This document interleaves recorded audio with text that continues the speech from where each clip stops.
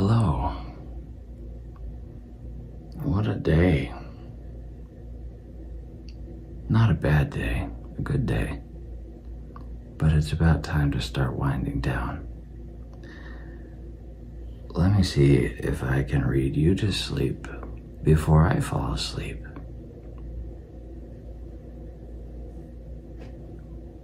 Let's read some Winnie the Pooh.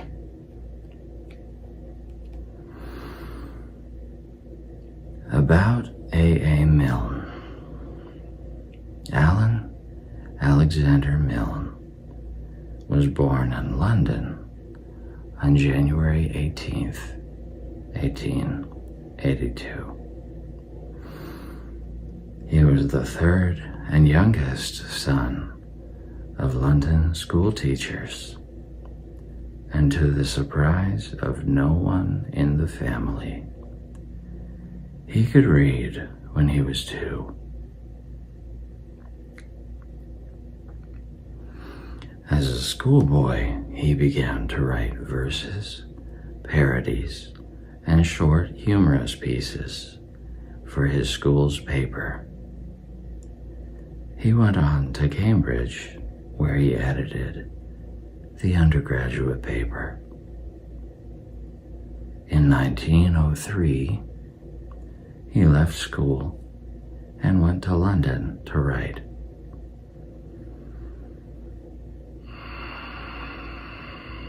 At the end of the year, he had spent all of his money and earned almost nothing. He continued writing.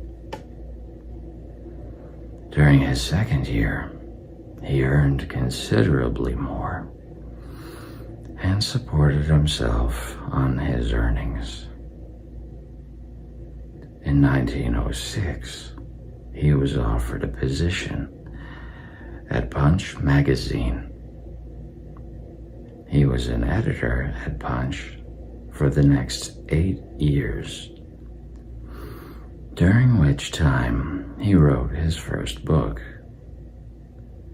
3 collections of his contributions to the magazine were also published.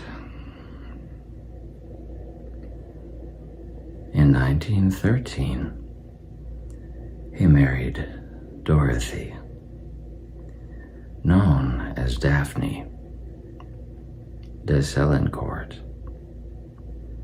In 1915, during World War I, he enlisted in the Royal Warwickshire Regiment and served in France. During his military service, he wrote 3 plays, all of which were produced on the London stage. After the war, he declined to return to Punch, choosing instead to write when and where he pleased. In 1919, his play, Mr. Pym Passes By, was a huge success, affording the Milnes financial independence. Christopher Robin Milne, the author's only child, was born in 1920. He soon became an inspiration to his father, who later wrote, "If a writer, why not write on whatever comes in sight?" So, the children's books, a short intermezzo of a sort, when I wrote them, little thinking all my years of pen and inking would be almost lost among those 4 trifles for the young. When Christopher Robin was a year old, he was given a stuffed bear from Harrod's, and later a tiger, pig, and donkey. The idea of bringing these toys to life in a children's book is credited to Daphne Milne.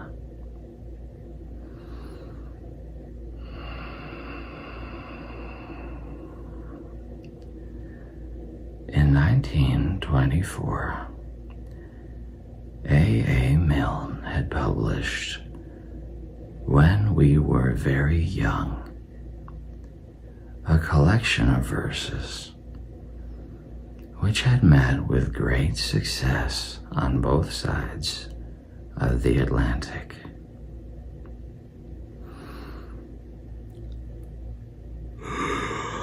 In 1926, Winnie the Pooh was released, promptly establishing Milne as a major author of children's books.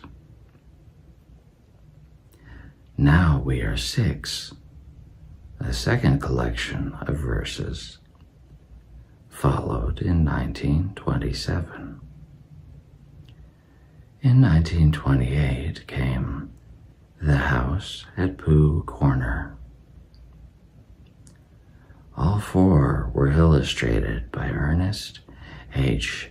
Shepard, who visited the Milnes at Cotchford Farm and based his drawings on Christopher Robin and his toys. The Pooh books have reached a worldwide audience. While A. Milne is remembered primarily for his children's books, he did go on to write more plays, a detective novel, political nonfiction, and his autobiography. When not writing, he was happiest playing golf. Alan Alexander Milne died on January 31st, 1956.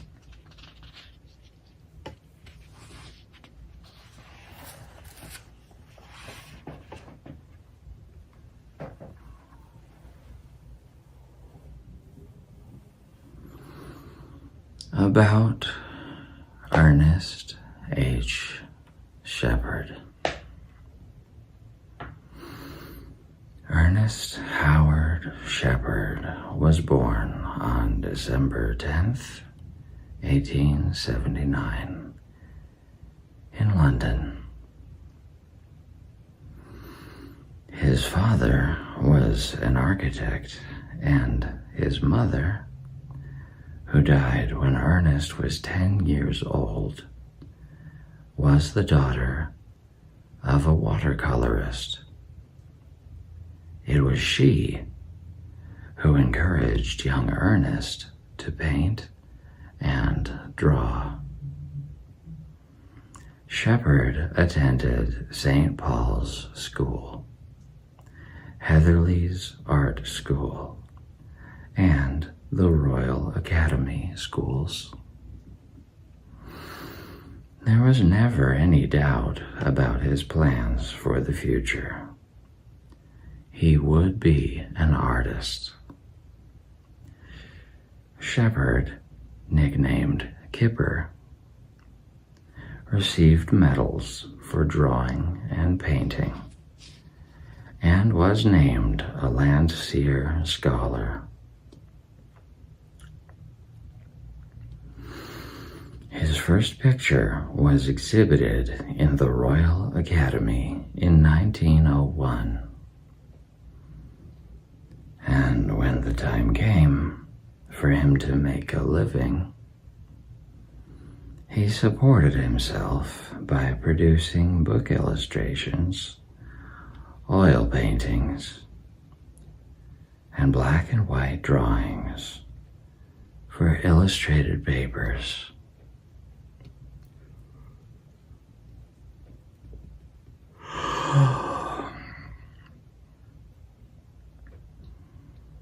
In 1903, Shepard married Florence Chaplin,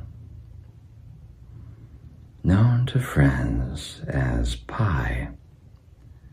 Florence was a mural painter and fellow student at the Academy. The Shepards had 2 children, Graham, who was killed in World War II, and Mary, who later illustrated the Mary Poppins books. In 1915, Shepard was commissioned by the Royal Artillery and served in France, Belgium, and Italy. He returned to civilian life in 1919.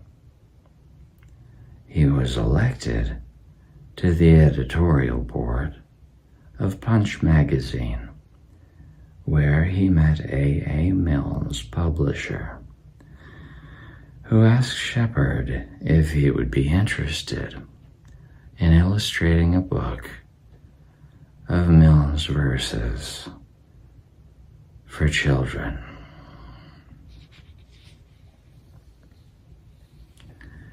The first edition of When We Were Very Young sold out on the day Methuen published it in 1924. I had been paid £50 for the job, Shepard later recalled. The next day, Methuen decided to give me a check for £100 as a bonus.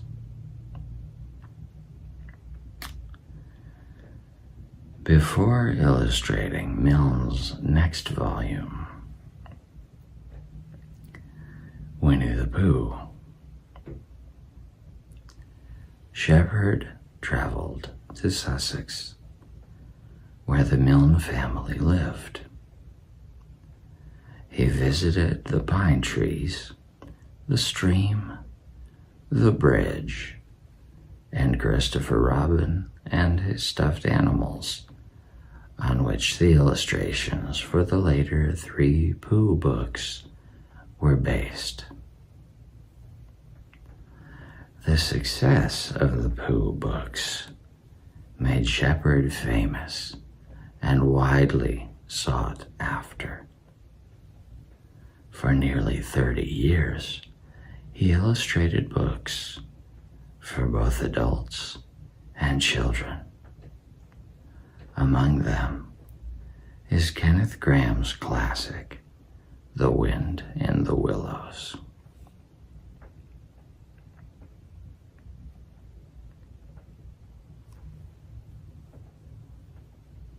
That might be another nice book to go to sleep by.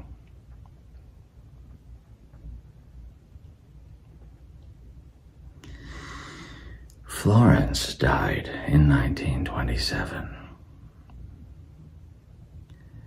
Shepard remarried in 1944,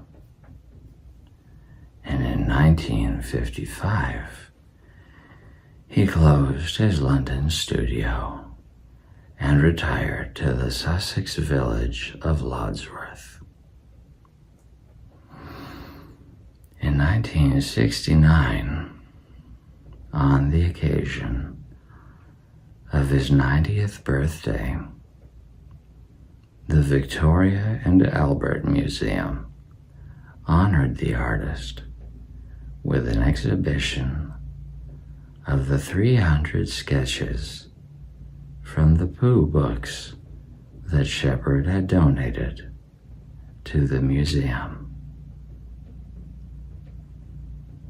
In 1973, he colored his drawings for Winnie the Pooh for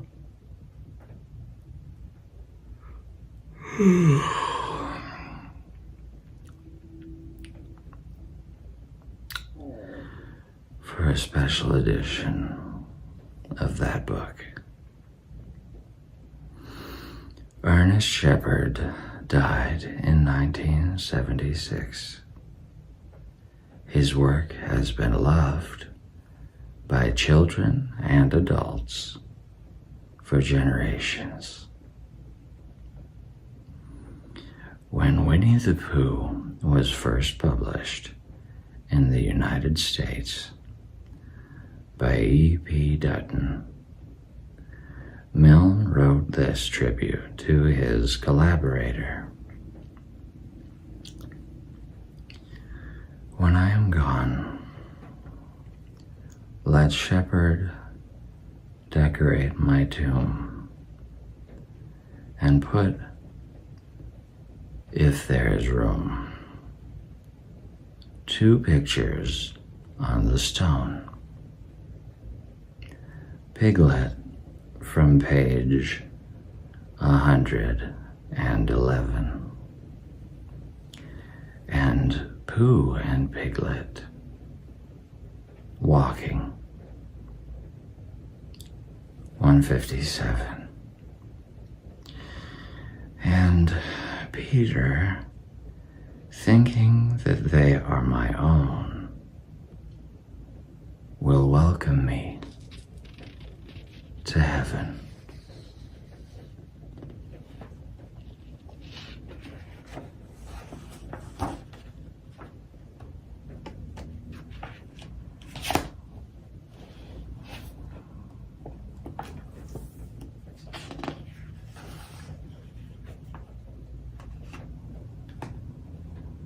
Before the stories begin, Milne has included a brief dedication to her. Hand in hand we come, Christopher Robin and I, to lay this book in your lap. Say you're surprised. Say you like it. Say it's just what you wanted, because it's yours. Because we love you.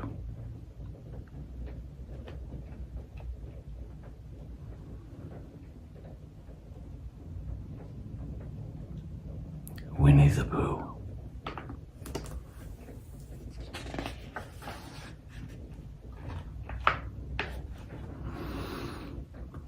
Introduction.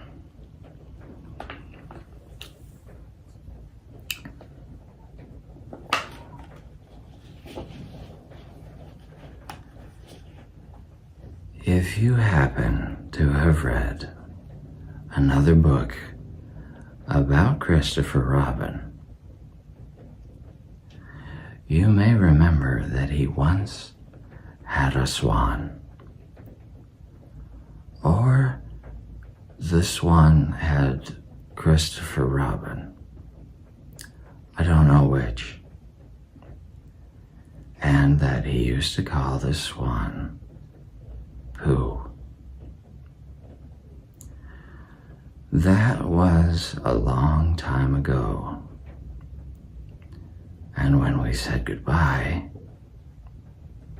we took the name with us, as we didn't think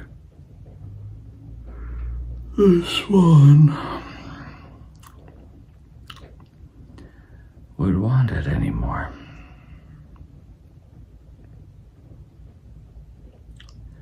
Well, when Edward Bear said that he would like an exciting name all to himself, Christopher Robin said at once,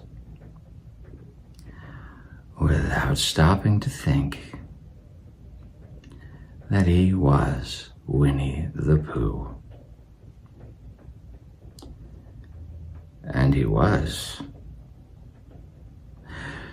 So, as I have explained the Pooh part, I will now explain the rest of it.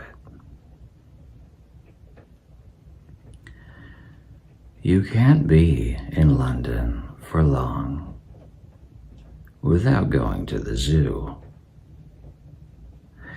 There are some people who begin the zoo at the beginning, called way in, and walk as quickly as they can past every cage until they get to the one called way out. But the nicest people go straight to the animal they love the most and stay there. So, when Christopher Robin goes to the zoo, he goes to where the polar bears are, and he whispers something to the third keeper from the left, and doors are unlocked, and we wander through dark passages and up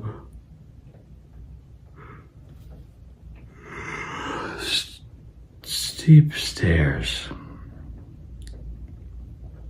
until at last we come to the special cage, and the cage is opened, and out trots something brown and furry, and with a happy cry of, "Oh, bear!"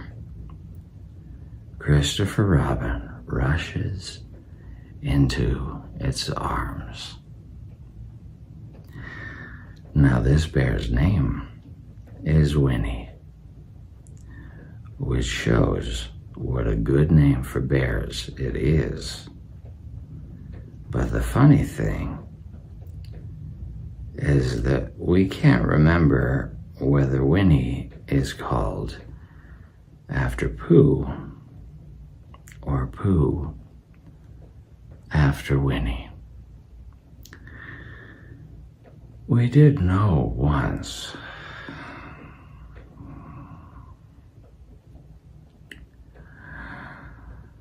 but we've forgotten.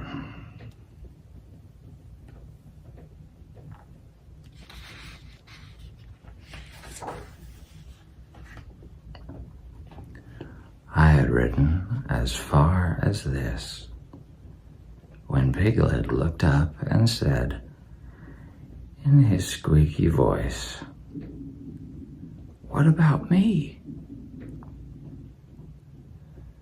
"My dear Piglet," I said, "the whole book is about you." "So it is about Pooh," he squeaked. "You see what it is. He is jealous because he thinks Pooh is having a grand introduction all to himself. Pooh is the favorite, of course. There's no denying it. But Piglet comes in for a good many things which Pooh misses, because you can't take Pooh to school without everybody knowing it. But Piglet is so small that he slips into a pocket where it is very comfortable to feel him when you are not quite sure whether twice 7 is 12.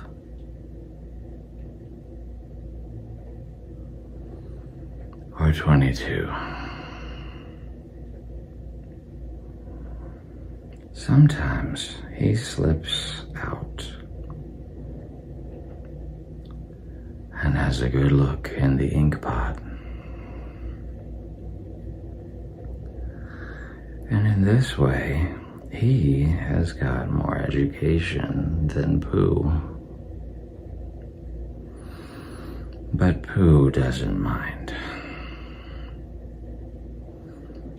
Some have brains and some haven't, he says. And there it is. And now, all the others are saying, what about us? So perhaps the best thing to do is to stop writing introductions and get on with the book. A.A.M.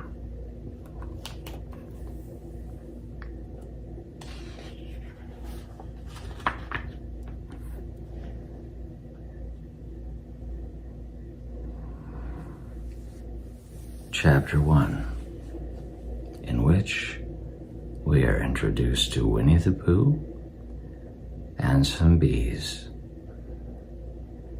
and the stories begin.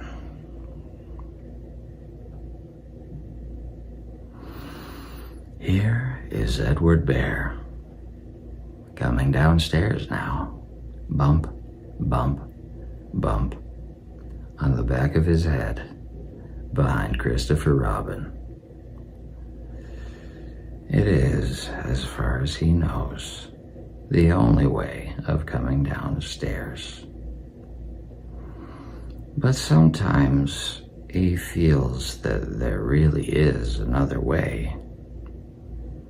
If only he could stop bumping for a moment and think of it. And then he feels that perhaps there isn't.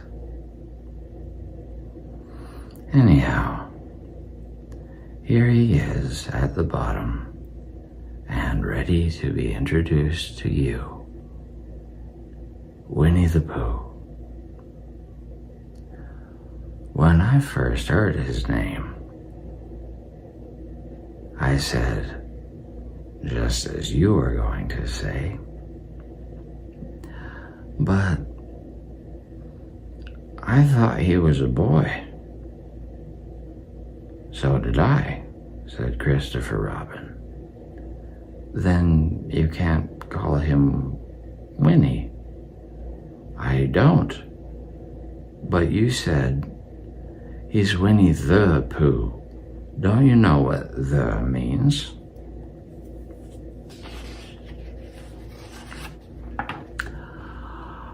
Ah, yes. Now I do, I said quickly. And I hope you do too, because it is all the explanation you are going to get. Sometimes Winnie the Pooh likes a game of some sort when he comes downstairs, and sometimes he likes to sit quietly in front of the fire and listen to a story. This evening, what about a story? Said Christopher Robin. What about a story? I said. Could you very sweetly tell Winnie the Pooh one? I suppose I could, I said. What sort of stories does he like? About himself, because he's that sort of bear. Oh, I see. So could you, very sweetly? I'll try, I said. So I tried. Once upon a time, a very long time ago now, about last Friday, Winnie the Pooh lived in a forest all by himself under the name of Sanders. "What does under the name mean?" asked Christopher Robin. "It means he had the name over the door in gold letters and lived under it." "Winnie the Pooh wasn't quite sure," said Christopher Robin. "Now I am," said a growly voice. "Then I will go on," said I. One day, when he was out walking, he came to an open place in the middle of the forest, and in the middle of this place was a large oak tree, and from the top of the tree there came a loud buzzing noise. Winnie the Pooh sat down at the foot of the tree, put his head between his paws, and began to think.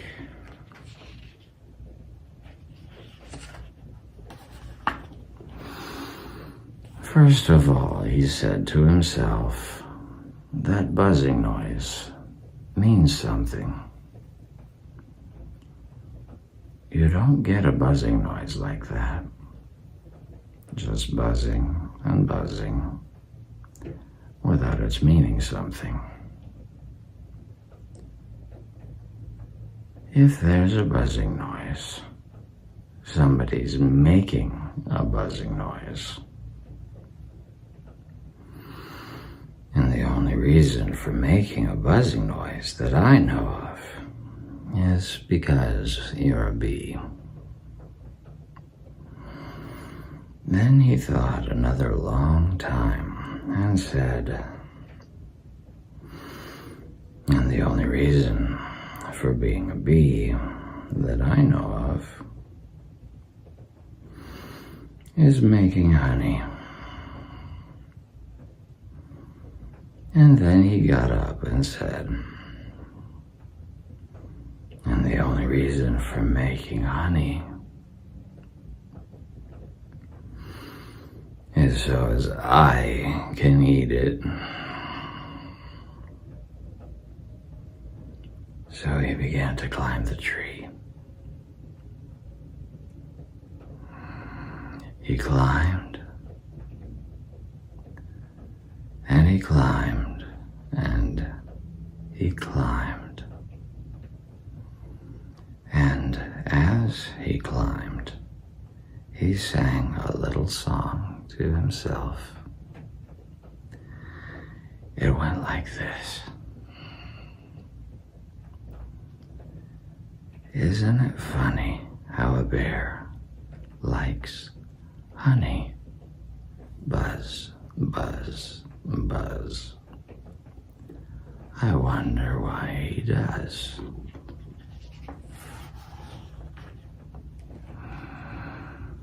Then he climbed a little further, and a little further, and then just a little further.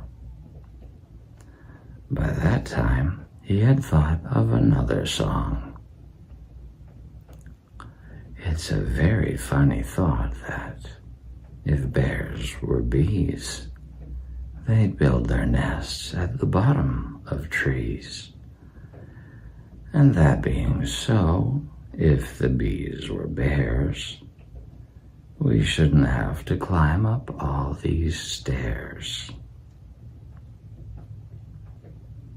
He was getting rather tired by this time, so that is why he sang a complaining song.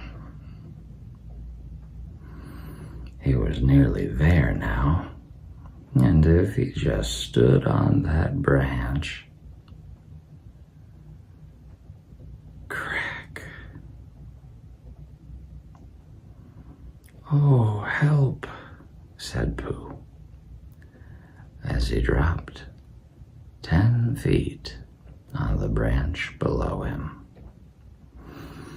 "If only I hadn't," he said, as he bounced 20 feet onto the next branch. "Oh, you see what I meant to do," he explained, as he turned head over heels and crashed onto another branch 30 feet below. "What I meant to do. Of course it was rather," he admitted, as he slithered very quickly through the next 6 branches.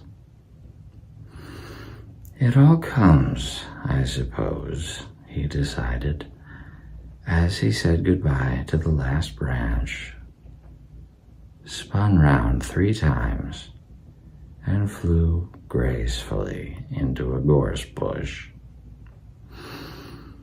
"It all comes of liking honey so much. Oh, help!"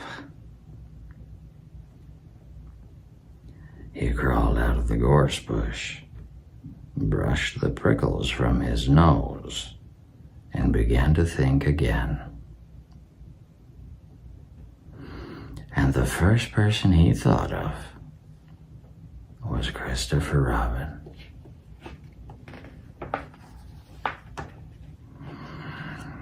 "Was that me?" said Christopher Robin in an awed voice, hardly daring to believe it. "That was you." Christopher Robin said nothing, but his eyes got larger and larger, and his face got pinker and pinker. So Winnie the Pooh went round to his friend Christopher Robin, who lived behind a green door in another part of the forest. "Good morning, Christopher Robin," he said. "Good morning, Winnie the Pooh," said you.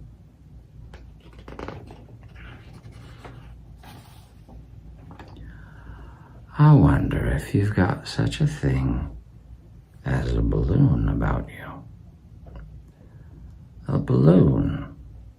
Yes.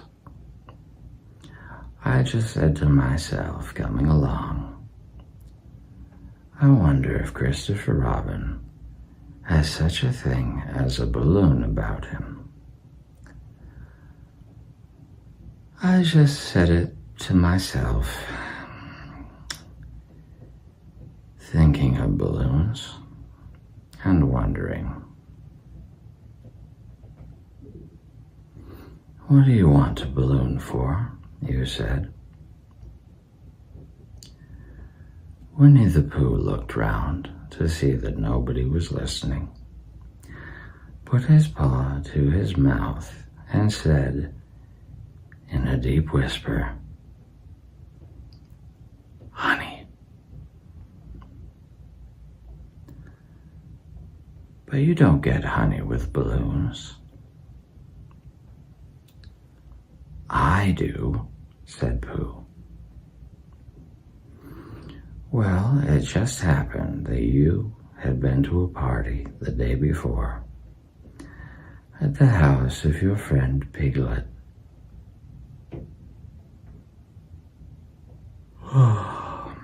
And you had balloons at the party. You had had a big green balloon, and one of Rabbit's relations had had a big blue one, and had left it behind,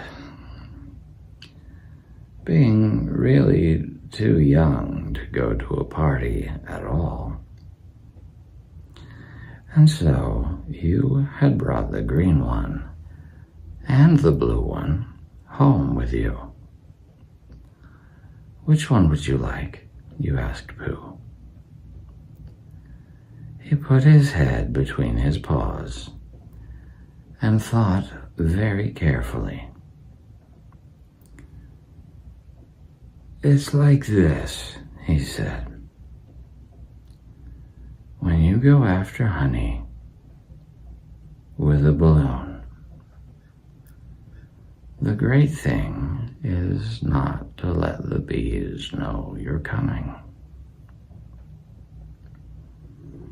Now, if you have a green balloon, they might think you were only part of the tree and not notice you.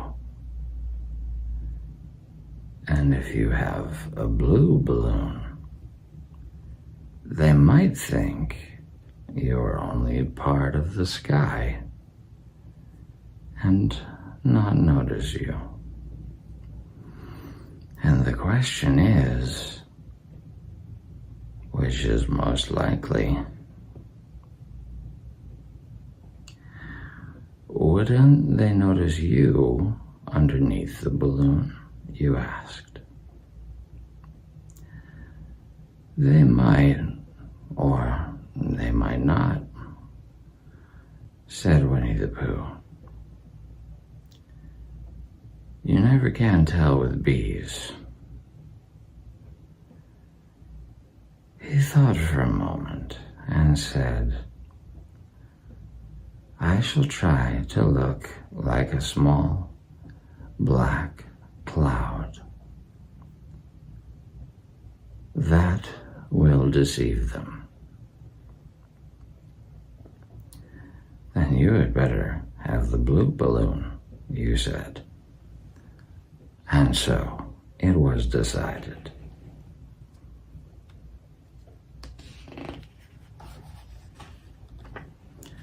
Well, you both went out with the blue balloon, and you took your gun with you just in case, as you always did.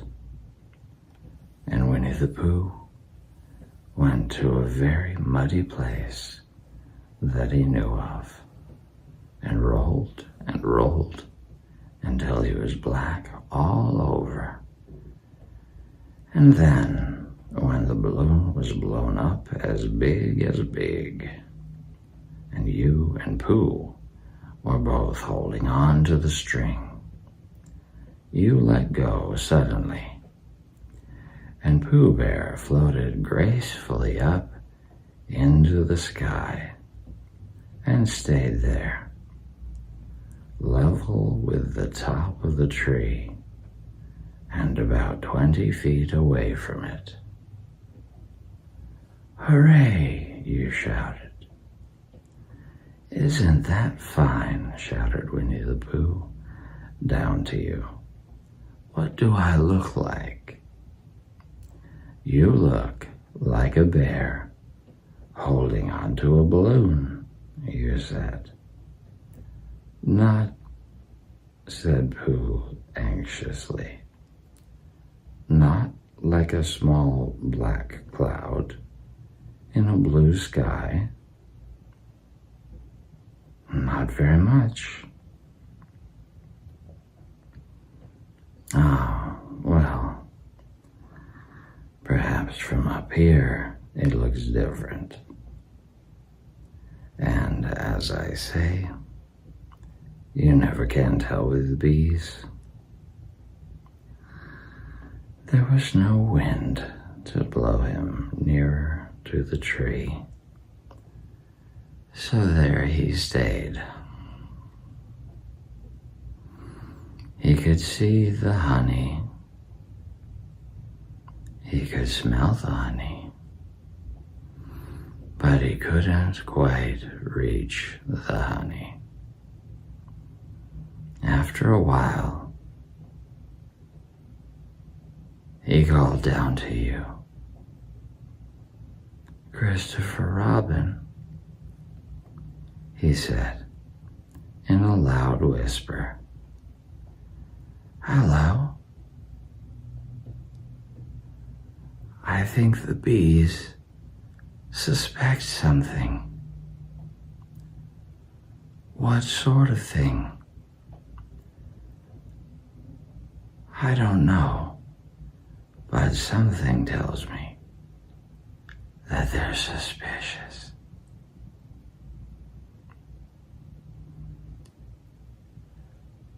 Perhaps they think that you're after their honey.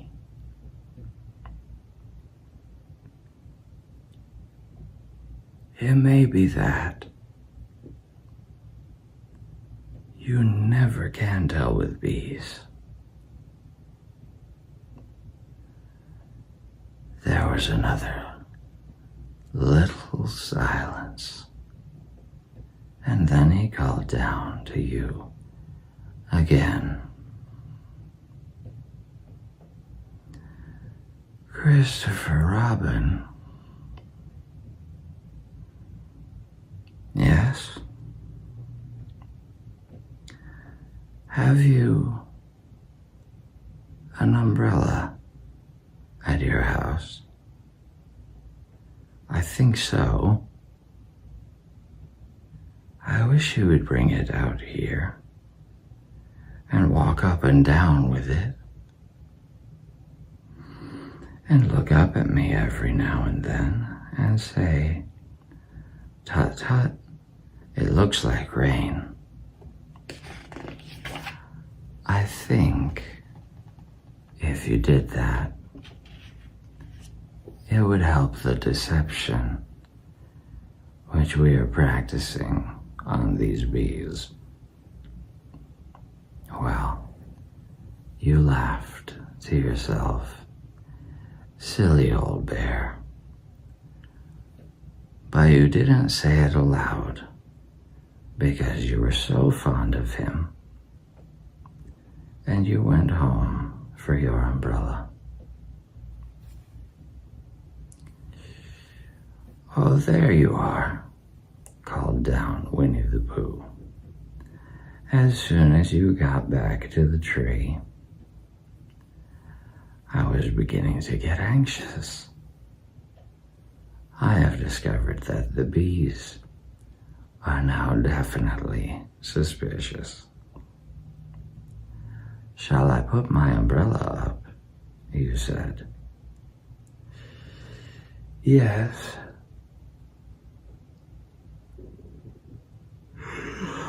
But wait a moment. We must be practical. The important bee to deceive is the queen bee. Can you see which is the queen bee from down there? No. A pity. Well now, if you walk up and down with your umbrella, saying, "Tut, tut, it looks like rain," I shall do what I can by singing a little cloud song, such as a cloud might sing. Go.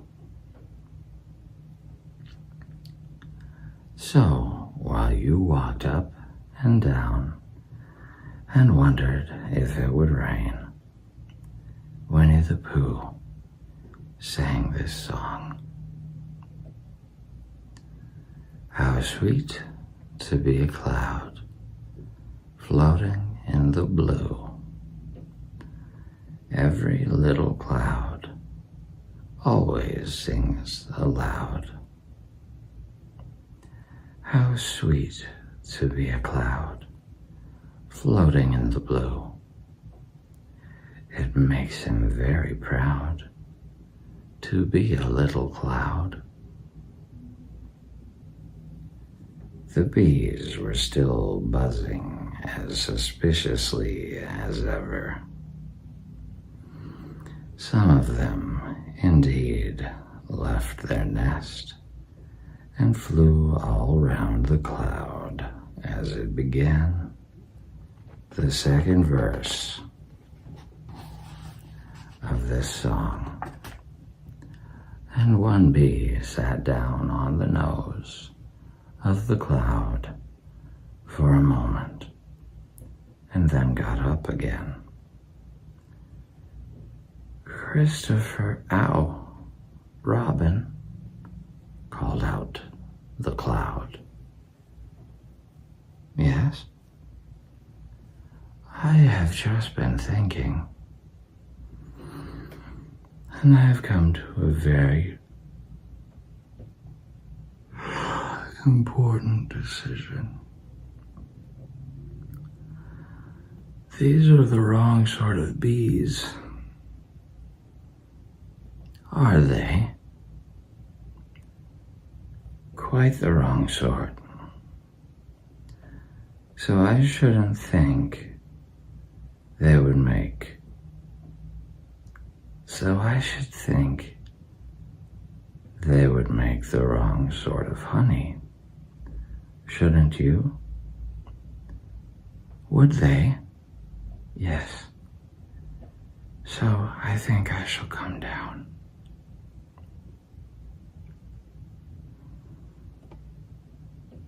How? Asked you. Winnie the Pooh hadn't thought about this. If he let go of the string, he would fall. Bump. And he didn't like the idea of that. So he thought for a long time, and then he said,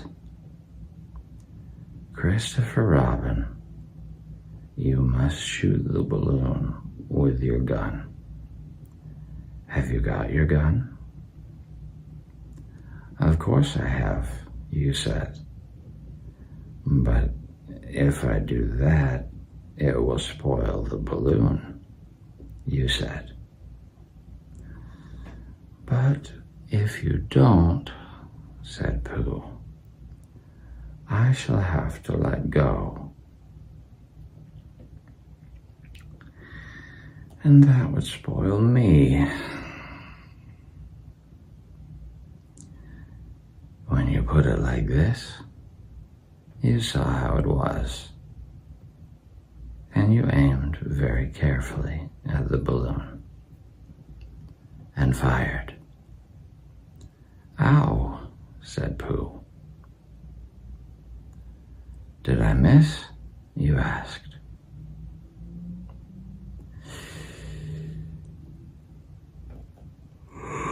You didn't exactly miss, said Pooh. But you missed the balloon. I'm so sorry, you said. And you fired again. And this time you hit the balloon. And the air came slowly out. And Winnie the Pooh floated down to the ground.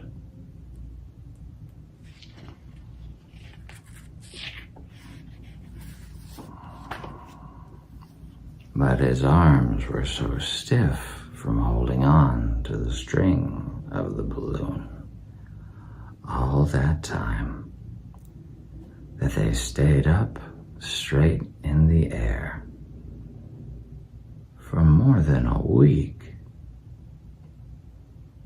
And whenever a fly came and settled on his nose, he had to blow it off. And I think, but I'm not sure,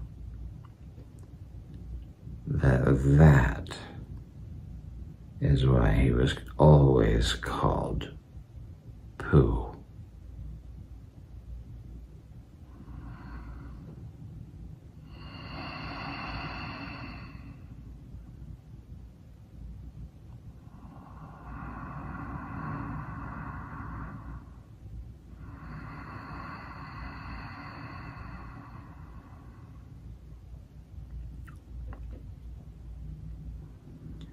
Is that the end of the story? Asked Christopher Robin. That's the end of that one. There are others. About Pooh and me, and Piglet and Rabbit and all of you.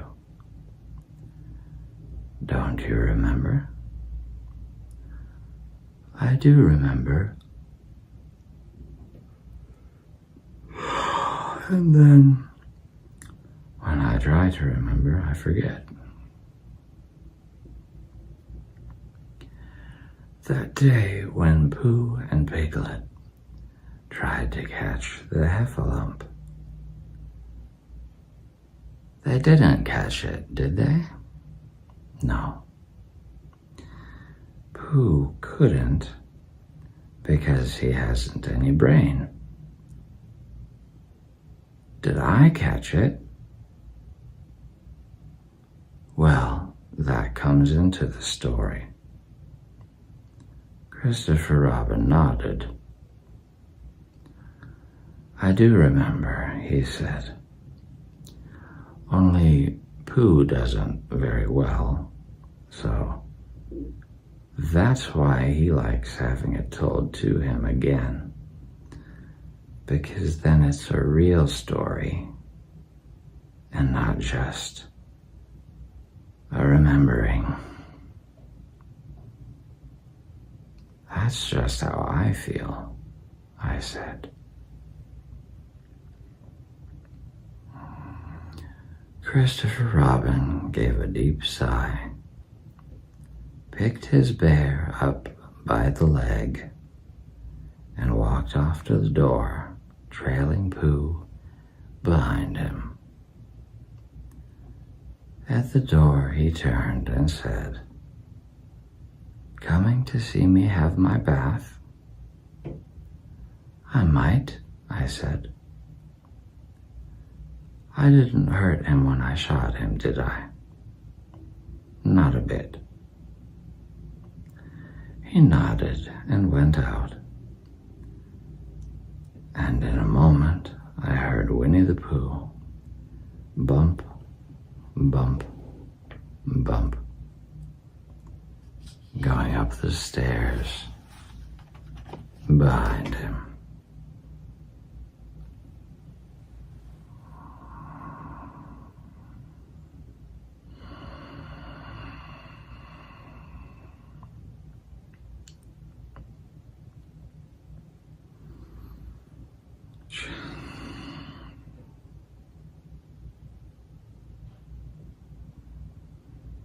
Chapter 2.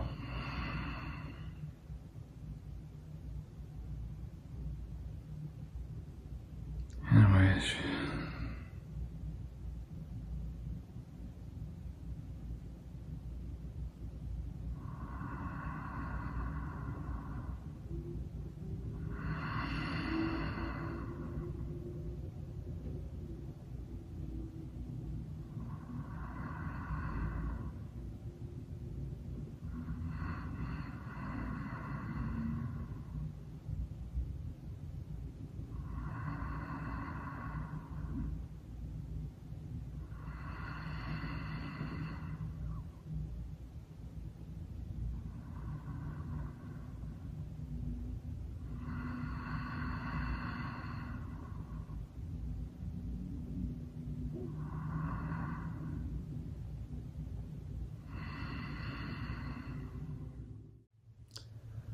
hello.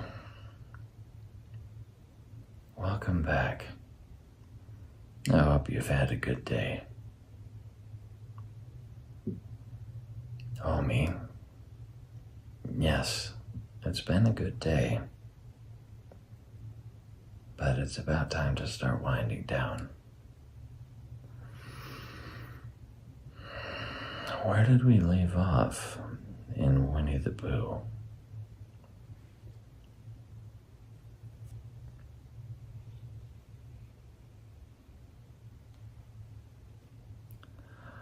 Ah, yes. Chapter 2, in which Pooh goes visiting and gets into a tight place.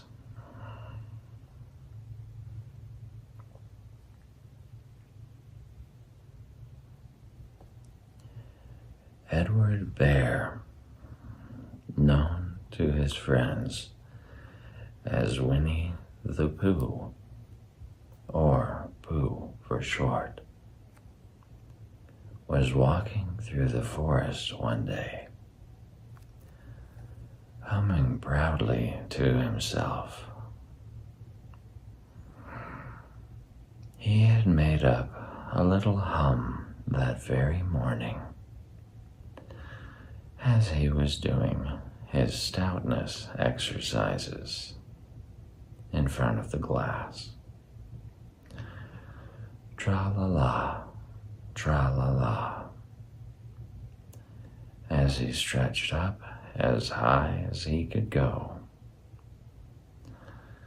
And then tra-la-la, tra-la, oh, help, la, as he tried to reach his toes.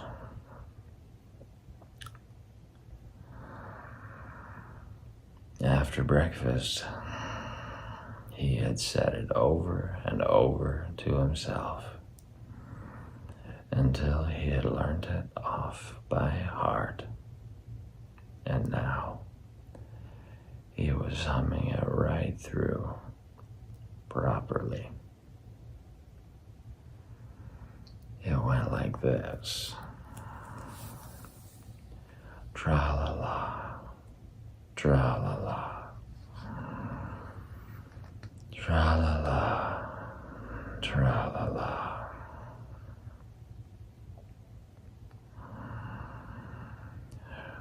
Rum-tum, tiddle-um-tum, tiddle-little, tiddle-little, tiddle-little, tiddle-little, rum-tum-tum, tiddle-um.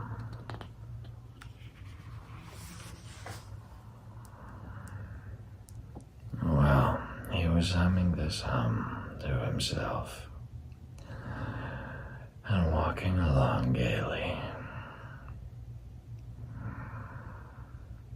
wondering what everybody else was doing and what it felt like being somebody else. When suddenly he came to a sandy bank, and in the bank was a large hole. "Ah," said Pooh. Rum-tum-tiddle-um-tum. If I know anything about anything, that hole means rabbit, he said. And rabbit means company, he said. And company means food and listening to me, humming and such like. Rum-tum-tum-tiddle-um. So he bent down, put his head into the hole, and called out, "Is anybody at home?" There was a sudden scuffling noise from inside the hole, and then silence. What I said was, "Is anybody at home?" called out Pooh very loudly. "No," said a voice, and then added, "You needn't shout so loud. I heard you quite well the first time. Bother, said Pooh. Isn't there anybody here at all? Nobody.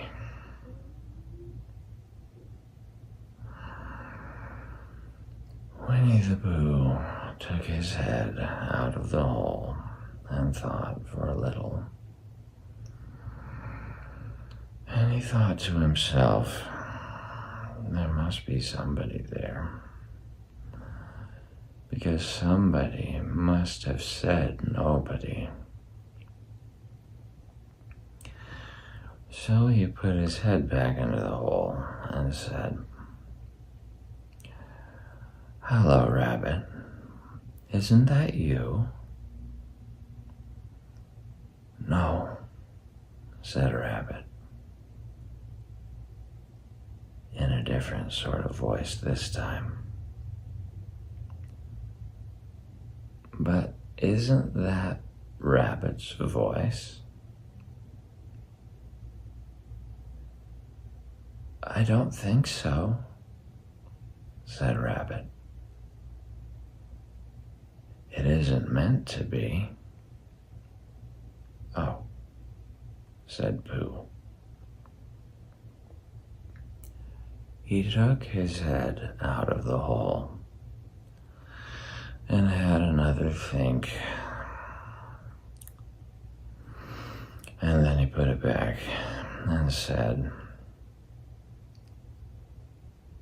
Well, could you very kindly tell me where Rabbit is?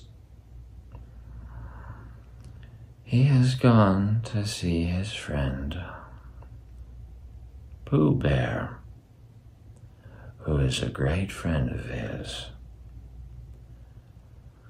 But this is me, said Bear, very much surprised. What sort of me? Pooh Bear. Are you sure? Said Rabbit, still more surprised. Quite sure, said Pooh. Oh, well, then, come in.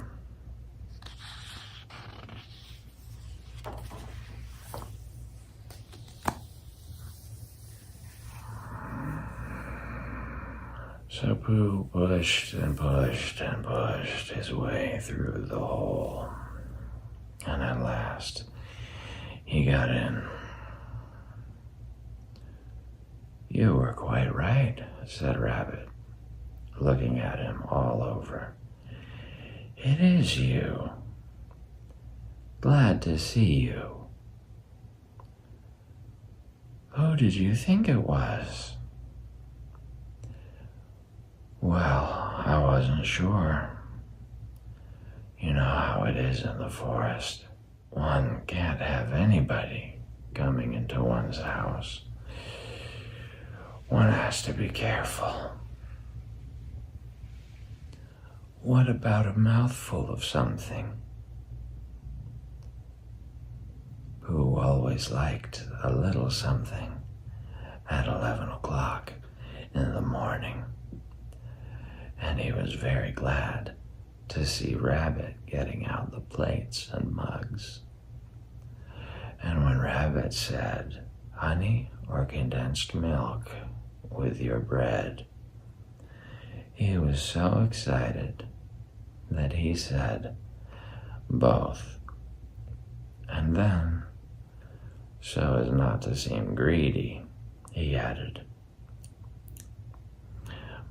but don't bother about the bread, please.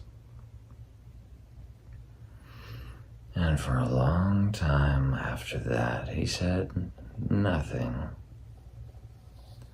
until at last, humming to himself in a rather sticky voice, he got up, shook Rabbit lovingly by the paw, and said that he must be going on. "Must you?" said Rabbit, politely. "Well," said Pooh, "I could stay a little longer if you," and he tried very hard to look in the direction of the larder.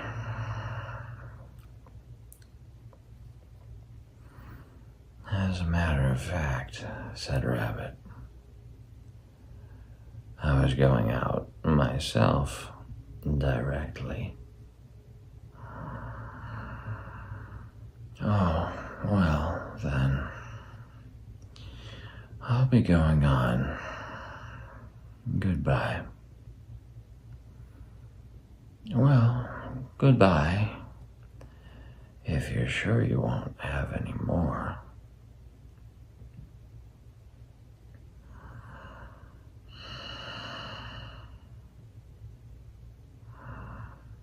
"Is there any more?" asked Pooh, quickly. Rabbit took the covers off the dishes and said, "No, there wasn't." "I thought not," said Pooh, nodding to himself. "Well, goodbye. I must be going on." So he started to climb out of the hole. He pulled with his front paws and pushed with his back paws. And in a little while, his nose was out in the open again, and then his ears, and then his front paws, and then his shoulders, and then...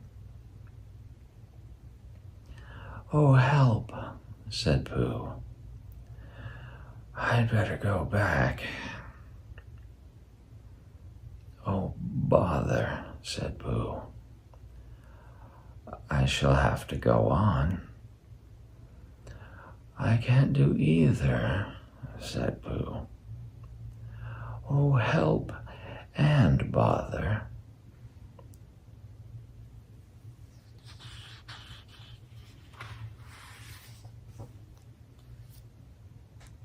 Now by this time, Rabbit wanted to go for a walk too, and finding the front door full, he went out by the back door and came round to Pooh and looked at him. "Hello, are you stuck?" he asked.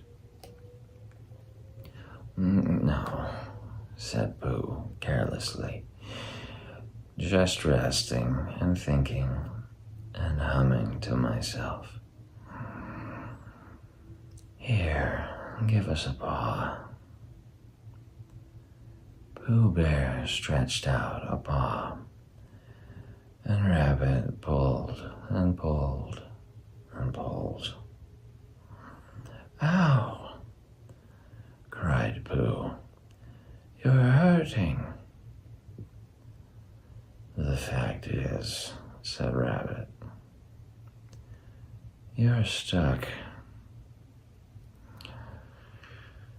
It all comes," said Pooh crossly, "of not having front doors big enough. It all comes," said Rabbit sternly, "of eating too much." "I thought at the time," said Rabbit, "only I didn't like to say anything." Said Rabbit, "that one of us was eating too much," said Rabbit. "And I knew it wasn't me," he said. Well, well, I shall go and fetch Christopher Robin. Christopher Robin lived at the other end of the forest, and when he came back with Rabbit and saw the front half of Pooh, he said, "Silly old bear," in such a loving voice that everybody felt quite hopeful again. "I was just beginning to think," said Bear, sniffing slightly,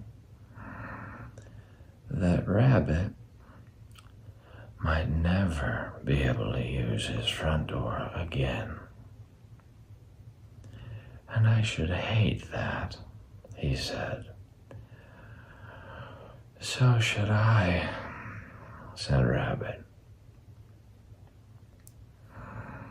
"Use his front door again," said Christopher Robin. "Of course he'll use his front door again." "Good," said Rabbit.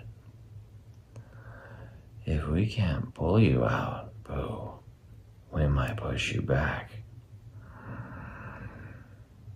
Rabbit scratched his whiskers thoughtfully and pointed out that when once Pooh was pushed back, he was back.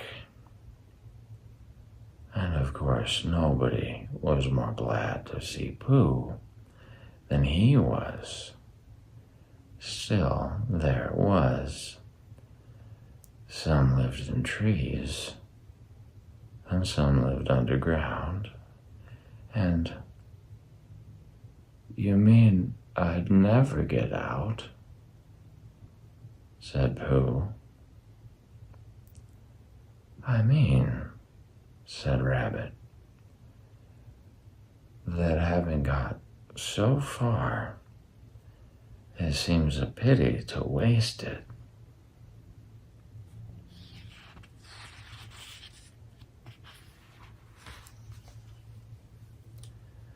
Christopher Robin nodded. "Then there's only one thing to be done," he said. "We shall have to wait for you to get thin again." "How long does getting thin take?" asked Pooh anxiously. "About a week, I should think." "But I can't stay here for a week." "You can stay here all right, silly old bear. It's getting you out which is so difficult." "We'll read to you," said Rabbit cheerfully. "And I hope it won't snow," he added. "And I say, old fellow, you're taking up a good deal of room in my house. Do you mind if I use your back legs as a towel horse? Because, there they are, doing nothing. And it would be very convenient just to hang the towels on them." "A week," said Pooh gloomily. "What about meals?" "I'm afraid no meals," said Christopher Robin, "because of getting thin quicker. But we will read to you." Bear began to sigh, and then found he couldn't, because he was so tightly stuck and a tear rolled down his eye, and he said, "Then would you read a sustaining book, such as would help and comfort a wedged bear in great tightness?" So, for a week, Christopher Robin read that sort of a book at the north end of Pooh, and Rabbit hung his washing on the south end. And in between, Bear felt himself getting slenderer and slenderer. And at the end of the week, Christopher Robin said, "Now." So he took hold of Pooh's front paws, and Rabbit took hold of Christopher Robin, and all Rabbit's friends and relations took hold of Rabbit, and they all pulled together. And for a long time, Pooh only said, "Ow," and "Oh." And then, all of a sudden, he said, "Pop," just as if a cork were coming out of a bottle. And Christopher Robin and Rabbit and all Rabbit's friends and relations went head over heels backwards, and on the top of them came Winnie the Pooh, free. So, with a nod of thanks to his friends, he went on with his walk through the forest, humming proudly to himself. But Christopher Robin looked after him lovingly and said to himself, "Silly old bear."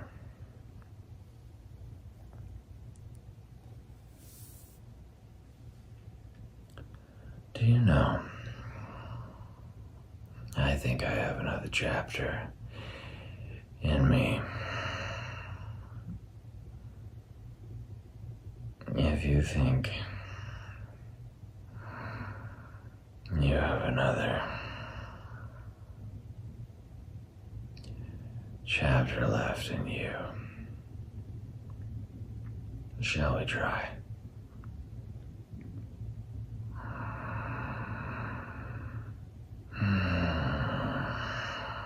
Chapter 3, in which Pooh and Piglet go hunting and nearly catch a woozle.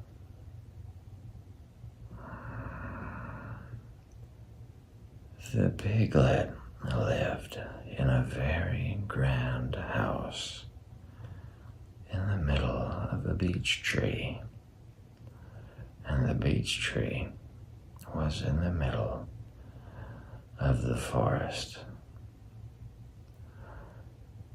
And the Piglet lived in the middle of the house. Next to his house was a piece of broken board which had "Trespassers on it. When Christopher Robin asked the Piglet what it meant, he said it was his grandfather's name and had been in the family for a long time.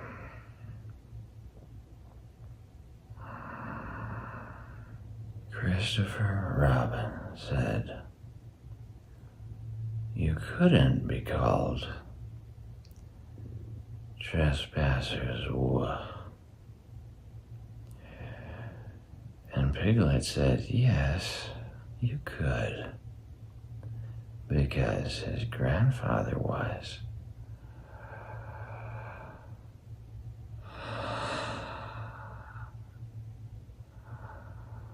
And it was short for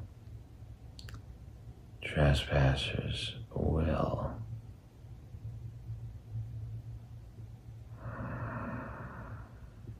Which was short for Trespassers William.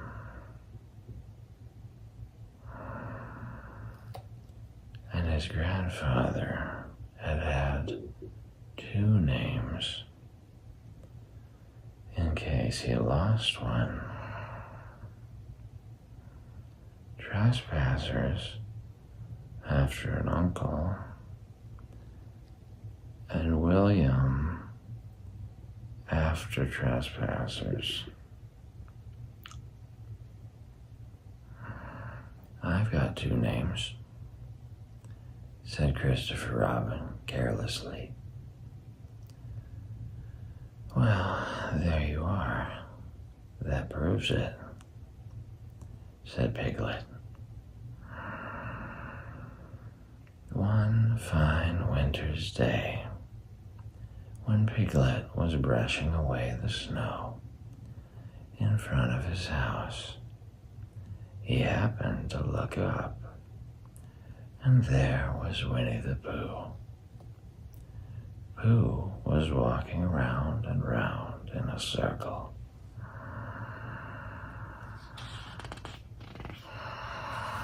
Thinking of something else. And when Piglet called out to him, he just went on walking. "Hello," said Piglet. "What are you doing?" "Hunting," said Pooh. "Hunting what?" "Tracking something," said Winnie the Pooh, very mysteriously.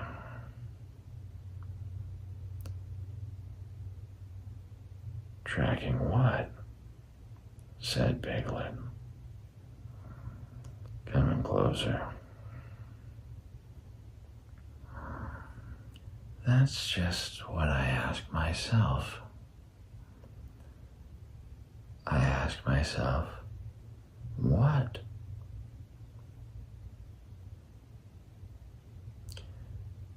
What do you think you'll answer?" "I shall have to wait until I catch up with it," said Winnie the Pooh. "Now, look here." He pointed to the ground in front of him. "What do you see there?" "Tracks," said Piglet.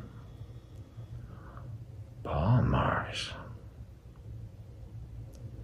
He gave a little squeak of excitement. "Oh, Pooh, do you think it's a woozle?" "It may be," said Pooh. "Sometimes it is, and sometimes it isn't. You never can tell with paw marks."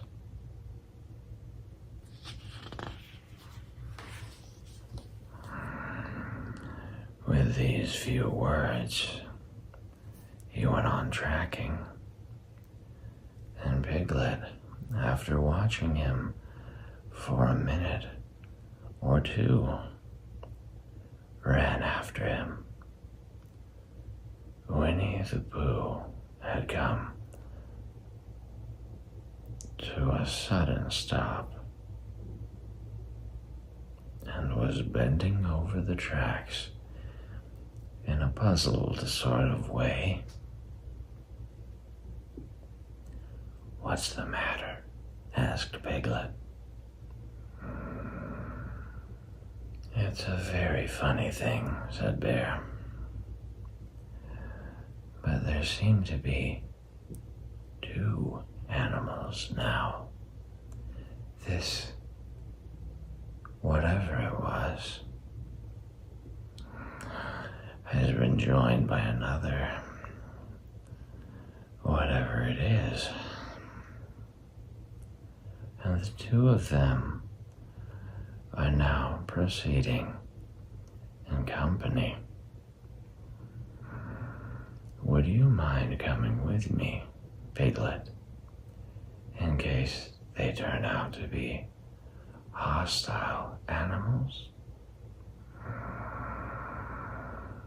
Piglet scratched his ear in a nice sort of way and said that he had nothing to do until Friday and would be delighted to come in case it really was a woozle. "You mean in case it really is two woozles," said Winnie the Pooh. And Piglet said that anyhow, he had nothing to do until Friday. So off they went together. There was a small spinney of large trees just here, and it seemed as if the two woozles, if that is what they were, had been going round this spinney. So round this spinney went Pooh and Piglet after them. Piglet passing the time by telling Pooh what his grandfather, Trespasser's had done to remove stiffness after tracking, and how his grandfather, Trespasser's had suffered in his later years.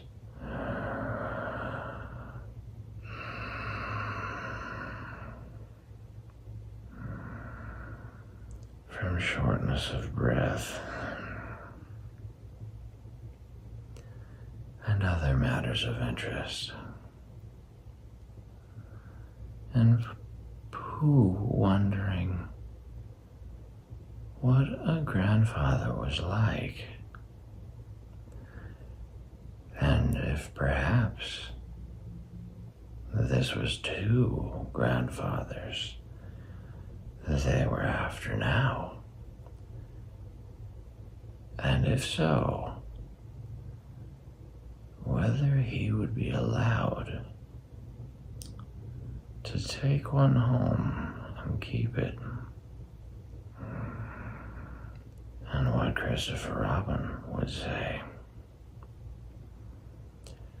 And still the tracks went on in front of them.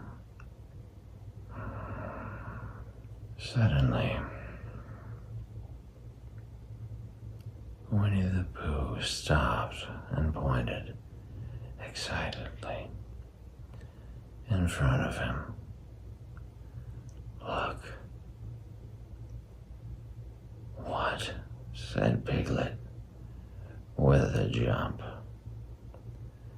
And then To show that he hadn't been frightened, he jumped up and down once or twice in an exercising sort of way. "The tracks," said Pooh.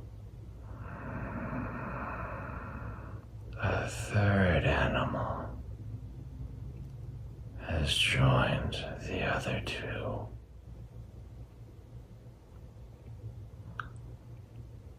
"Pooh," cried Piglet. "Do you think it is another woozle?" "No," said Pooh, "because it makes different marks. It is either two woozles and one, as it might be, Whizzle, or two, as it might be, Whizzles and one, if so it is, Woozle. Let us continue to follow them." So they went on, feeling just a little anxious now, in case the three animals in front of them were of hostile intent.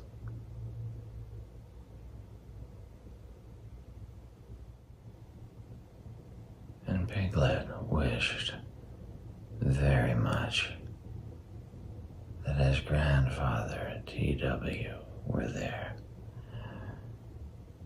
instead of elsewhere.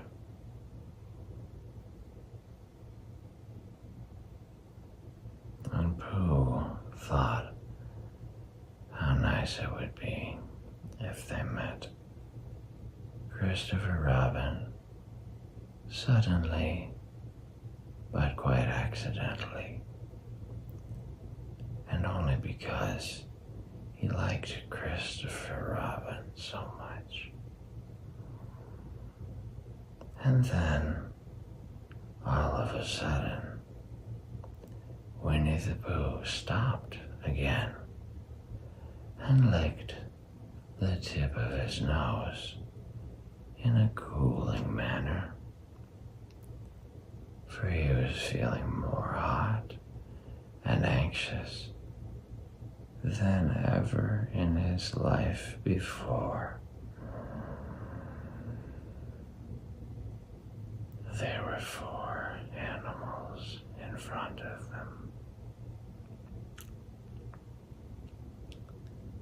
"Do you see, Piglet? Look at their tracks.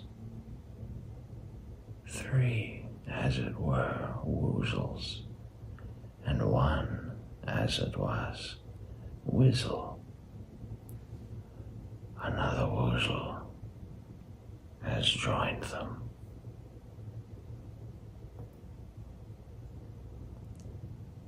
And so it seemed to be. There were the tracks, crossing over each other here, getting muddled up with each other there. But, quite plainly, every now and then, the tracks of 4 sets of paws. "I think," said Piglet, when he had licked the tip of his nose too, and found that it brought very little comfort. "I think that I have just remembered something. I have just remembered something that I forgot to do yesterday and shan't be able to do tomorrow.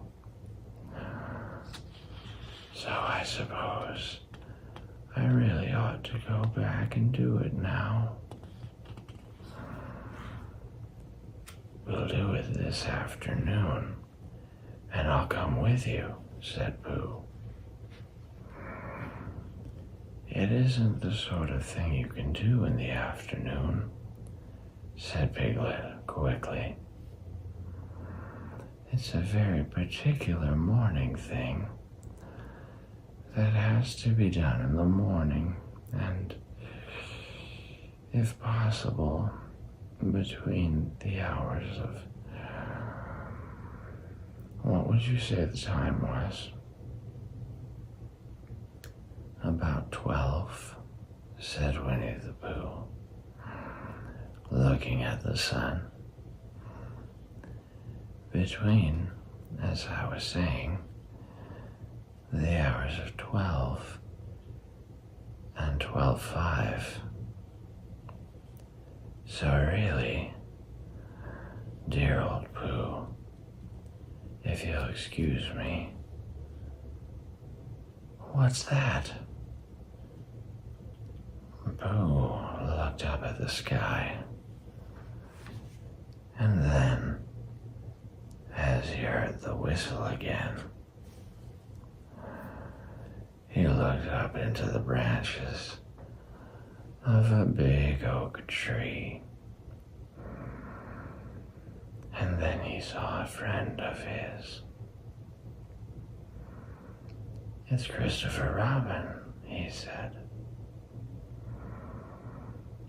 "Ah, then you'll be all right," said Piglet. "You'll be quite safe with him. Goodbye." And he trotted off home as quickly as he could, very glad to be out of all danger again. Christopher Robin came slowly down his tree. "Silly old bear," he said. "What were you doing? First you went round the spinney twice by yourself, and then Piglet ran after you, and you went round again together, and then you were just going round a fourth time.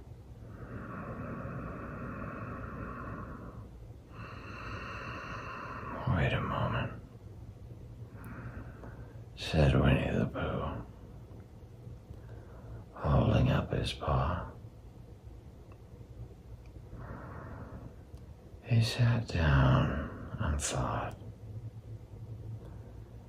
in the most thoughtful way he could think. Then he fitted his paw into one of the tracks.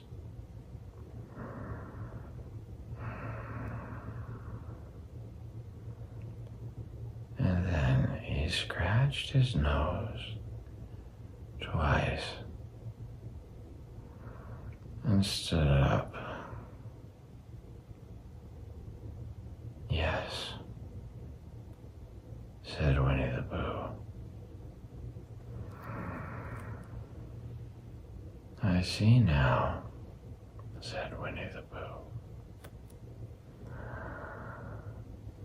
"I have been foolish and deluded," said he.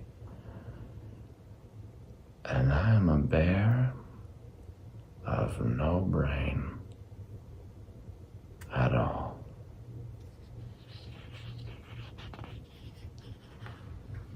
"You're the best bear in all the world," said Christopher Robin soothingly. "Am I?" said Pooh. "Hopefully." And then he brightened up. Suddenly,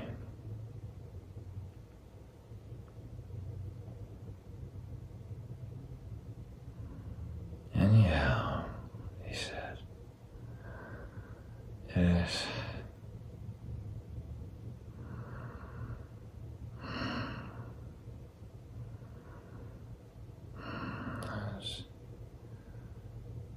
nearly luncheon time.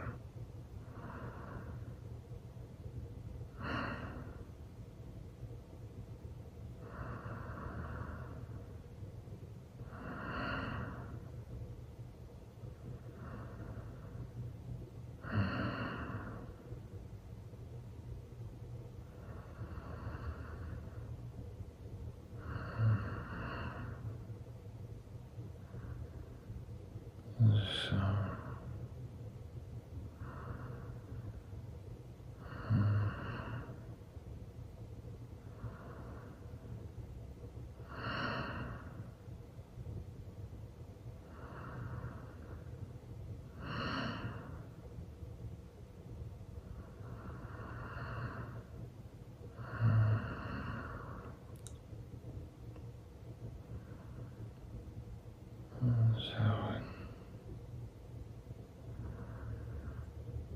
he went home for it.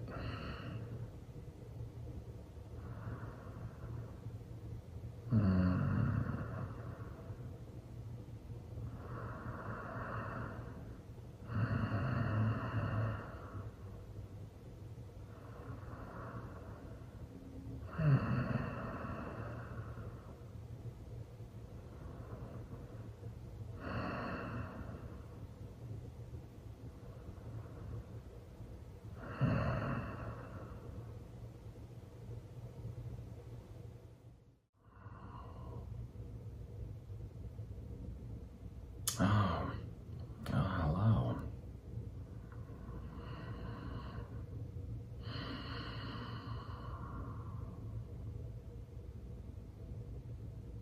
I'm still awake for the time being.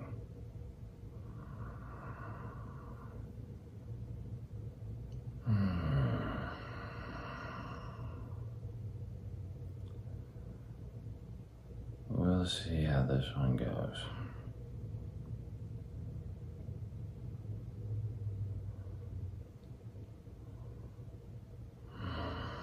Last time,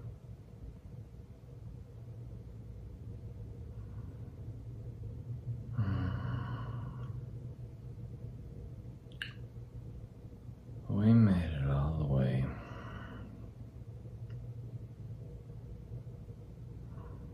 I think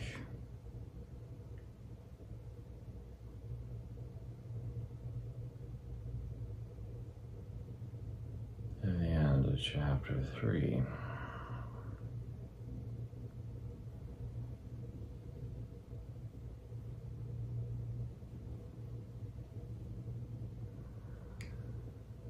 But feel free to correct me if I am mistaken.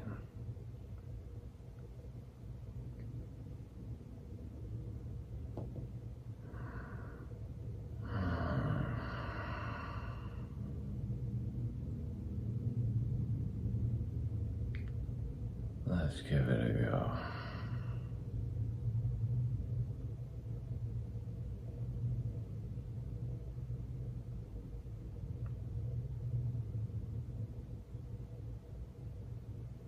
Chapter 4,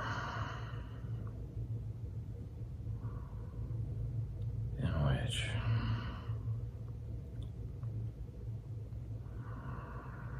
Eeyore loses a tail and Pooh finds one.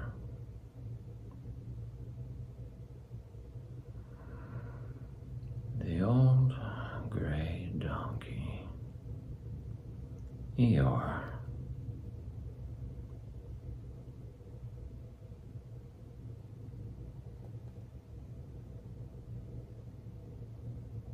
I have to interrupt myself right there.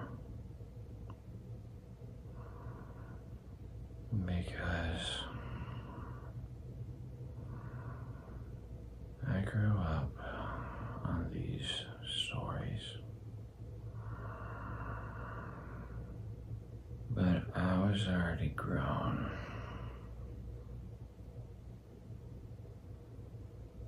before it ever occurred to me that Eeyore might be the way it sounded for a little British boy to make a donkey sound.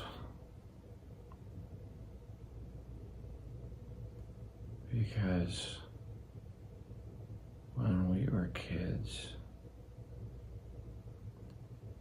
in the US,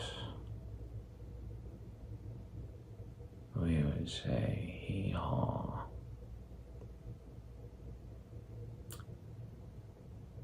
But it seems that that's more or less the same.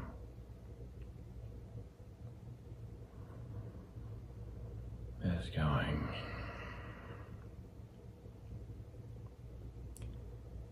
Eeyore.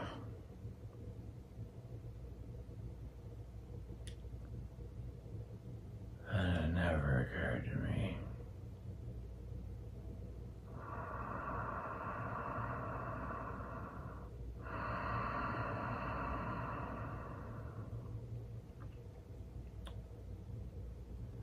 until after I grew up.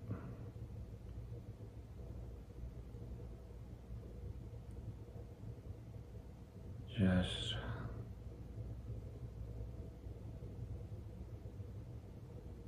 sharing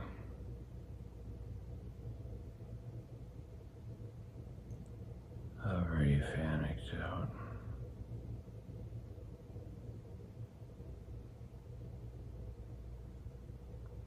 Really fast.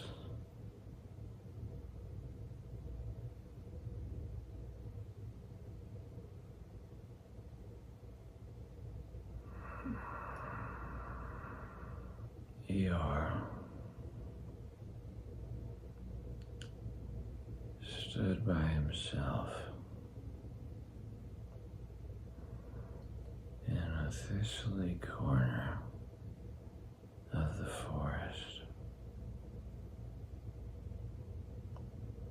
His front feet well apart,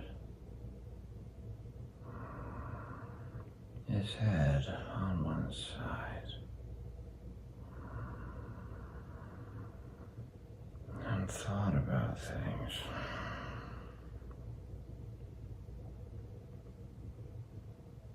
Sometimes he thought sadly to himself.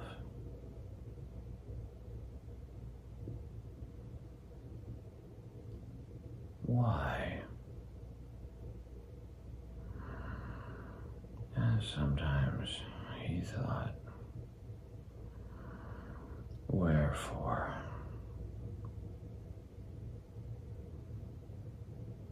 And sometimes he thought, and as much as which?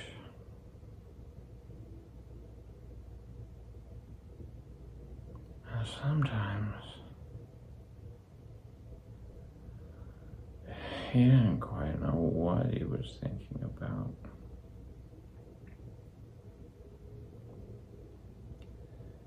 So,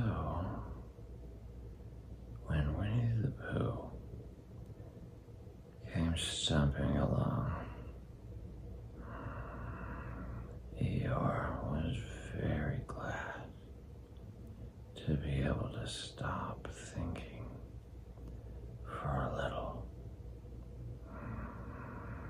in order to say, "How do you do?" in a gloomy manner to him.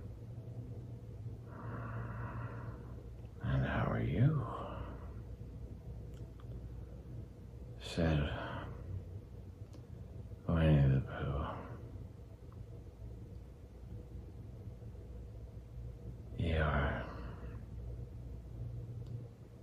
shook his head from side to side. Not very how, he said.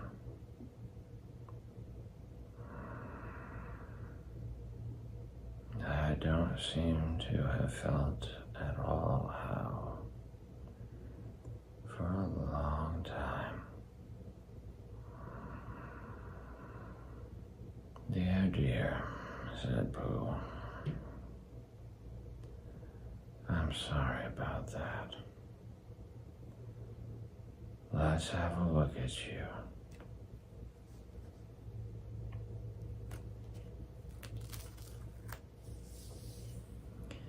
So Eeyore stood there, gazing sadly at the ground. And Winnie the Pooh walked all around him. Once. Why? What's happened to your tail? He said in surprise.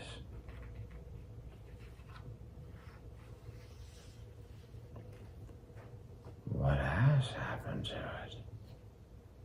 Said Eeyore.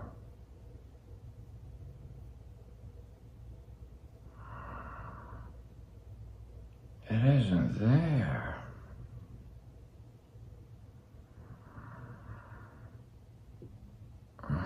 Are you sure? Well, either a tail is there, or it isn't there. You can't make a mistake about it. And yours isn't there.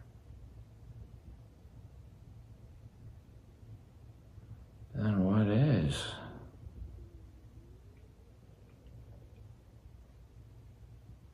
Nothing.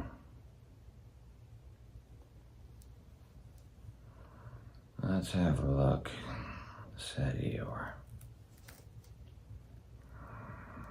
And he turned slowly around to the place where his tail had been a little while ago. And then, finding that he couldn't catch it up, he turned around the other way until he came back to where he was at first. And then he put his head down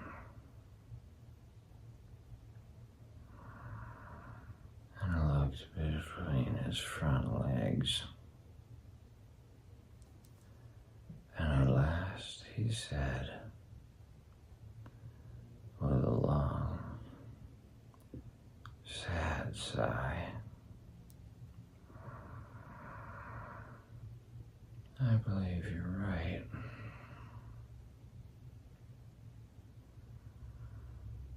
Of course I'm right, said Pooh.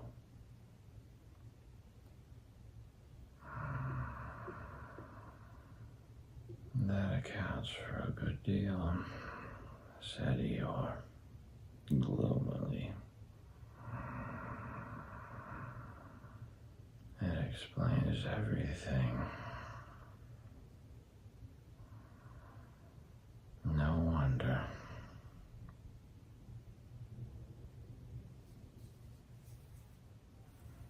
You must have left it somewhere,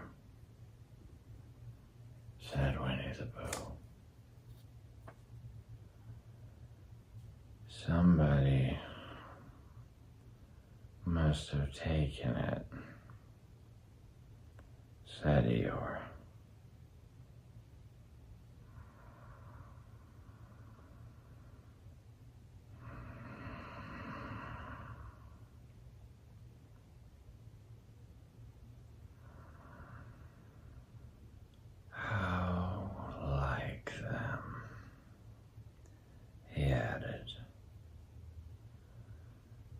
After a long silence,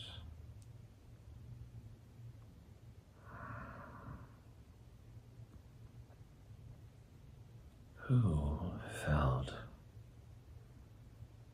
that he ought to say something helpful about it, but didn't know quite what. So he decided to do something helpful instead.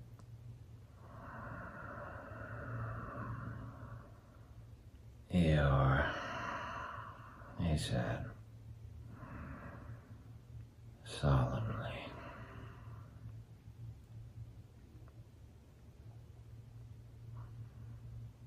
I,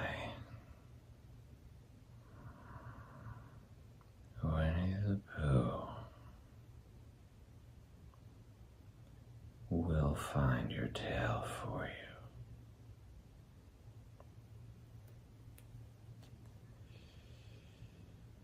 Thank you, Pooh, answered Eeyore. You're a real friend, said he.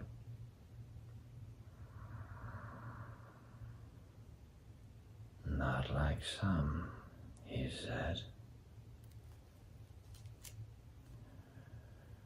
So Winnie the Pooh went off to find Eeyore's tail.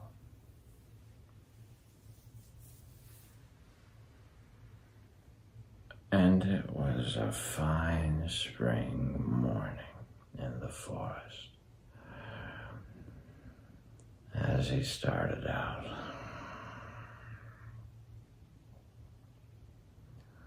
little soft clouds played happily in a blue sky, skipping from time to time in front of the sun, as if they'd come to put it out, and then sliding away suddenly, so that the next might have his turn.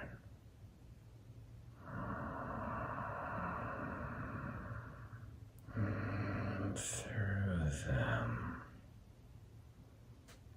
and between them, the sun shone bravely.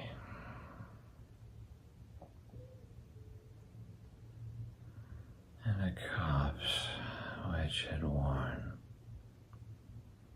its furs all the year round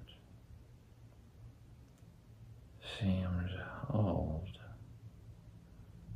and dowdy now,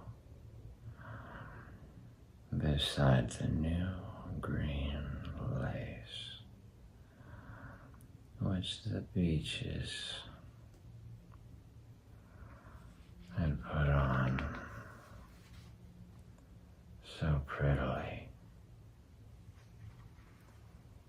Through copse and spinney marched Bear, down open slopes of gorse and heather,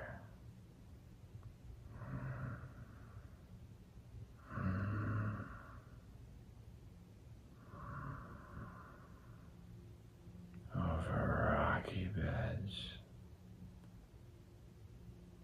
of streams, up steep banks of sandstone, into the heather again.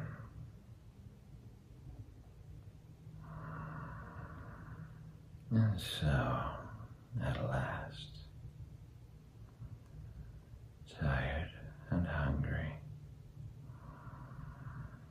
to the 100-acre wood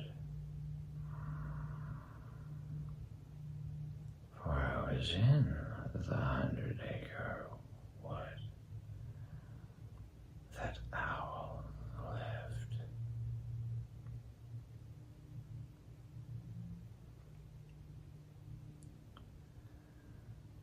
And if anyone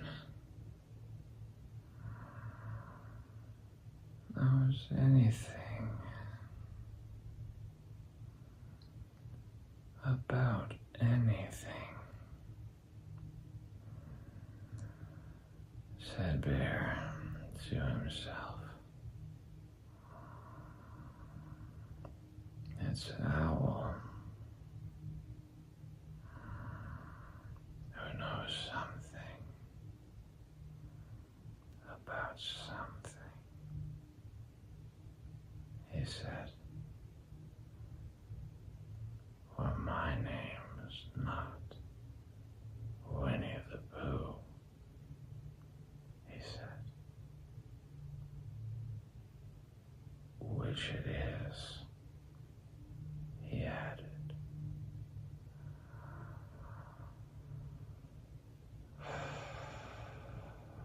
So there you are.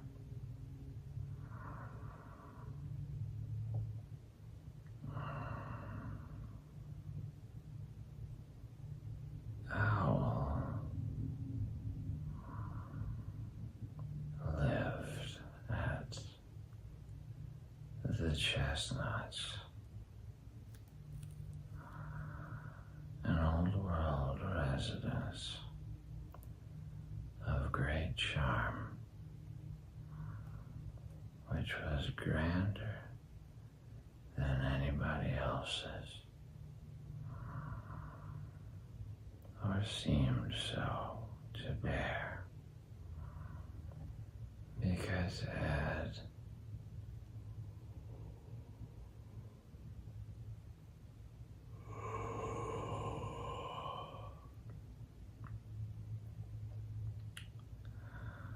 both a knocker and a bell pull. Underneath the knocker, there was a notice which said, "Please ring if an answer is required." Underneath the bell pull, there was a notice which said, "Please knock if an answer is not required."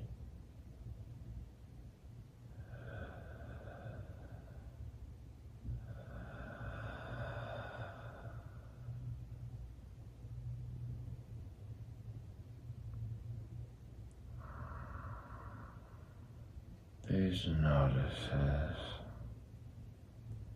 had been written by Christopher Robin, who was the only one in the forest who could spell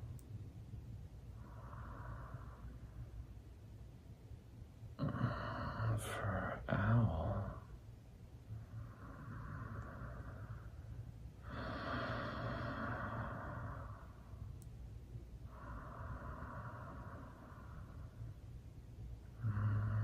Wise though he was, in many ways,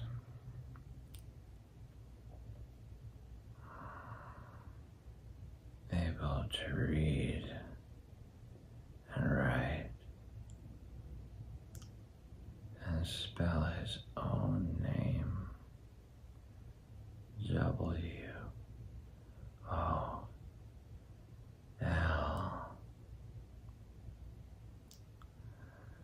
Yet somehow went all to pieces over delicate words like measles and buttered toast.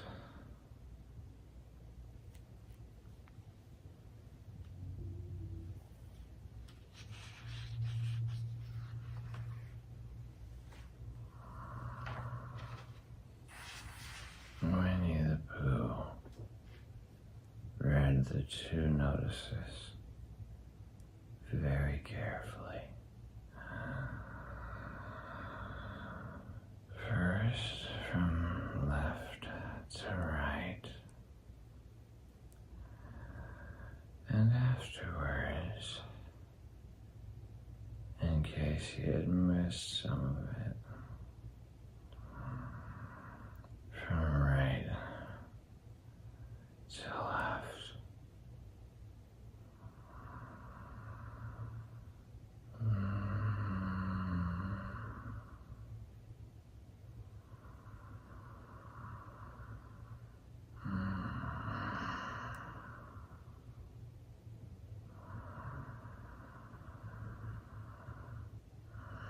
Then, to make quite sure, he knocked and pulled the knocker. Then he pulled and knocked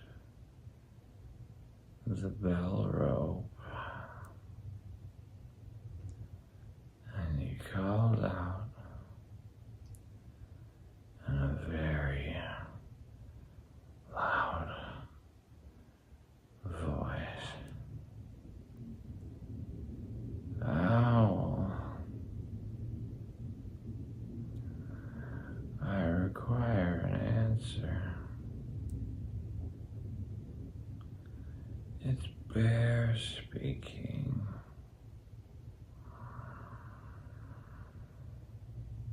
And the door opened. An owl looked out.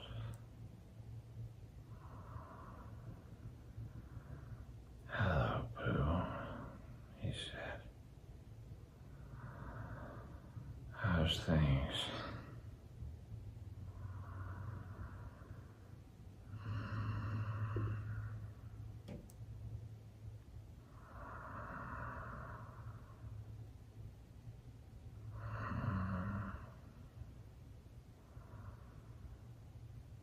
"Terrible and sad," said Pooh.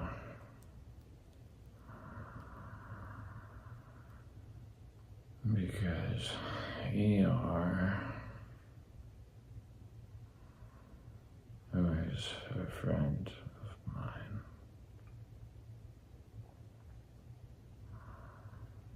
has lost his tail.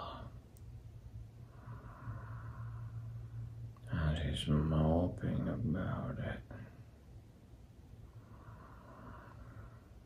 So could you very kindly tell me how to find it for him?" "Well," said Owl, "the customary procedure in such cases is as follows.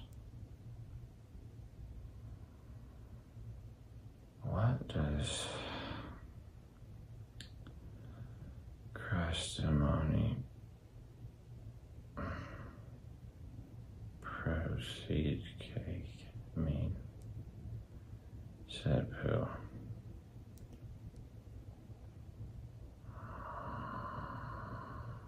"For I am a bear,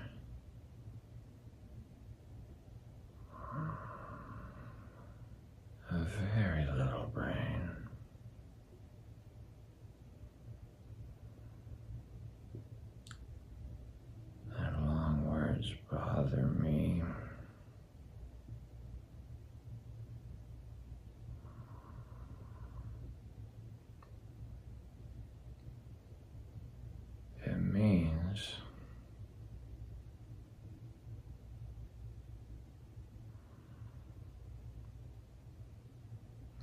The thing to do.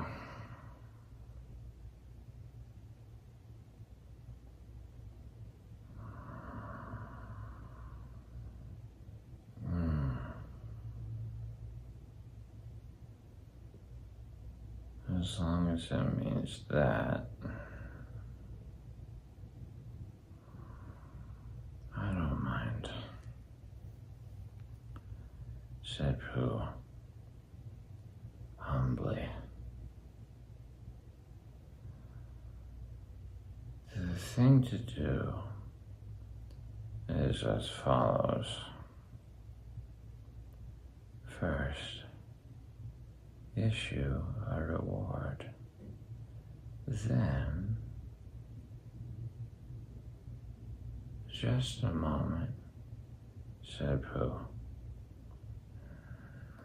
holding up his paw. What do we do to this? What you were saying? You sneezed just as you were going to tell me. I didn't sneeze.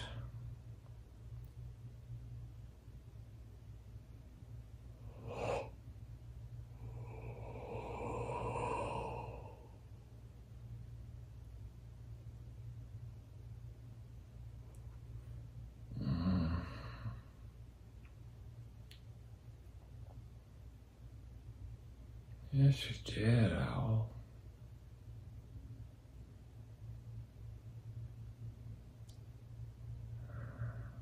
Excuse me, Pooh. I didn't. You can't sneeze without knowing it.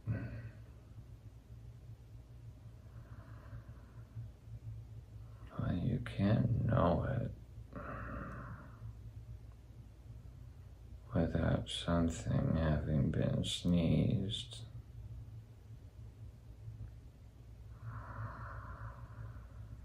What I said was, first, issue a reward. You're doing it again, said Pooh, sadly. A reward.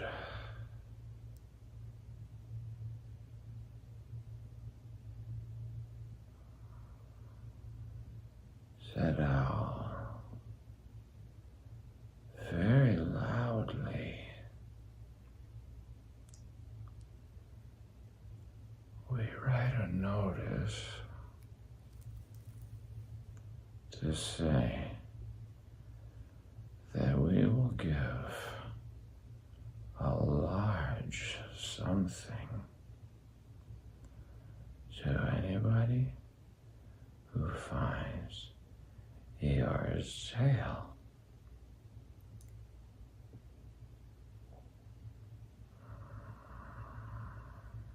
I see, said Pooh, nodding his head, talking about large somethings. He went on, dreamily. I generally have a small something about now, about this time in the morning. And he looked wistfully at the cupboard in the corner of Owl's parlor. Just a mouthful of condensed milk or whatnot, with perhaps lick of honey. Well then, said Owl, we write out this notice and we put it up all over the forest.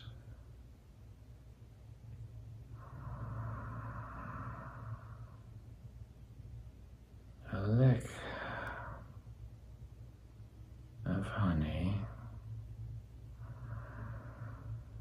murmured Bear to himself. Or not, as the case may be.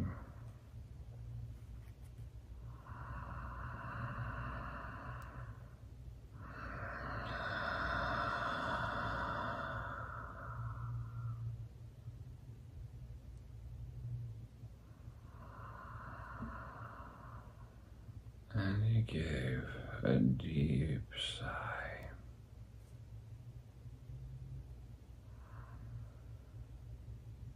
And tried very hard to listen to what Owl was saying. But Owl went on and on, using longer and longer words, until at last he came back to where he started, and he explained that the person to write out this notice was Christopher Robin.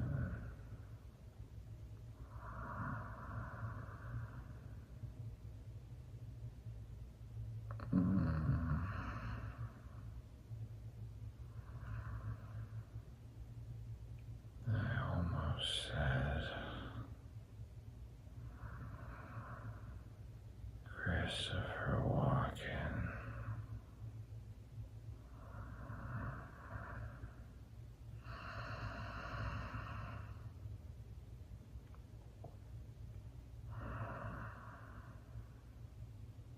It was he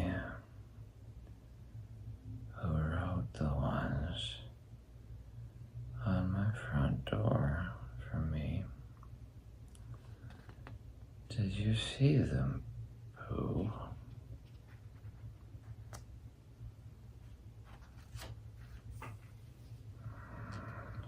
For some time now, Pooh had been saying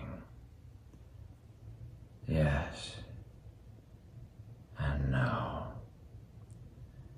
in turn, with his eyes shut, to all that Owl was saying. And having said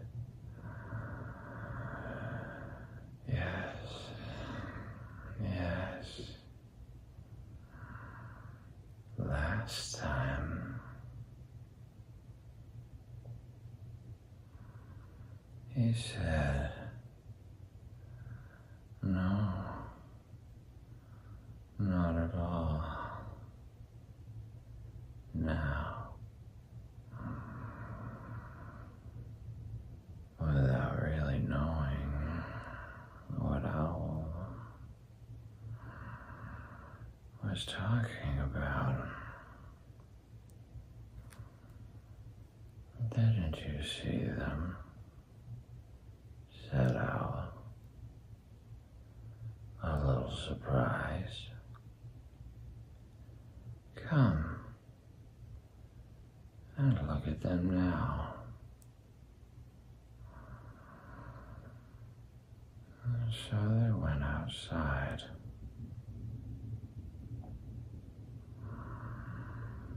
And Pooh the knocker and the notice below it, and he looked at the bell rope and the notice below it. And the more he looked at the bell rope,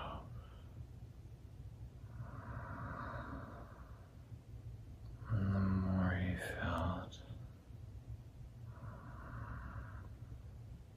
that he had seen something like it somewhere else, sometime before.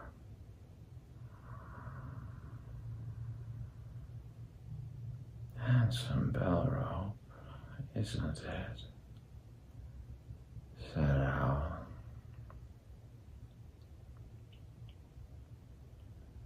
Pooh nodded. It reminds me of something, he said. But I can't think what. Where did you get it?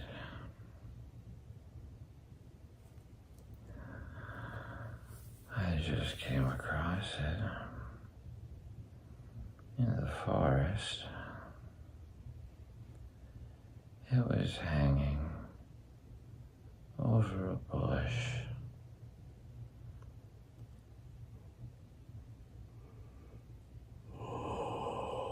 And I thought at first somebody lived there.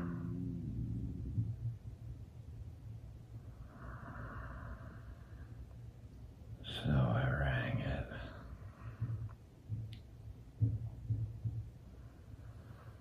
And nothing happened. And then I rang it again, very loudly. And it came off in my hand.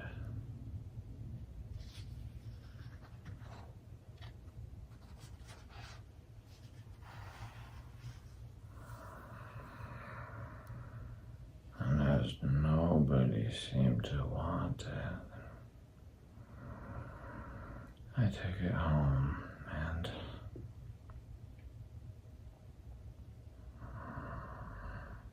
Owl,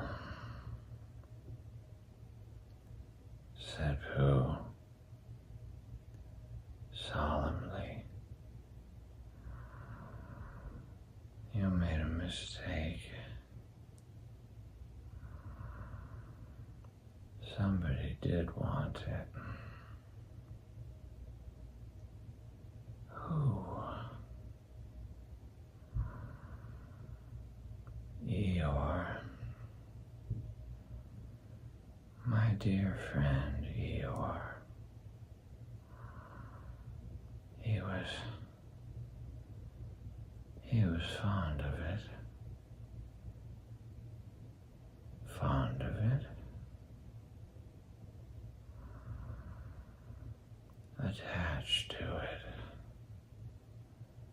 said Winnie the Pooh, sadly.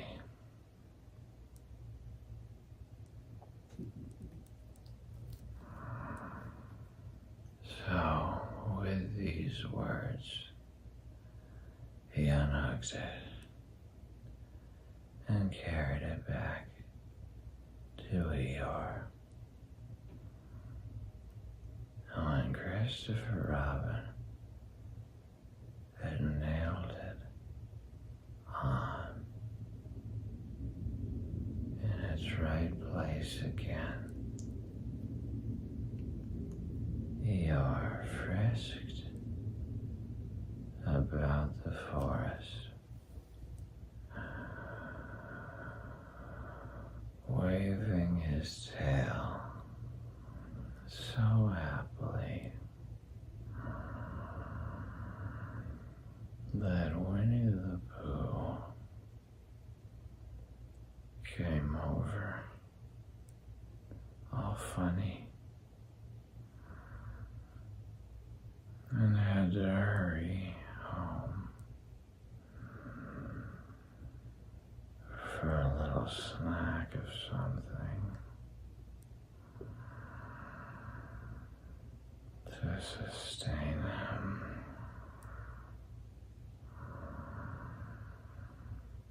And wiping his mouth half an hour afterwards, he sang to himself proudly.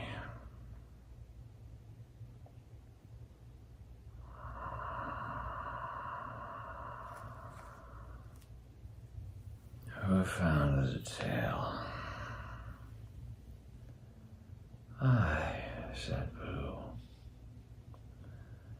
at 1:45. Only it was 11:15, really.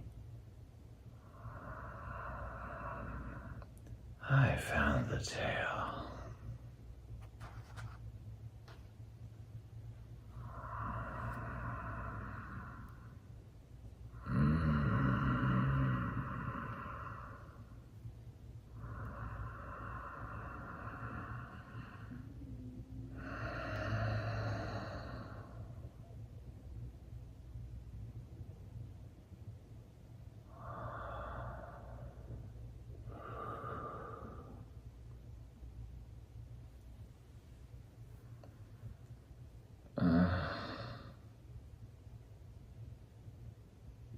If I stop now, I might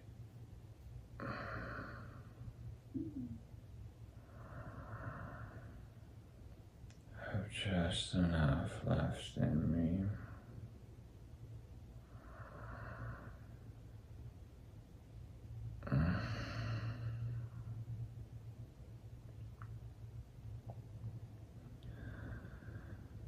To go turn out the light.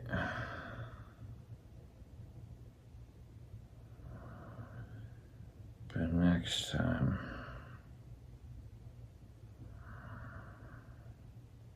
we'll read chapter 5.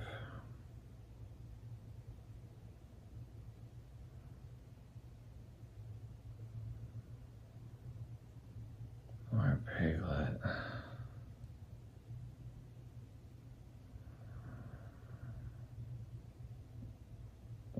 Piglet meets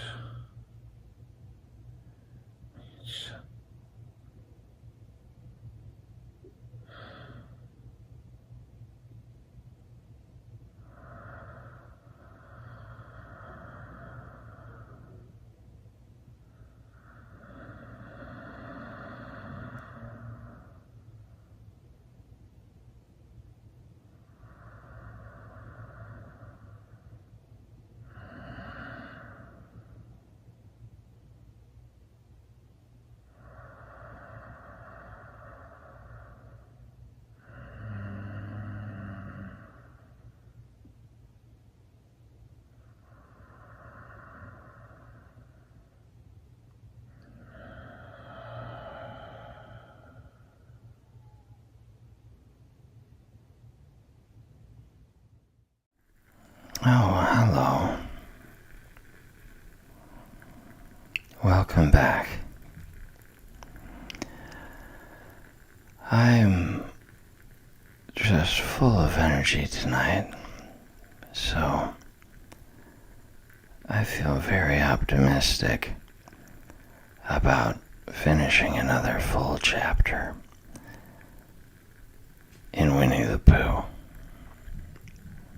Will you join me?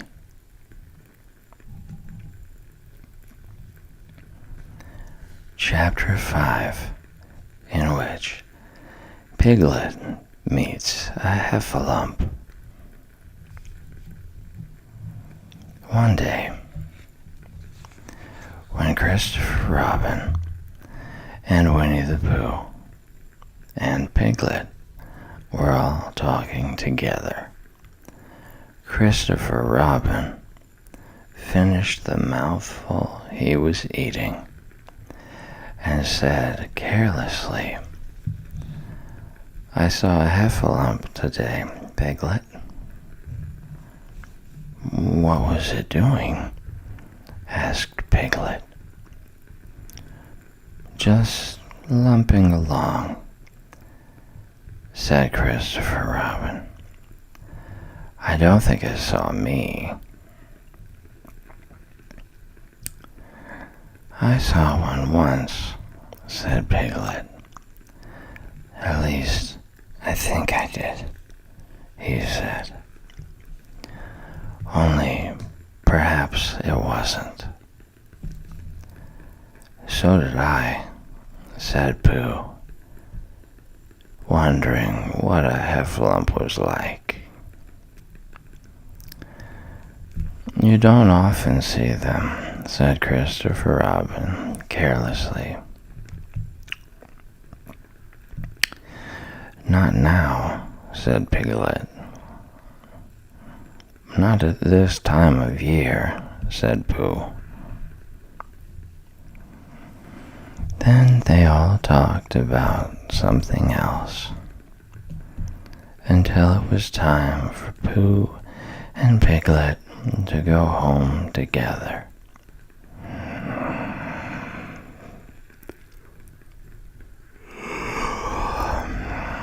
At first, as they stumped along the path which edged the 100-acre wood, they didn't say much to each other. But when they came to the stream and had helped each other across the stepping stones and were able to walk side by side again over the heather, they began to talk in a friendly way about this and that. And Piglet said, "If you see what I mean, Pooh." And Pooh said, "It's just what I think myself, Piglet." And Piglet said, "But on the other hand, Pooh, we must remember." And Pooh said, "Quite true, Piglet, although I had forgotten it for the moment."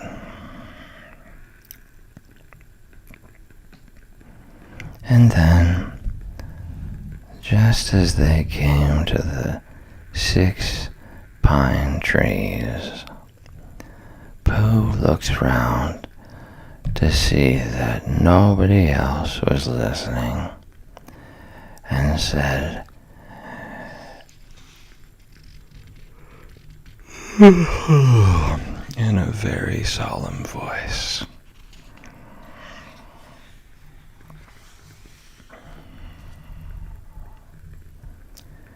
"Piglet, I have decided something." "What have you decided, Pooh?" "I have decided to catch a heffalump." Pooh nodded his head several times as he said this, and waited for Piglet to say, "How?" or "Pooh, you couldn't," or something helpful of that sort. But Piglet said nothing. The fact was, Piglet was wishing that he had thought about it first. "I shall do it," said Pooh, after waiting a little longer, "by means of a trap, and it must be a cunning trap. So you will have to help me, Piglet." "Pooh," said Piglet, feeling quite happy again now, "I will." And then he said, "How shall we do it?" And Pooh said, "That's just it. How?"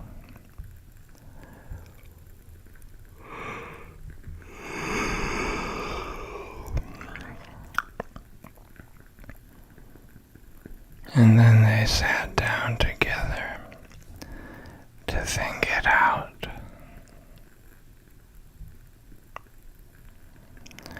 Pooh's first idea was that they should dig a very deep pit, and then the heffalump would come along and fall into the pit, and "Why?" said Piglet. "Why what?" said Pooh. "Why would he fall in?" Pooh rubbed his nose with his paw and said that the heffalump might be walking along, humming a little song, and looking up at the sky, wondering if it would rain. And so he wouldn't see the very deep pit until he was halfway down, when it would be too late. Piglet said that this was a very good trap.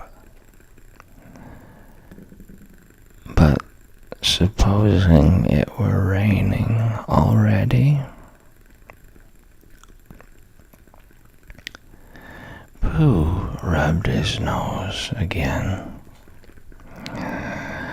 and said that he hadn't thought of that. And then he brightened up and said that if it were raining already, the heffalump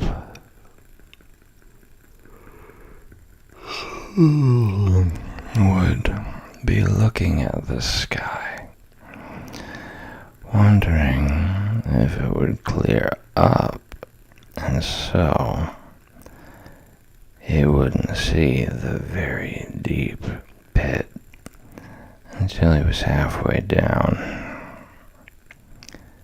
when it would be too late.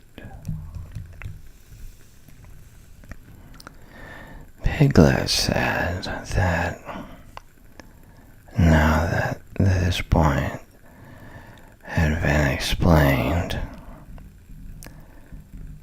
he thought it was a cunning trap.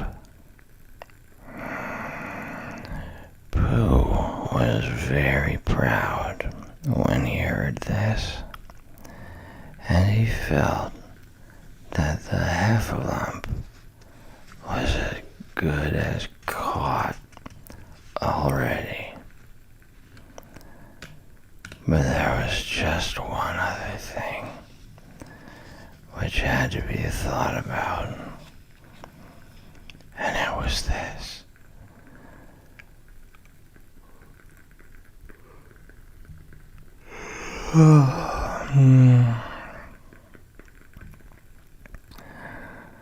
Where should they dig the very deep pit. Piglet said that the best place would be somewhere where Heffalump was just before he fell into it. Only about a foot farther on. But then he would see us digging it, said Pooh. Not if he was looking at the sky.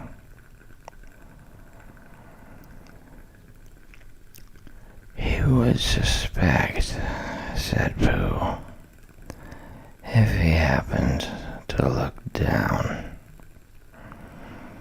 He thought for a long time, and then added, sadly, it isn't as easy as I thought. I suppose that's why heffalumps hardly ever get caught. That must be it, said Piglet. They sighed and got up, and when they had taken a few gorse prickles out of themselves, they sat down again. And all the time, Pooh was saying to himself, if only I could think of something. For he felt sure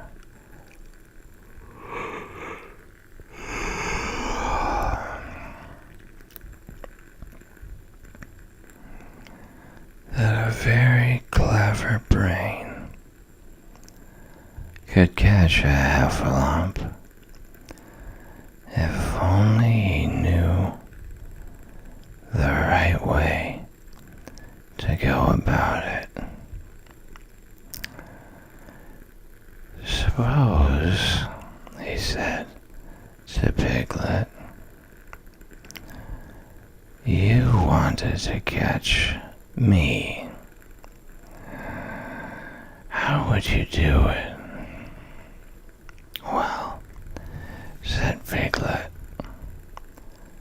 I should do it like this. I should make a trap,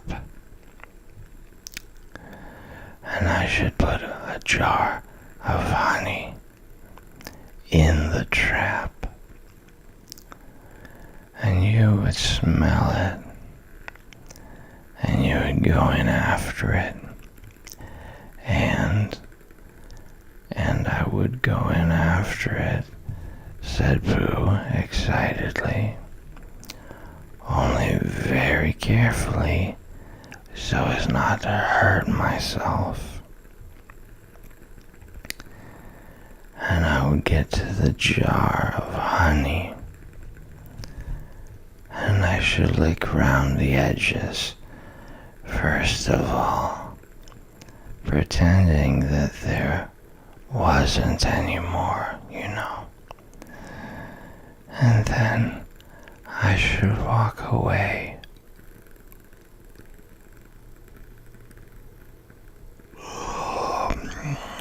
And think about it a little. And then I should come back and start looking in the middle of the jar. And then, yes, well, never mind about that. There you would be, and there I should catch you. Now the first thing to think of is, what do heffalumps like? I should think acorns, shouldn't you? we'll get a lot of... I say, wake up, Pooh. Pooh, who had gone into a happy dream, woke up with a start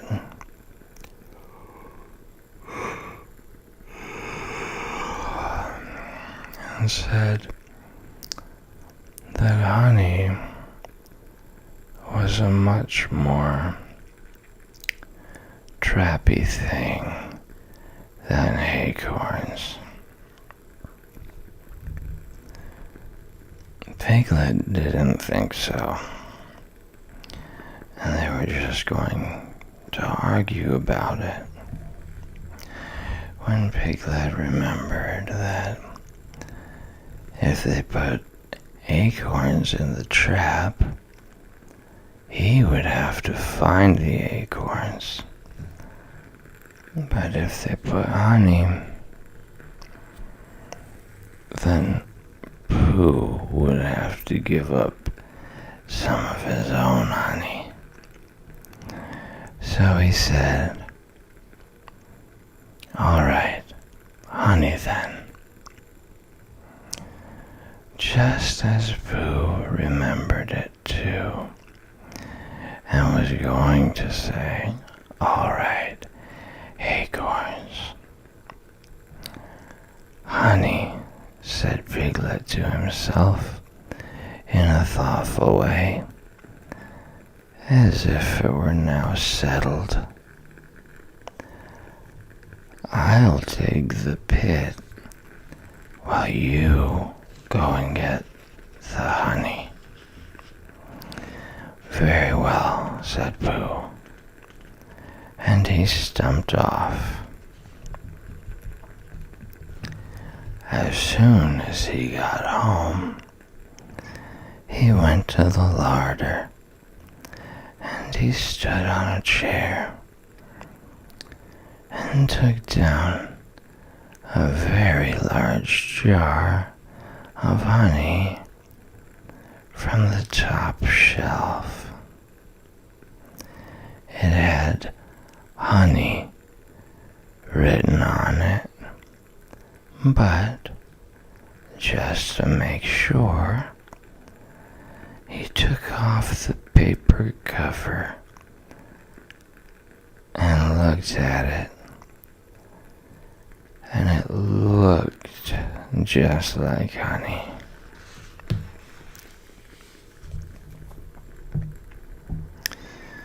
"But you never can tell," said Pooh. "I remember my uncle saying once that he had seen cheese just this color. So he put his tongue in and took a large lick.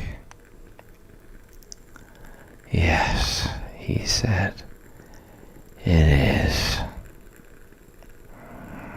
No doubt about that. And honey, I should say, right down to the bottom of the jar.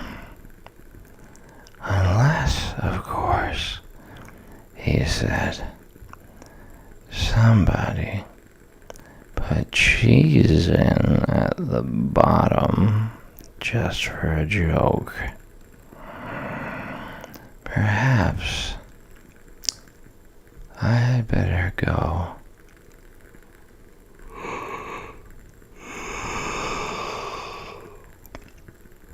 A little further,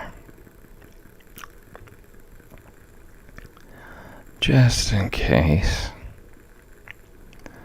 heffalumps don't like cheese, same as me.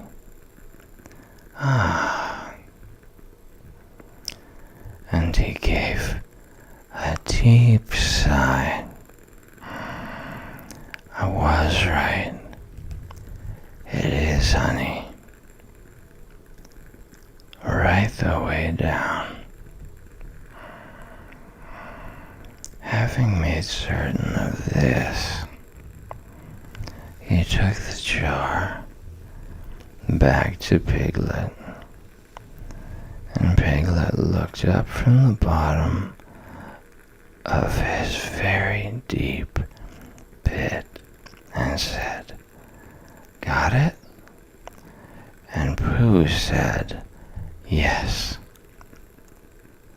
but it isn't quite a full jar." And he threw it down to Piglet, and Piglet said, "No, it isn't.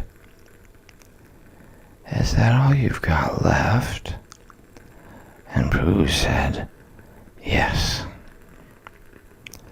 because it was. So Piglet put the jar at the bottom of the pit and climbed out, and they went off home together. "Well, good night, Pooh," said Piglet, when they had got to Pooh's house. "And we meet at 6 o'clock tomorrow morning by the pine trees and see how many heffalumps we've got in our trap." 6 o'clock, Piglet. "And have you got any string?" "No." "Why do you want string?" "To lead them home with." "Oh. I think heffalumps come if you whistle." "Some do, and some don't. You never can tell with heffalumps." "Well, good night." "Good night." And off Piglet trotted to his house, trespassers would, while Pooh made his preparations for bed.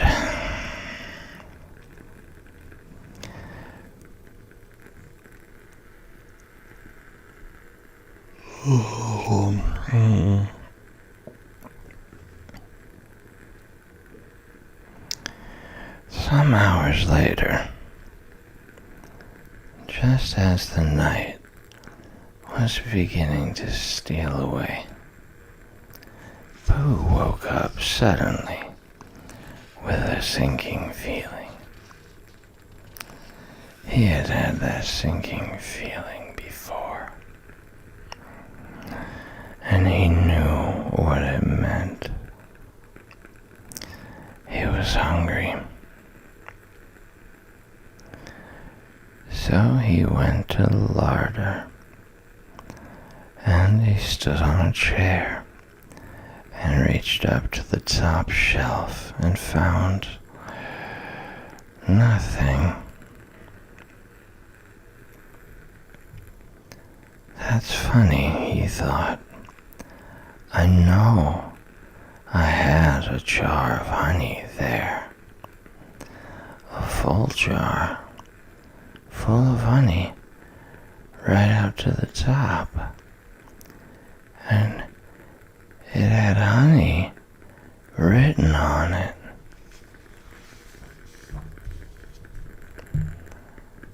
So that I should know it was honey. That's very funny."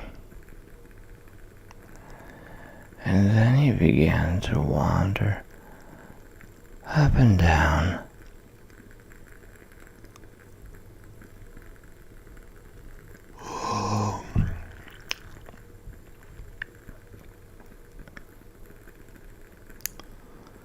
wondering where it was, and murmuring a murmur to himself, like this. It's very, very funny. 'cause I know I had some honey, 'cause it had a label on saying honey.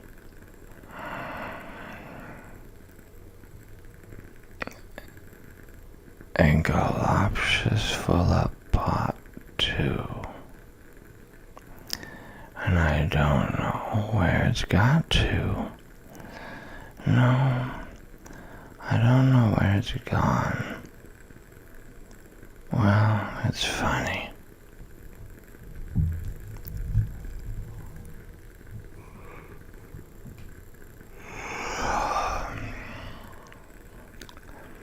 He had murmured this to himself 3 times in a singing sort of way, when suddenly he remembered he had put it into the cunning trap to catch the heffalump. Bother, said Pooh.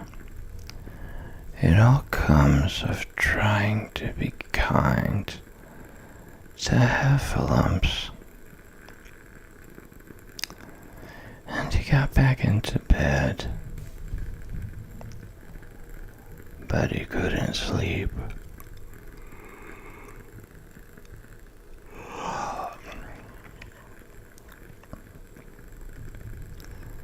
The more he tried to sleep,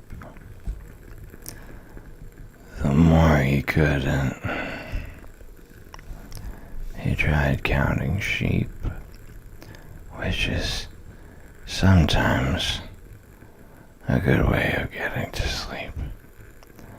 And as that was no good, he tried counting heffalumps, and that was worse. Because every heffalump that he counted was making straight for a pot of Pooh's honey and eating it all. For some minutes he lay there miserably. But when the 587th heffalump was licking its jaws and saying to itself, "Very good honey, this. I don't know when I've tasted better."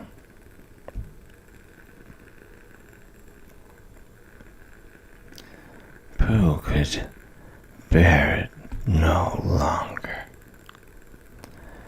He jumped out of bed. He ran out of the house, and he ran straight to the 6 pine trees.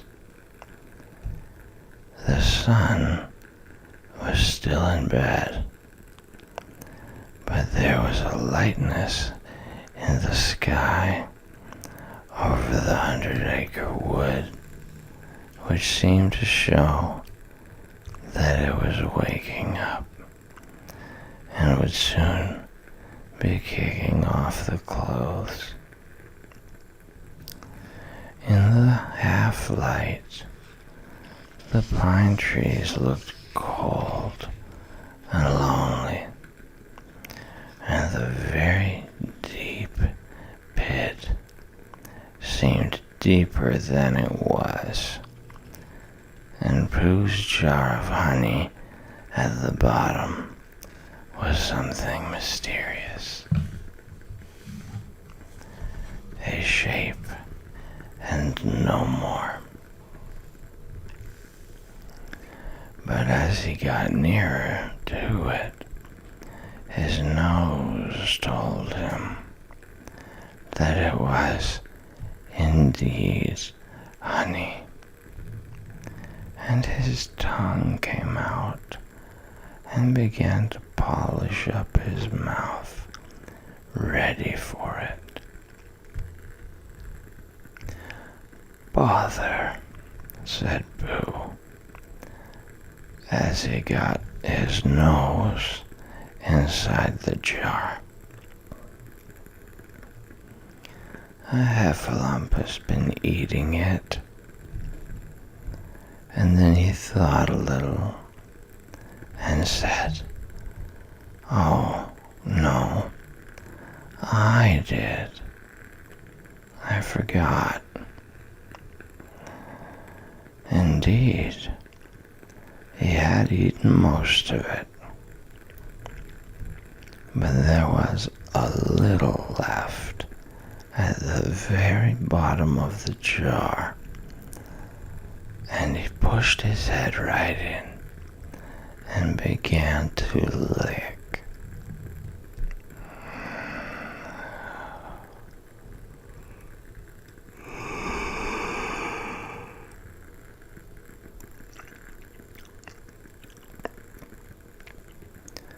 By and by, Piglet woke up. As soon as he woke, he said to himself, "Oh." Then he said bravely, "Yes." And then, still more bravely,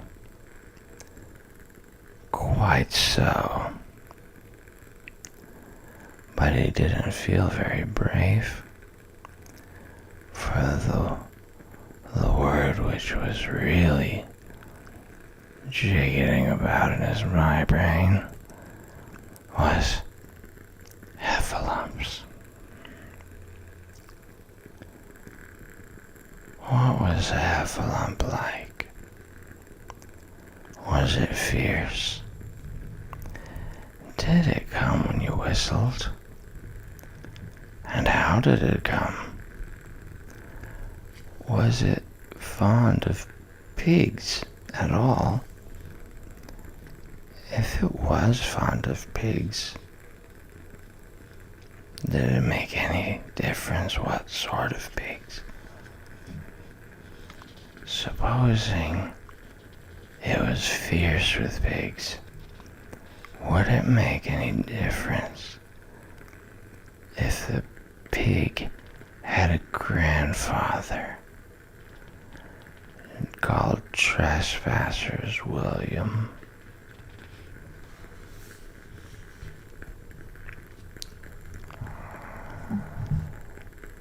He didn't know the answer to any of these questions, and he was going to see his first heffalump in about an hour from now. Of course, Pooh would be with him, and it was much more friendly with two. But suppose heffalumps were very fierce with pigs and bears. Wouldn't it be better to pretend that he had a headache and couldn't go up to the 6 pine trees this morning? But then suppose that it was a very fine day and there was no heffalump in the trap.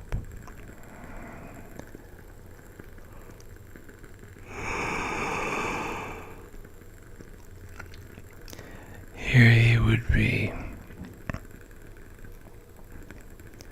in bed all the morning, simply wasting his time for nothing. What should he do? And then he had a clever idea. He would go up quietly to the 6 pine trees now. Peep very cautiously into the trap and see if there was a heffalump there.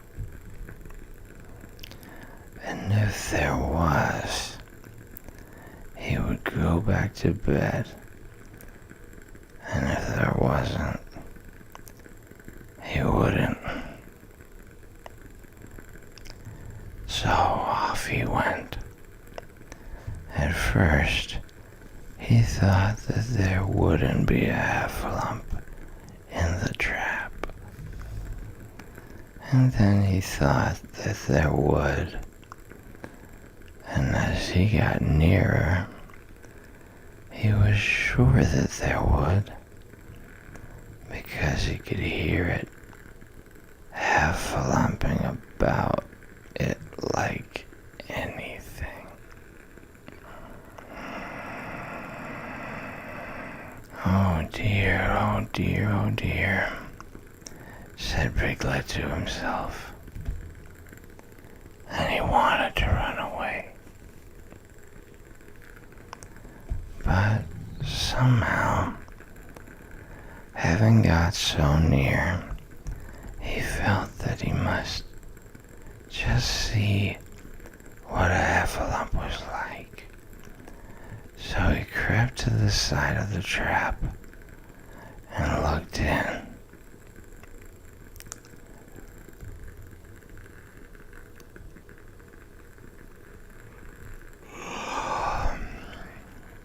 And all the time, Winnie the Pooh had been trying to get the honey jar off his head. The more he shook it, the more tightly it stuck. Bother, he said, inside the jar. And, oh, help. And mostly, ow. And he tried bumping it against things. But as he couldn't see what he was bumping it against, it didn't help him. And he tried to climb out of the trap. But as he could see nothing but jar,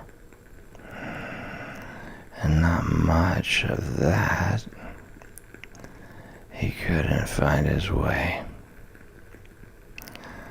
So at last, he lifted up his head, jar and all, and made a loud, roaring noise of sadness and despair.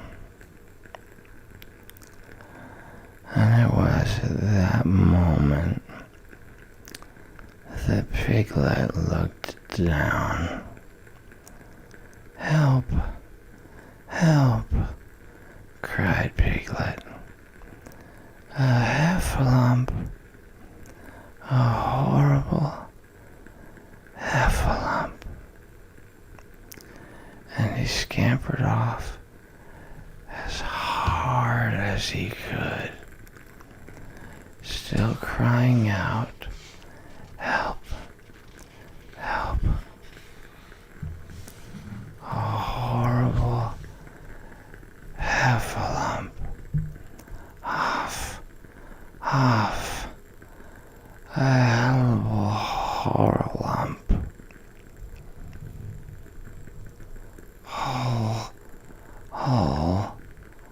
Awful rump. And he didn't stop crying and scampering until he got to Christopher Robin's house.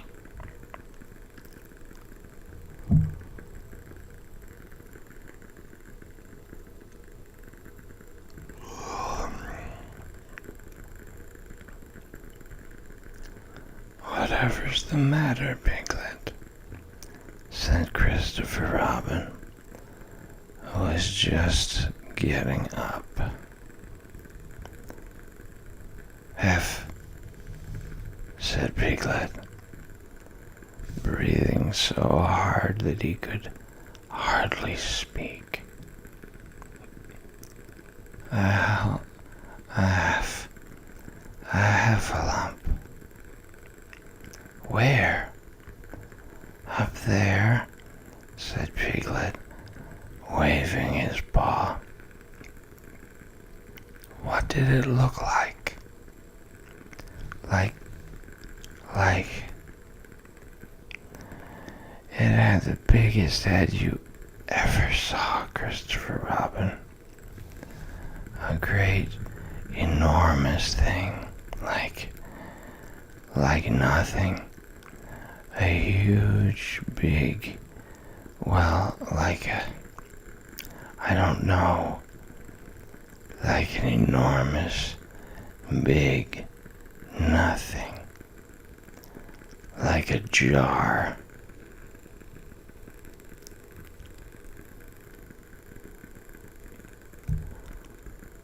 "Well," said Christopher Robin, putting on his shoes, "I shall go and look at it. Come on." Piglet wasn't afraid if he had Christopher Robin with him, so off they went. "I can hear it, can't you?" said Piglet anxiously as they got near. "I can hear something," said Christopher Robin. It was Pooh, bumping his head against a tree root he had found. "There," said Piglet. "Isn't it awful?" And he held on tight to Christopher Robin's hand. Suddenly, Christopher Robin began to laugh. And he laughed, and he laughed, and he laughed.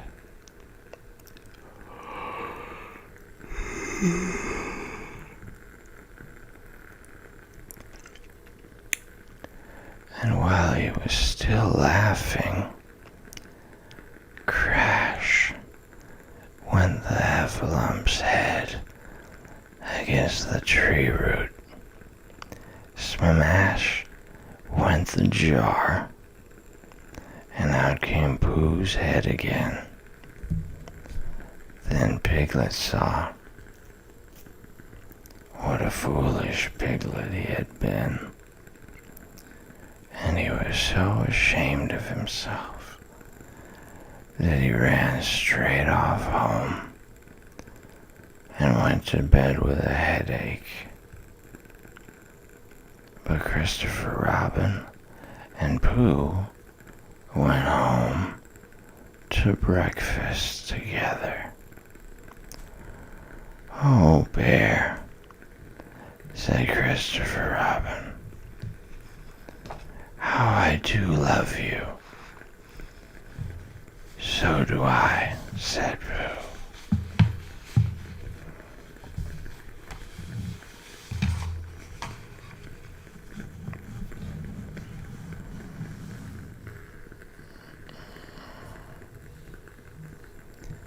We have made it to chapter 6.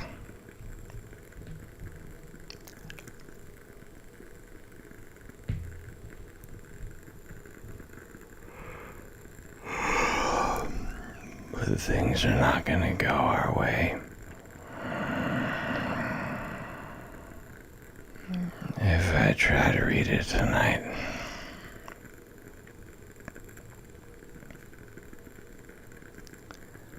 so if you haven't already passed out into sleep,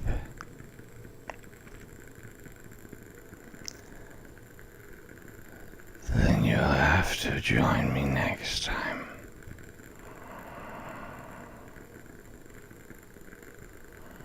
Pleasant dreams. And good night.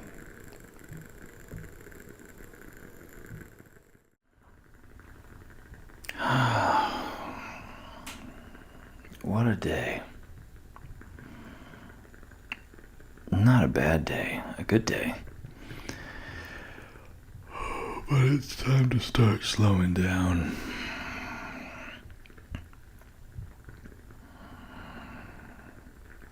We got through chapter 5 before.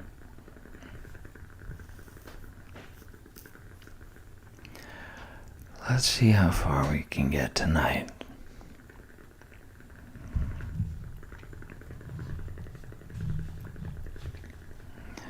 Chapter 6, in which Eeyore has a birthday and gets 2 presents.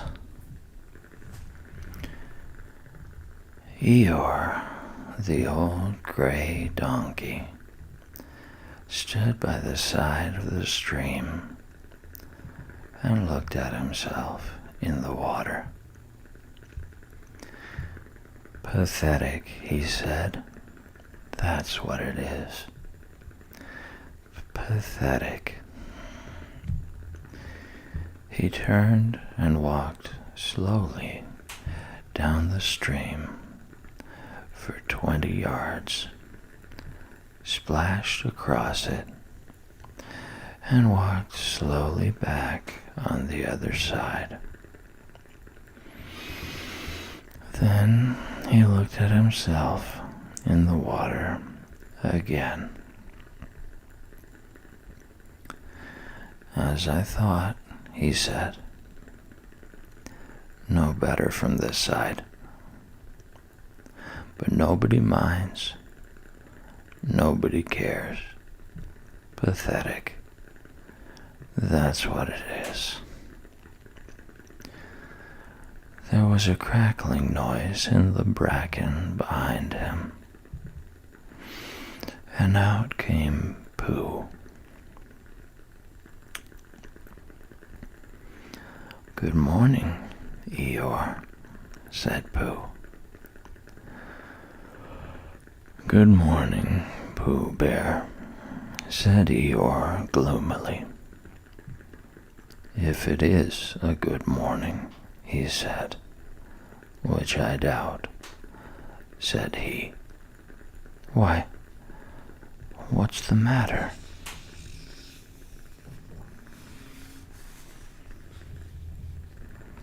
Nothing, Pooh Bear, nothing.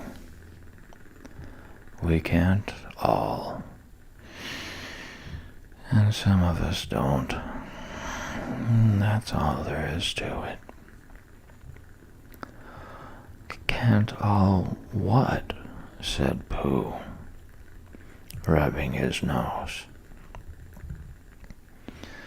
Gaiety, song and dance. Here we go around the mulberry bush. Oh, said Pooh. He thought for a long time and then said, What mulberry bush is that? Bonhomie, went on Eeyore gloomily. French word meaning bonhomie, he explained. I'm not complaining, but there it is. Pooh sat down on a large stone and tried to think this out. It sounded to him like a riddle, and he was never much good at riddles. Being a bear, a very little brain. So he sang Coddleston Pie instead. Coddleston, Coddleston, Coddleston pie. A fly can't bird, but a bird can fly. Ask me a riddle, and I reply. Coddleston, Coddleston, Coddleston pie. That was the first verse.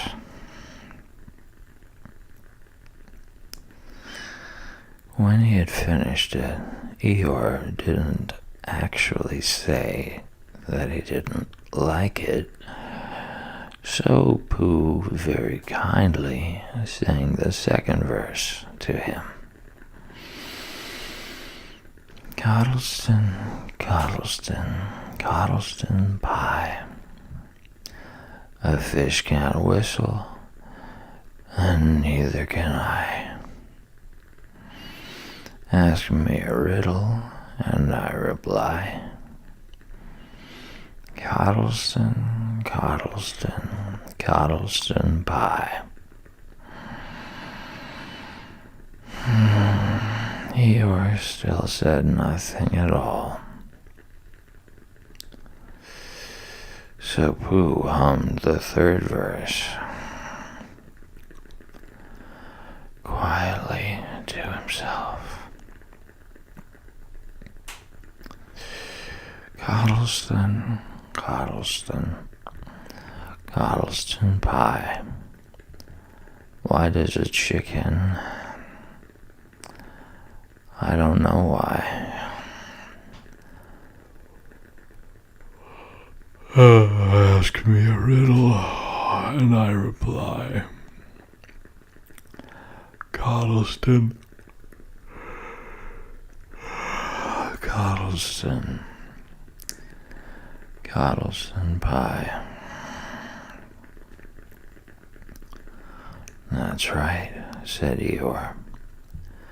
Sing, umpty-diddly umpty-doo. Here we go gathering nuts and may. Enjoy yourself. I am, said Pooh. Some can, said Eeyore.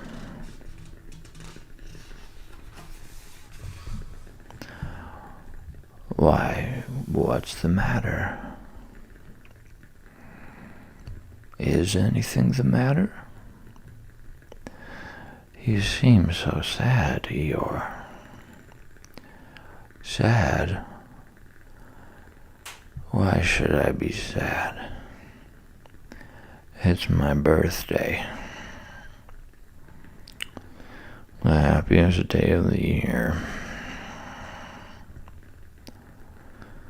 Your birthday, said Pooh, in great surprise. Of course it is. Can't you see? Look at all the presents I have had. He waved a foot from side to side. Look at the birthday cake, candles, and pink sugar. Pooh looked first to the right and then to the left. Presents, said Pooh. Birthday cake, said Pooh. Where? Can't you see them? No, said Pooh. Neither can I, said Eeyore. Joke, he explained. Ha ha. Pooh scratched his head, being a little puzzled by all this. But is it really your birthday? He asked. It is. Oh, Well, many happy returns of the day, Eeyore. And many happy returns to you, Pooh Bear. But it isn't my birthday. No, it's mine.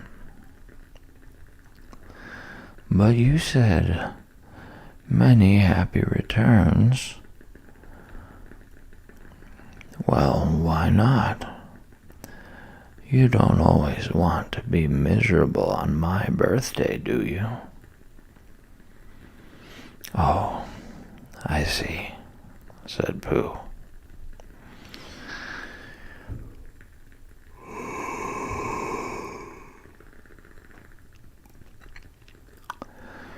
It's bad enough, said Eeyore, almost breaking down.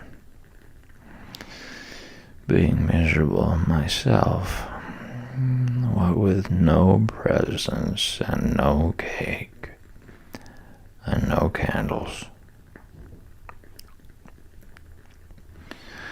and no proper notice taken of me at all. But if everybody else is going to be miserable too, this was too much for Pooh.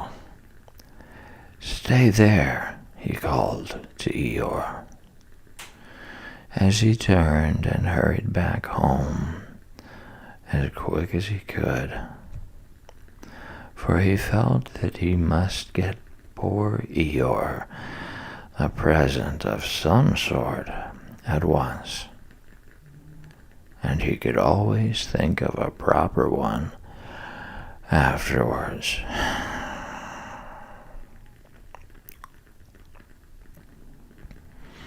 Outside his house, he found Piglet, jumping up and down, trying to reach the knocker.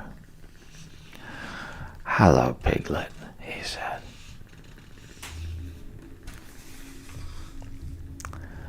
"Hello, Pooh," said Piglet. "What are you trying to do?" "I was trying to reach the knocker," said Piglet. "I just came round." "Let me do it for you," said Pooh kindly.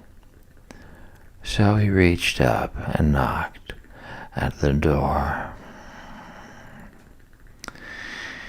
"I have just seen Eeyore," he began, "and poor Eeyore is in a very sad condition, because it's his birthday and nobody has taken any notice of it,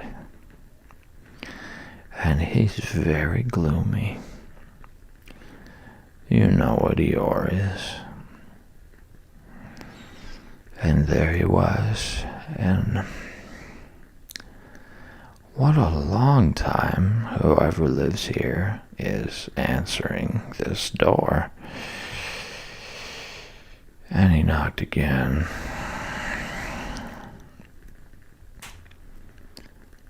"But Pooh," said Piglet,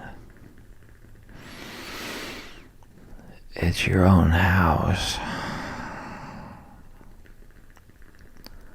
"Oh," said Pooh. "So it is," he said. "Well, let's go in." So in they went. The first thing Pooh did was to go to the cupboard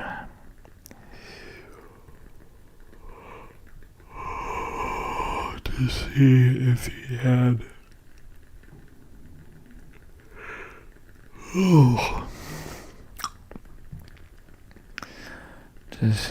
had quite a small jar of honey left. And he had, so he took it down. "I'm giving this to Eeyore," he explained, "as a present."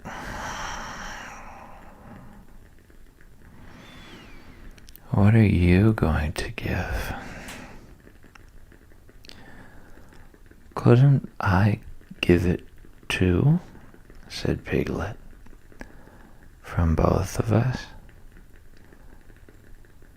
"No," said Pooh.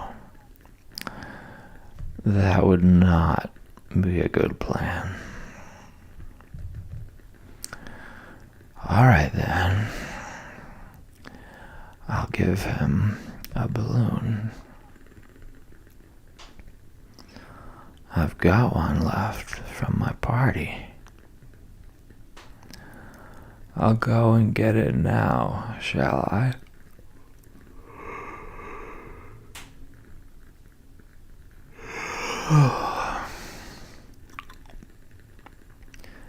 "That, Piglet, is a very good idea. It is just what Eeyore wants to cheer him up. Nobody can be uncheered with a balloon." So off Piglet trotted, and in the other direction went Pooh with his jar of honey. It was a warm day, and he had a long way to go.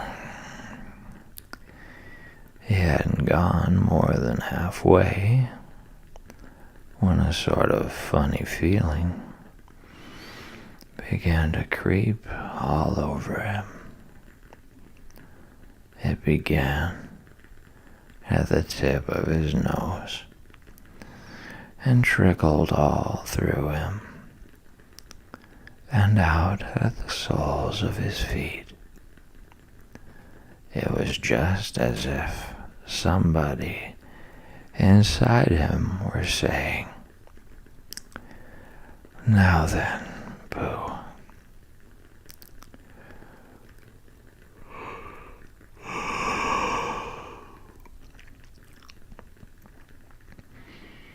time for a little something."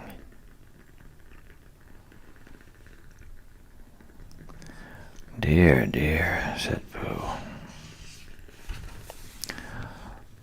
"I didn't know it was as late as that." So he sat down and took the top off his jar of honey. "Lucky I brought this with me," he thought. "Many a bear going out on a warm day like this would never have thought of bringing a little something with him." And he began to eat.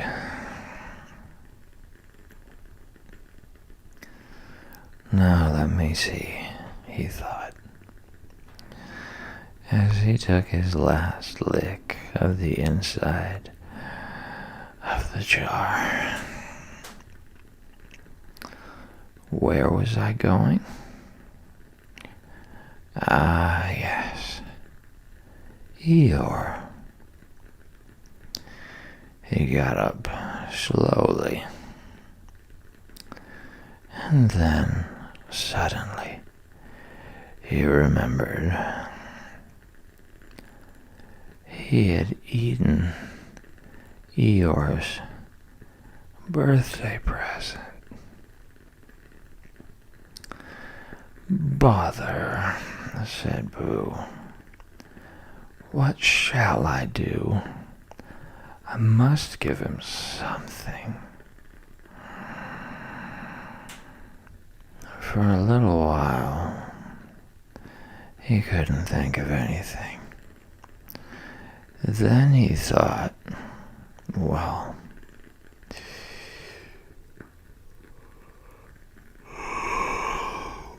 it's a very nice pot. Even if there's no honey in it.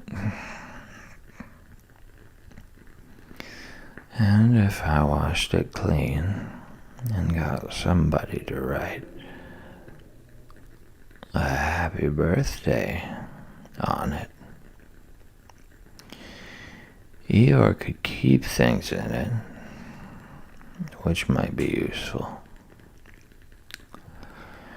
So, as he was just passing the 100-acre wood, he went inside to call on Owl, who lived there. "Good morning, Owl," he said. "Good morning, Pooh," said Owl. "Many happy returns of Eeyore's birthday," said Pooh. "Oh, is that what it is? What are you giving him, Owl?" "What are you giving him, Pooh?" "I'm giving him a useful pot to keep things in. And I wanted to ask you,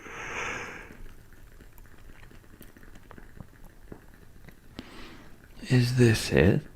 said Owl, taking it out of Pooh's paw.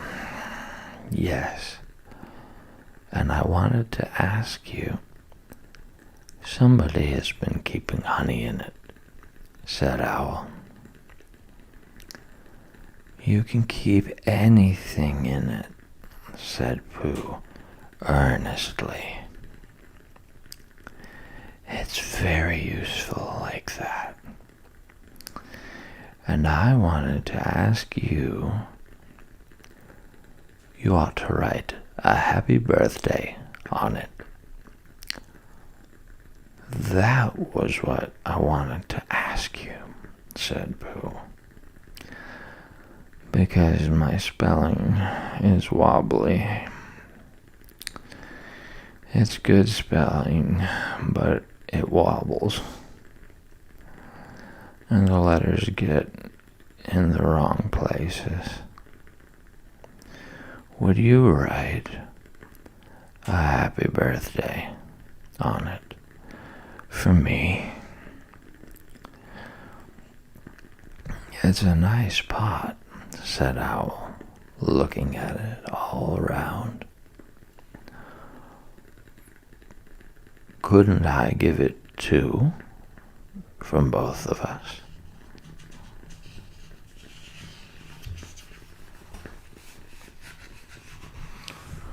"No," said Pooh. "That would not be a good plan. Now, I'll just wash it first, and then you can write on it." Well,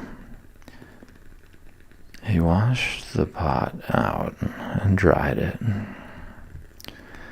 while Owl licked the end of his pencil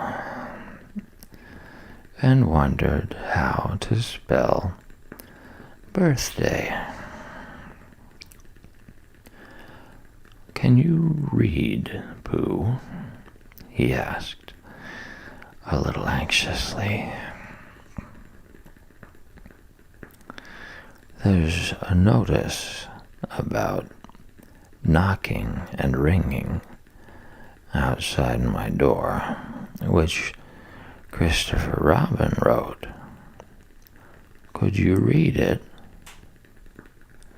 "Christopher Robin told me what it said, and then I could." "Well, I'll tell you what this says, and then you'll be able to. So Owl wrote, and this is what he wrote.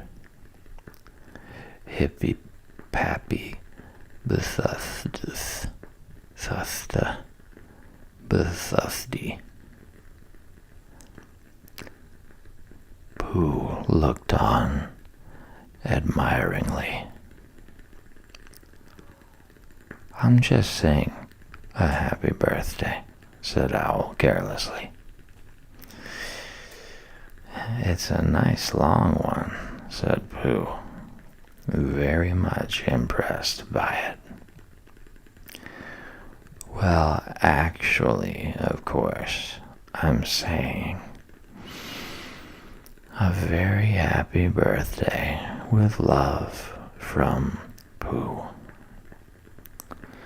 Naturally, it takes a good deal of pencil to say a long thing like that. Oh, I see, said Pooh. While all this was happening, Piglet had gone back to his own house to get Eeyore's balloon. He held it very tightly against himself.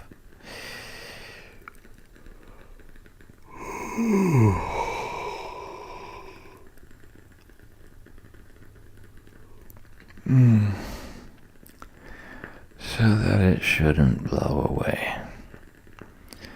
And he ran as fast as he could so as to get to Eeyore before Pooh did. For he thought that he would like to be the first one to give a present. Just as if he had thought of it without being told by anybody. And running along and thinking how pleased Eeyore would be, he didn't look where he was going, and suddenly he put his foot in a rabbit hole and fell down flat on his face. Bang!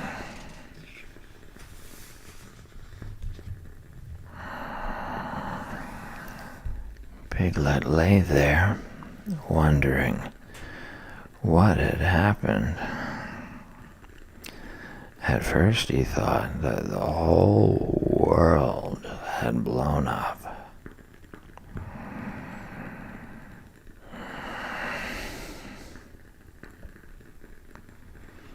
And then he thought that perhaps only the forest part of it had. And then he thought that perhaps only he had. And he was now alone in the moon or somewhere, and would never see Christopher Robin or Pooh or Eeyore again. And then he thought, well, even if I'm in the moon, I needn't be face down, downwards all the time. So he got cautiously up and looked about him. He was still in the forest. Well, that's funny, he thought. I wonder what that bang was. I couldn't have made such a noise just falling down. And where's my balloon? And what's that small piece of damp rag doing? It was the balloon. Oh dear, said Piglet. Oh dearie, dearie, dear. Well, it's too late now. I can't go back, and I haven't another balloon. And perhaps Eeyore doesn't like balloons so very much. So he trotted on, rather sadly now, and down he came to the side of the stream where Eeyore was, and called out to him. "Good morning, Eeyore," shouted Piglet. "Good morning, little Piglet," said Eeyore. "If it is a good morning," he said. "Which I doubt," said he. "Not that it matters," he said. "Many happy returns of the day," said Piglet, having now got closer. Eeyore stopped looking at himself in the stream and turned to stare at Piglet. "Just say that again," he said. Wait a moment. Balancing on 3 legs, he began to bring his 4th leg very cautiously up to his ear. "I did this yesterday," he explained, as he fell down for the 3rd time. "It's quite easy. It's so as I can hear better.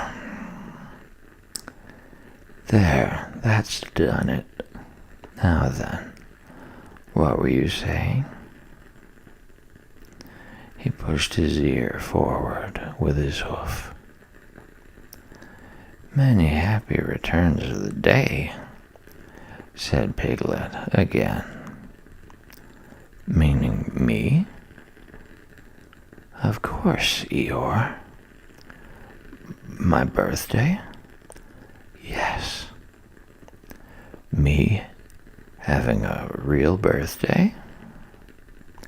"Yes, Eeyore, and I've brought you a present."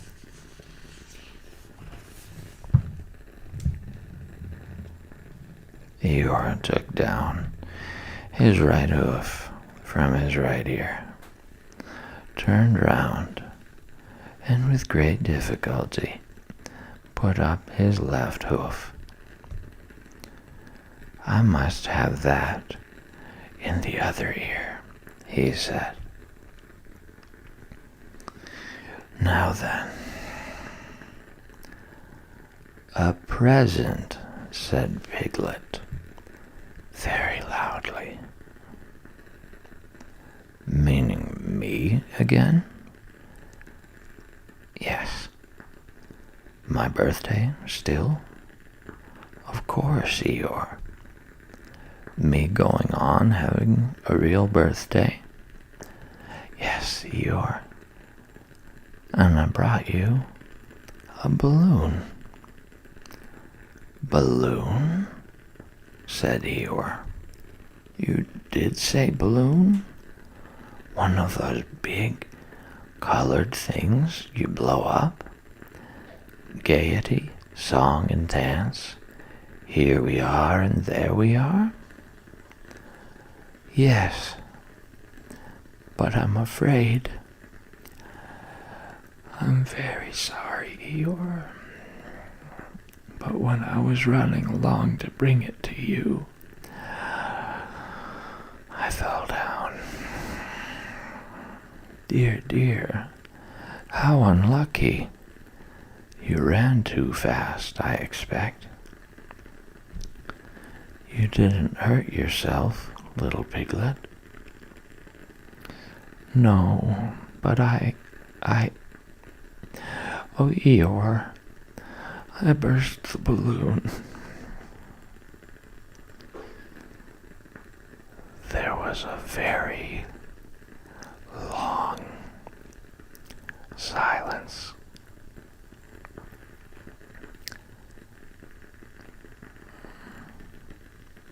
My balloon, said Eeyore at last. Piglet nodded. My birthday balloon. Yes, Eeyore, said Piglet, sniffing a little. Here it is, with many happy returns of the day. And he gave Eeyore the small piece of damp rag. Is this it? Said Eeyore, a little surprised. Piglet nodded. My present? Piglet nodded again. The balloon? Yes. Thank you, Piglet, said Eeyore.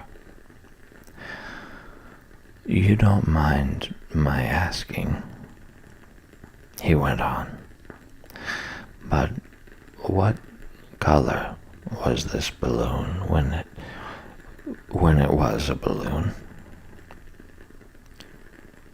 Red. I just wondered. Red, he murmured to himself. My favorite color. How big was it? About as big as me. I just wondered. About as big as Piglet, he said to himself, sadly. My favorite size. Well. Piglet felt very miserable and didn't know what to say. He was still opening his mouth to begin something, and then deciding that it wasn't any good saying that, when he heard a shout from the other side of the river. And there was Pooh.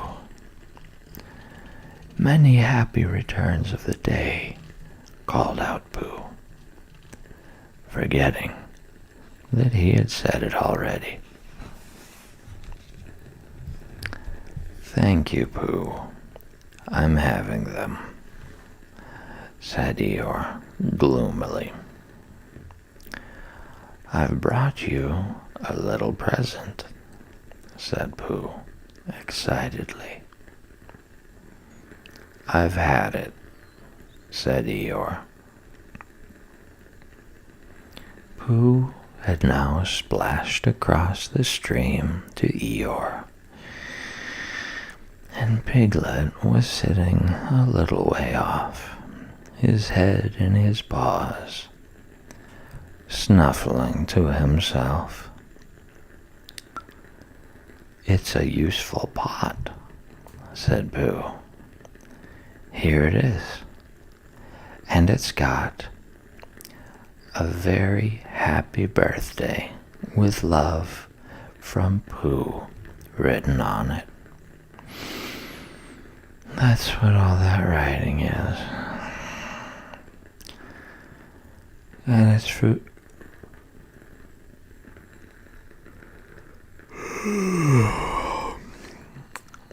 And it's for putting things in. There. When Eeyore saw the pot,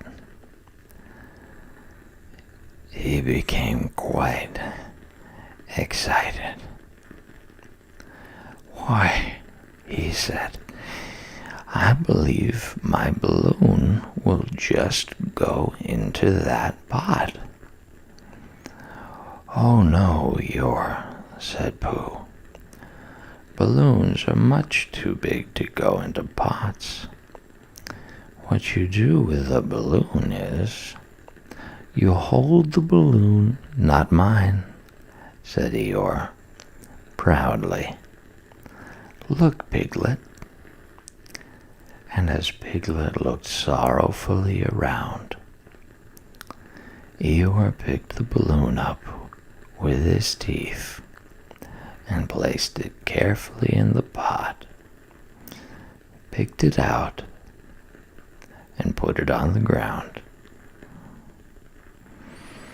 and then picked it up again and put it carefully back. "So it does," said Pooh. "It goes in." "So it does," said Piglet, "and it comes out." "Doesn't it?" said Eeyore. "It goes in and out like anything." "I'm very glad," said Pooh happily, "that I thought of giving you a useful pot to put things in." "And I'm very glad," said Piglet happily, "that I thought of giving you something to put in a useful pot." But Eeyore wasn't listening. He was taking the balloon out and putting it back again, as happy as could be.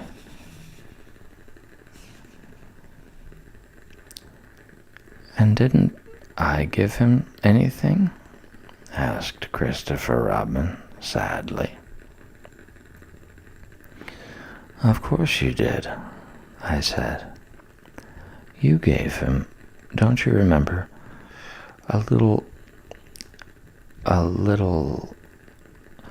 I gave him a box of paints to paint things with. That was it." "Why didn't I give it to him in the morning?" "You were so busy getting his party ready for him. He had a cake with icing on the top, and 3 candles, and his name in pink sugar, and..."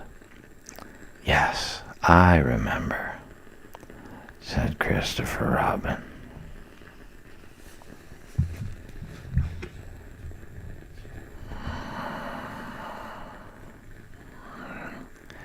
Let's leave it there for tonight. Next time we'll read Chapter 7, in which Kanga and Baby Roo come to the forest, and Piglet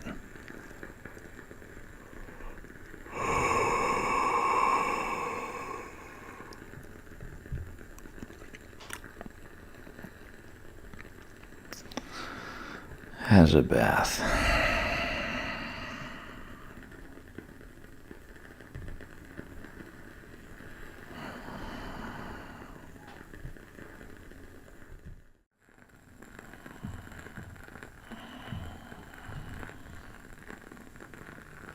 Oh, hello. Good to see you again. I hope you've had a good day. Oh yeah, I had a good day. But it's about time to start winding down.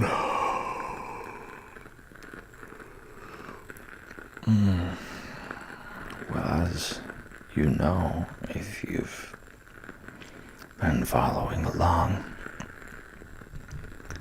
we've been reading through Winnie the Pooh, and it's about time we got introduced to Kanga and Roo.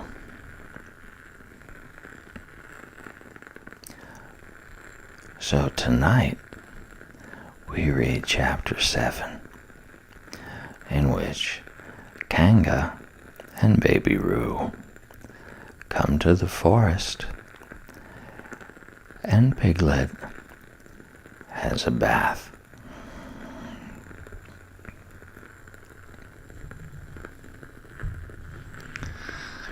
Nobody seemed to know where they came from,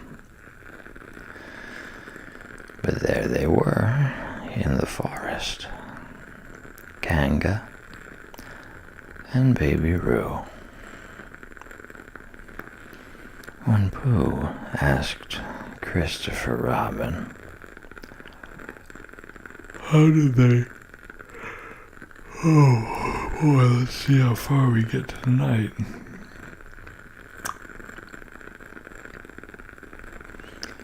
"How did they come here?" Christopher Robin said, "In the usual way, if you know what I mean, Pooh." And Pooh, who didn't, said, "Oh." Then he nodded his head twice and said, "In the usual way. Ah." Then he went to call upon his friend Piglet to see what he thought about it. And at Piglet's house, he found a rabbit. So they all talked about it together. "What I don't like about it is this," said Rabbit. "Here are we, you, Pooh, and you, Piglet, and me. And suddenly, and Eeyore," said Pooh, "and Eeyore, and then suddenly, and Owl," said Pooh. "And Owl, and then all of a sudden, oh, and Eeyore," said Pooh. "I was forgetting him. Here we are," said Rabbit, very slowly and carefully. "All of us. And then suddenly we wake up one morning, and what do we find? We find a strange animal among us, an animal of whom we have never even heard before. An animal who carries her family about with her in her pocket. Suppose I carried my family about with me in my pocket. How many pockets should I want?" 16, said Piglet. 17, isn't it? Said Rabbit. And one more for a handkerchief. That's 18. 18 pockets in one suit. I haven't time. There was a long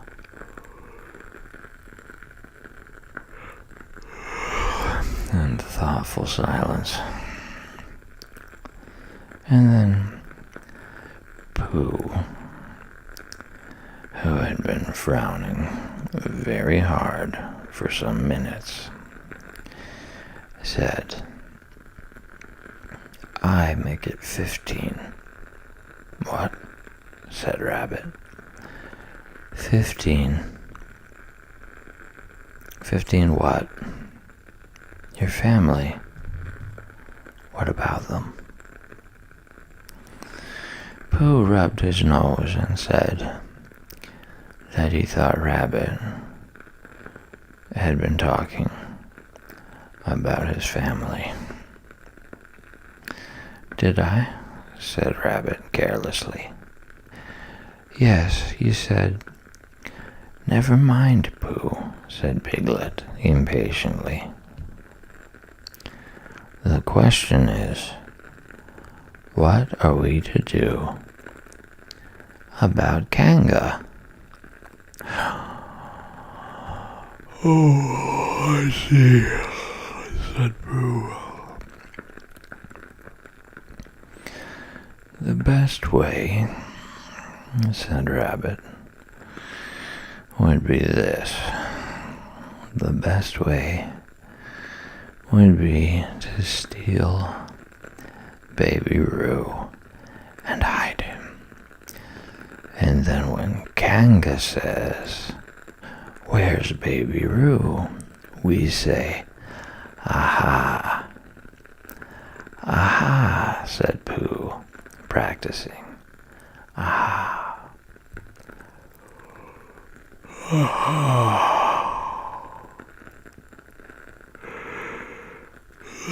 "Of course," he went on, "we could say, 'Aha,' even if we hadn't stolen Baby Roo." "Pooh," said Rabbit kindly, "you haven't any brain." "I know," said Pooh humbly. "We say, 'Aha,' so that Kanga knows that we know where Baby Roo is." "Aha means we'll tell you where Baby Roo is if you promise to go away from the forest and never come back. Now don't talk while I think." Pooh went into a corner and tried saying, "Aha," in that sort of voice. Sometimes it seemed to him that it did mean what Rabbit said, and sometimes it seemed to him that it didn't. "I suppose it's just practice," he thought. "I wonder if Kanga will have to practice too, so as to understand it."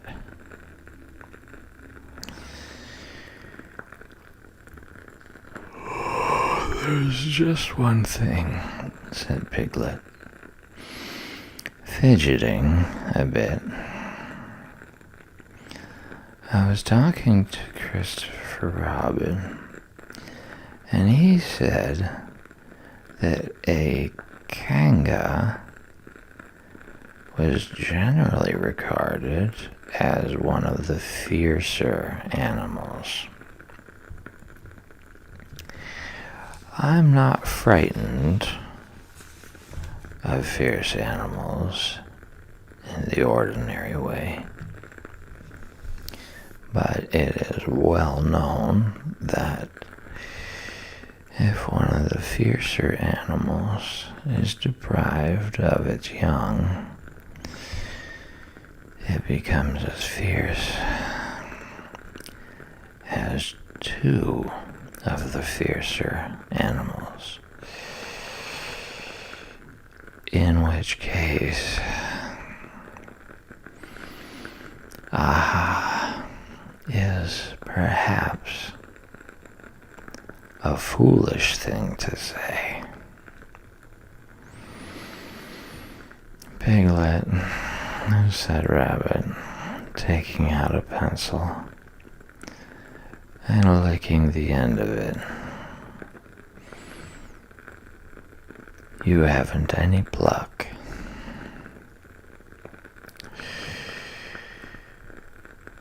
"It is hard to be brave," said Piglet, sniffing slightly, "when you're only a very small animal." Rabbit,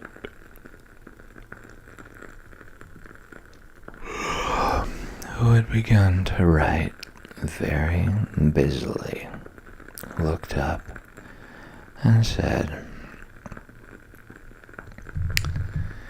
"It is because you are a very small animal that you will be useful in the adventure before us."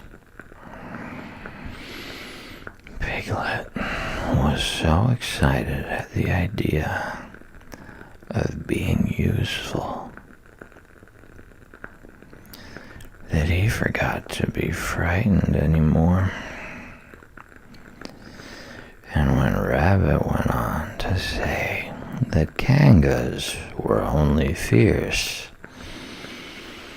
during the winter months, being at other times of an affectionate disposition, he could hardly sit still. He was so eager to begin being useful at once. "What about me?" said Pooh, sadly. "I suppose I shan't be useful." "Never mind, Pooh," said Piglet comfortingly. "Another time, perhaps." "Without Pooh," said Rabbit solemnly, as he sharpened his pencil, "the adventure would be impossible." "Oh," said Piglet, and tried not to look disappointed. But Pooh went into a corner of the room and said proudly to himself, "Impossible without me. That sort of bear." "Now listen, all of you," said Rabbit when he had finished writing. And Pooh and Piglet sat listening very eagerly with their mouths open. This was what Rabbit read out. "Plan to capture Baby Roo. Number 1. General remarks. Kanga runs faster than any of us, even me. 2. More general remarks. Kanga never takes her eye off Baby Roo, except when he's safely buttoned up in her pocket. 3. Therefore, if we are to capture Baby Roo, we must get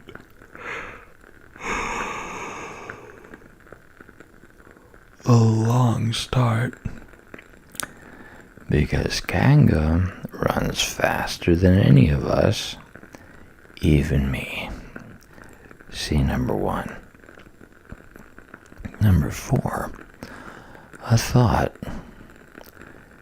If Roo had jumped out of Kanga's pocket and Piglet had jumped in, Kanga wouldn't know the difference, because Piglet is a very small animal. Number 5. Like Roo.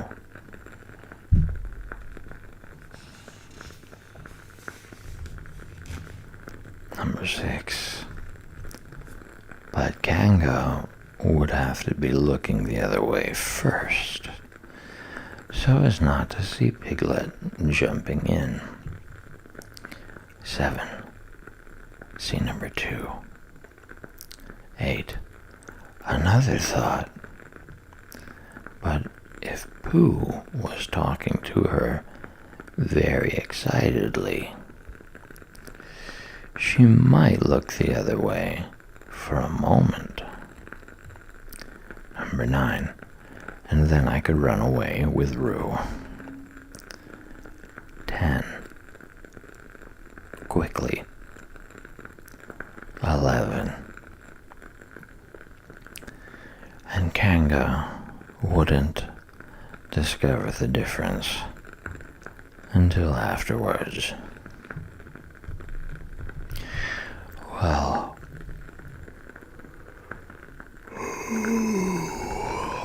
Rabbit read this out proudly, and for a little while after he read it, nobody said anything.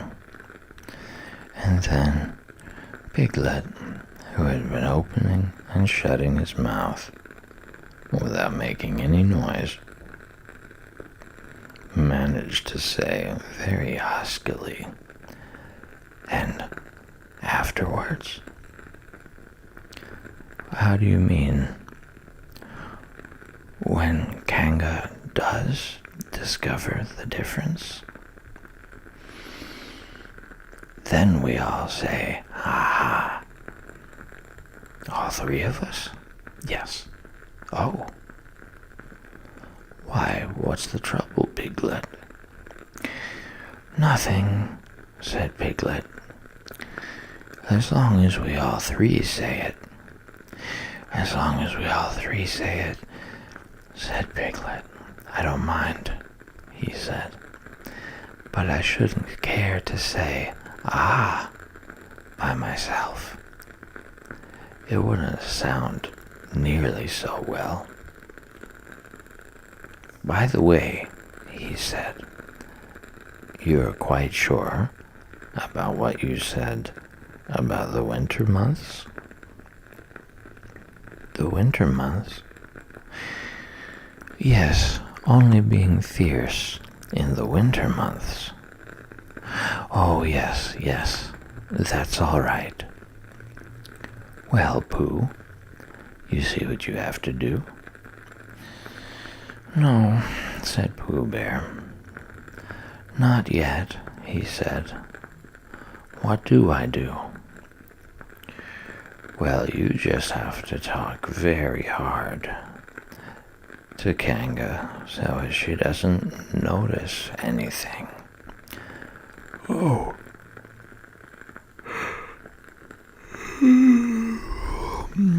"What about?" "Anything you like." "You mean like telling her a little bit of poetry or something?" "That's it," said Rabbit. "Splendid. Now come along." So they all went out to look for Kanga. Kanga and Roo were spending a quiet afternoon in a sandy part of the forest. Baby Roo was practicing very small jumps in the sand and falling down mouse holes and climbing out of them. And Kanga was fidgeting about and saying, "Just one more jump, dear, and then we must go home." And at that moment, who should come stumping up the hill but Pooh. "Good afternoon, Kanga." "Good afternoon, Pooh." "Look at me jumping," squeaked Roo, and fell into another mouse hole. "Hello, Roo, my little fellow." "We were just going home," said Kanga. "Good afternoon, Rabbit." Good afternoon, Piglet.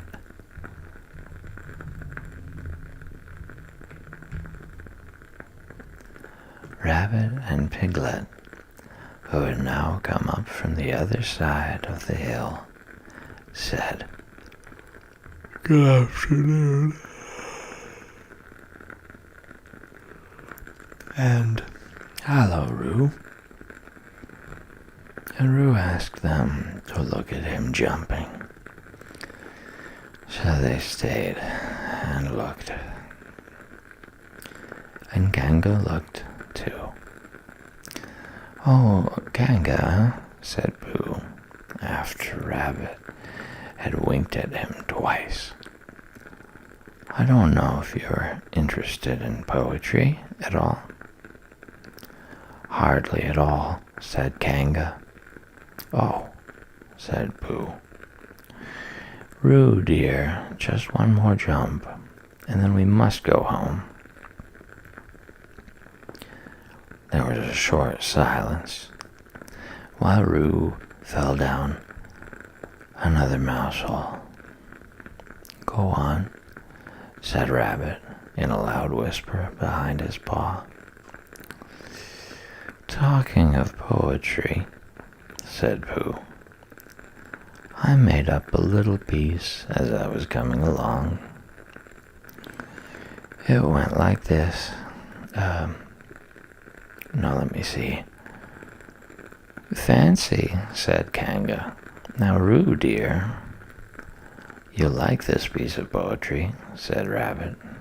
"You'll love it," said Piglet. "You must listen very carefully," said Rabbit. "So as not to miss any of it," said Piglet. "Oh, yes," said Kanga, but she still looked at baby Roo. "How did it go, Pooh?" said Rabbit. Pooh gave a little cough and began. Lines written by a bear of very little brain. On Monday, when the sun is hot, I wonder to myself a lot. Now, is it true, or is it not, that what is which and which is what? On Tuesday, when it hails and snows, the feeling on me grows and grows that hardly anybody knows if those are these or these are those. On Wednesday, when the sky is blue and I have nothing else to do, I sometimes wonder if it's true that who is what and what is who. On Thursday, when it starts to freeze and hoarfrost twinkles on the trees, how very readily one sees that these are whose. But whose are these? On Friday, yes, it is, isn't it? Said Kanga, not waiting to hear what happened on Friday. Just one more jump, Roo, dear, and then we really must be going. Rabbit gave Pooh a hurrying up sort of nudge. Talking of poetry, said Pooh quickly, have you ever noticed that tree right over there? Where? Said Kanga. Now, Roo. Right over there, said Pooh, pointing behind Kanga's back. No, said Kanga. Now jump in, Roo, dear, and we'll go home. You ought to look at that tree right over there, said Rabbit. Shall I lift you in, Roo? And he picked up Roo in his paws. I can see a bird in it from here, said Pooh.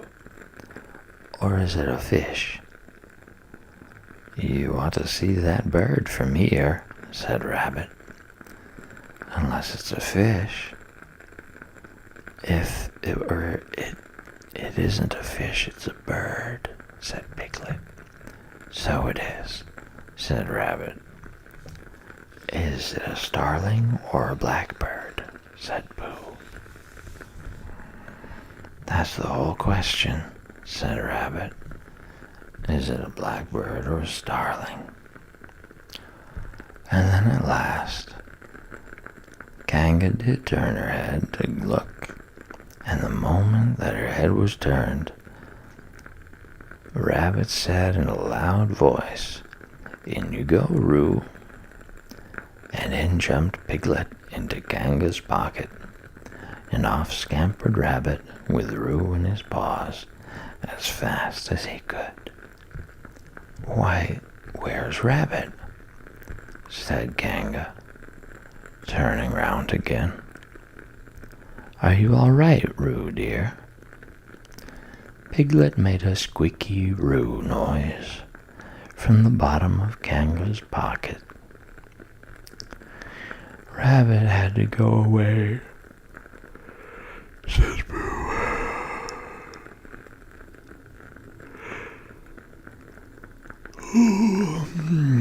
"I think he thought of something he had to go and see about suddenly." "And Piglet?" "I think Piglet thought of something at the same time. Suddenly." "Well, we must be getting home," said Kanga. "Goodbye, Pooh." And in 3 large jumps, she was gone. Pooh looked after her as she went. "I wish I could jump like that," he thought. "Some can and some can't. That's how it is." But there were moments when Piglet wished that Kanga couldn't. Often, when he had had a long walk home through the forest, he had wished that he were a bird. But now he thought jerkily to himself at the bottom of Kanga's pocket, "If this is flying, I shall never really take to it." And as he went up in the air, he said, "Ooh." And as he came down, he said, "Ow." And he was saying, "Ooh, ow. Ooh, ow. Ooh, ow." All the way to Kanga's house. Of course, as soon as Kanga unbuttoned her pocket, she saw what had happened. Just for a moment, she thought she was frightened, and then she knew she wasn't. For she felt quite sure that Christopher Robin would never let any harm happen to Roo. So she said to herself, "If they are having a joke with me, I will have a joke with them." "Now then, Roo dear," she said, as she took Piglet out of her pocket. "Bedtime."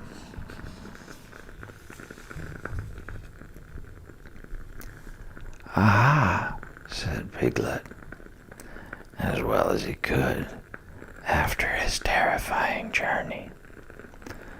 But it wasn't a very good aha, and Kanga didn't seem to understand what it meant.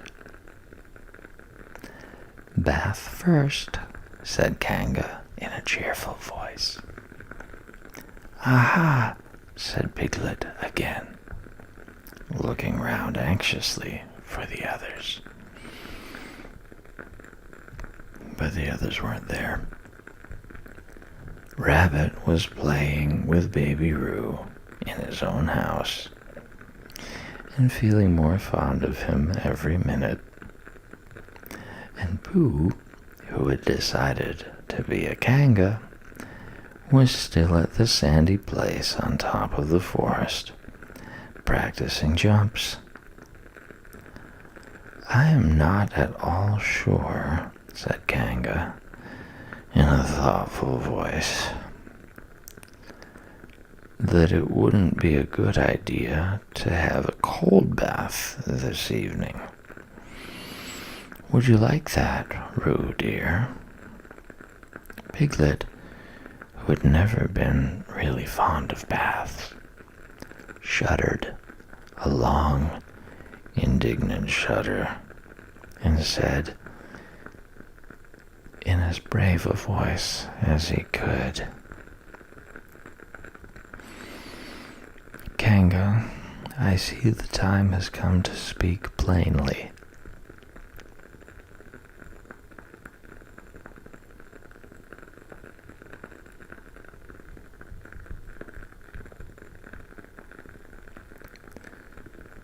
Funny little Roo," said Kanga, as she got the bath water ready.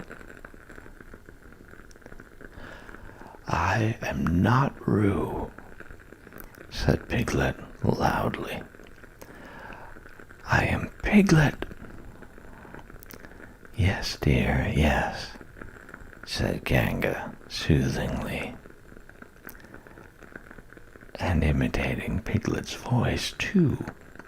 "So clever of him," she went on, as she took a large bar of yellow soap out of the cupboard. "What will he be doing next?" "Can't you see?"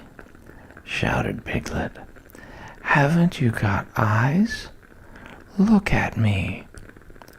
"I am looking, Roo dear," said Kanga rather severely. "And you know what I told you yesterday about making faces. If you go on making faces like Piglet's, you will grow up to look like Piglet, and then think how sorry you will be. Now then, into the bath, and don't let me have to speak to you about it again." Before he knew where he was, Piglet was in the bath, and Kanga was scrubbing him firmly with a large, lathery flannel. "Ow!" cried Piglet. "Let me out! I'm Piglet." "Don't open the mouth, dear, or the soap goes in," said Kanga. "There, what did I tell you?"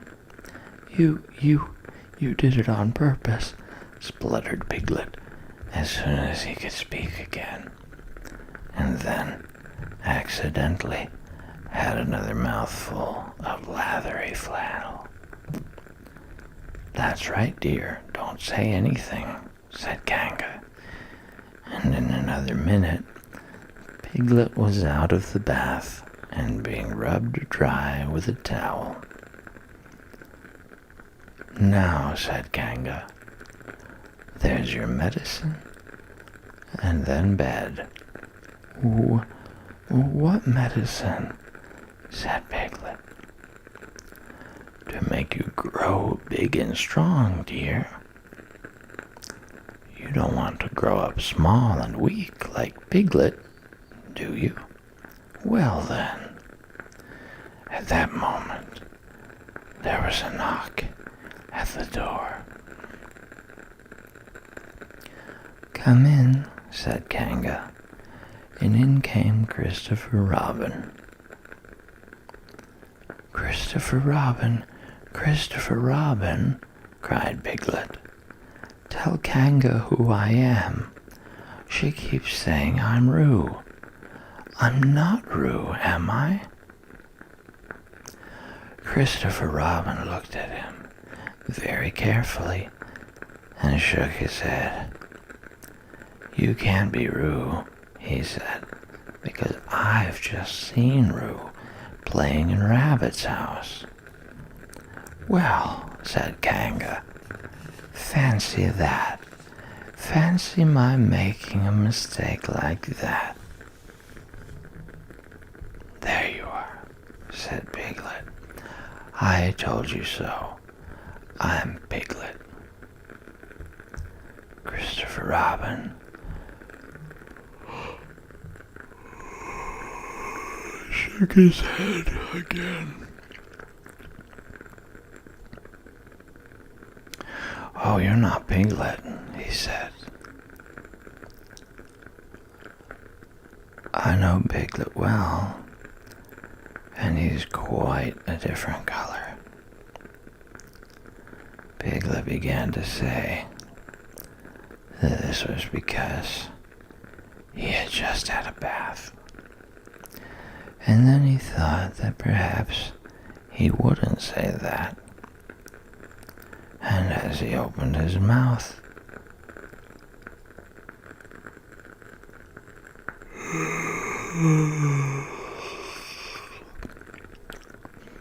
to say something else, Kanga slipped the medicine spoon in, and then patted him on the back and told him that it was really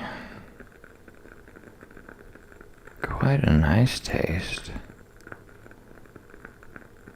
when you got used to it.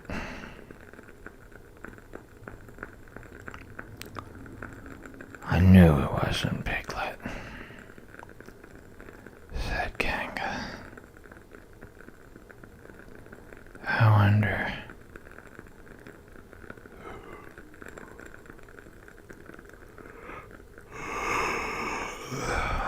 who it can be.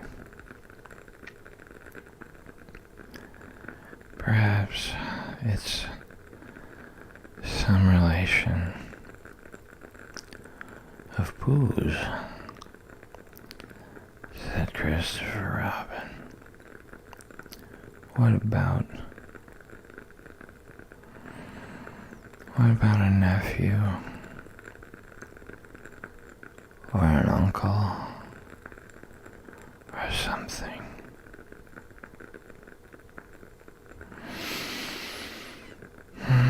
Kanga agreed.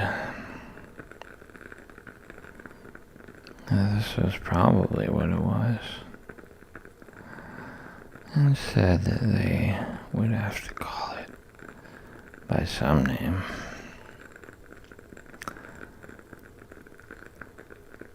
"I shall call it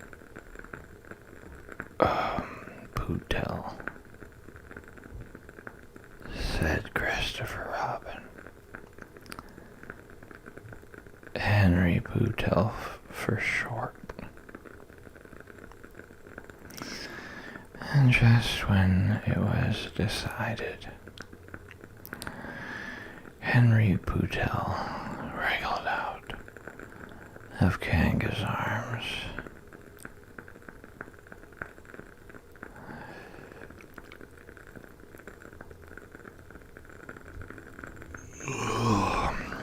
And jumped to the ground.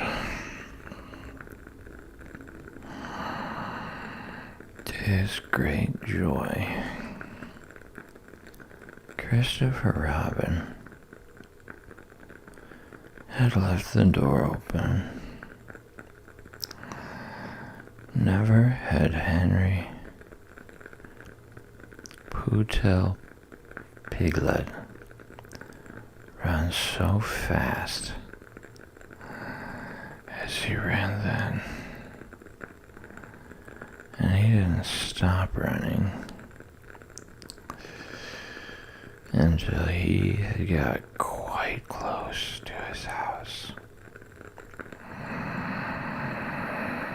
But when he was 100 yards away, he stopped running and rolled the rest of the way home so as to get his own nice, comfortable color again. So Kanga and Roo stayed in the forest, and every Tuesday Roo spent the day with his great friend Rabbit. And every Tuesday Kanga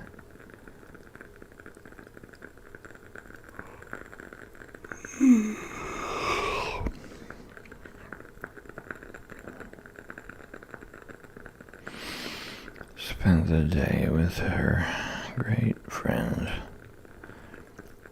Pooh, teaching him to jump. And every Tuesday, Piglet spent the day with his great friend Christopher Robin.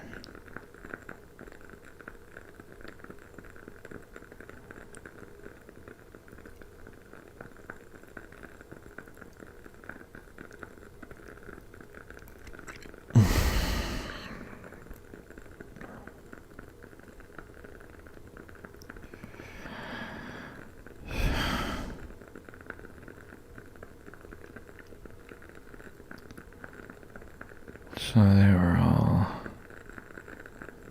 happy.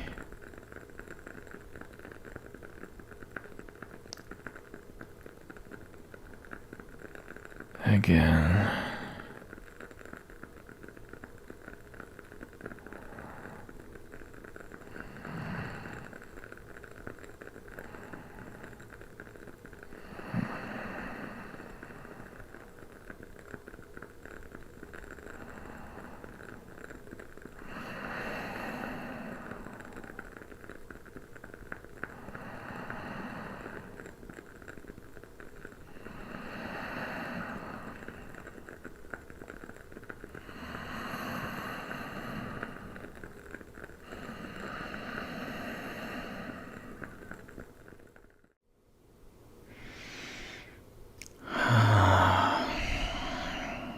Welcome back.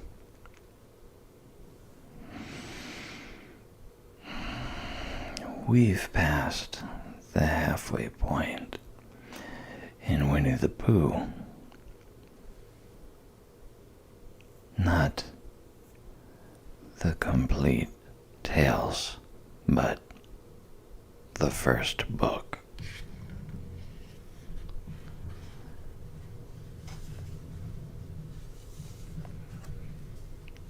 And where we pick up tonight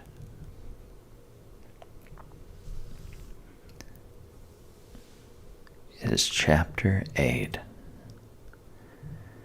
in which Christopher Robin leads an expedition to the North Pole.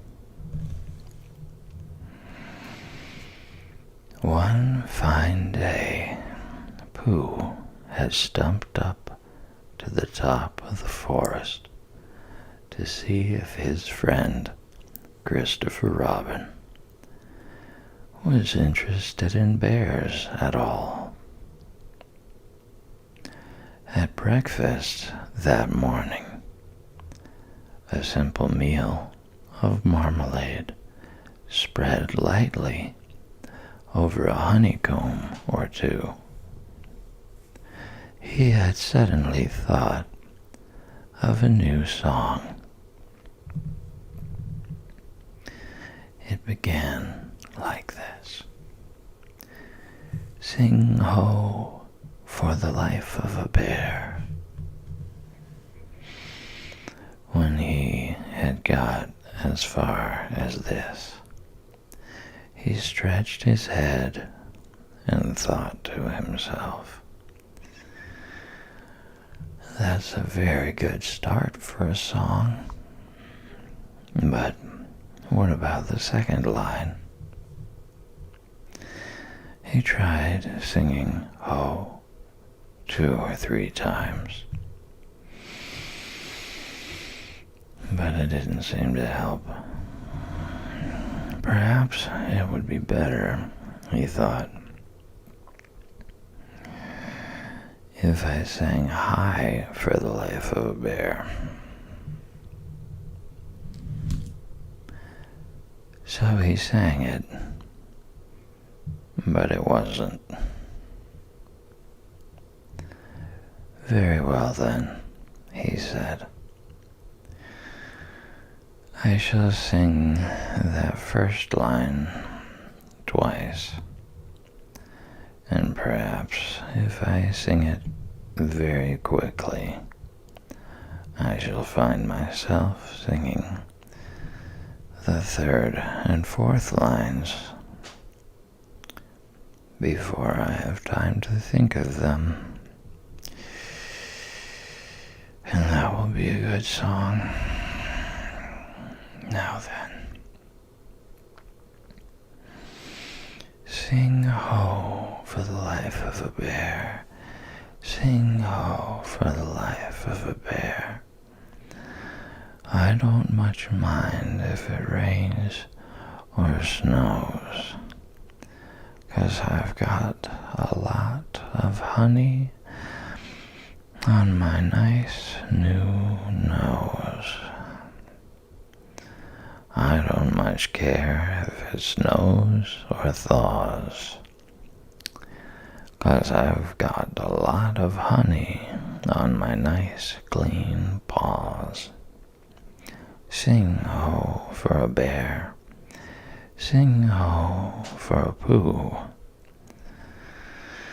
And I'll have a little something in an hour or 2. He was so pleased with this song that he sang it all the way to the top of the forest.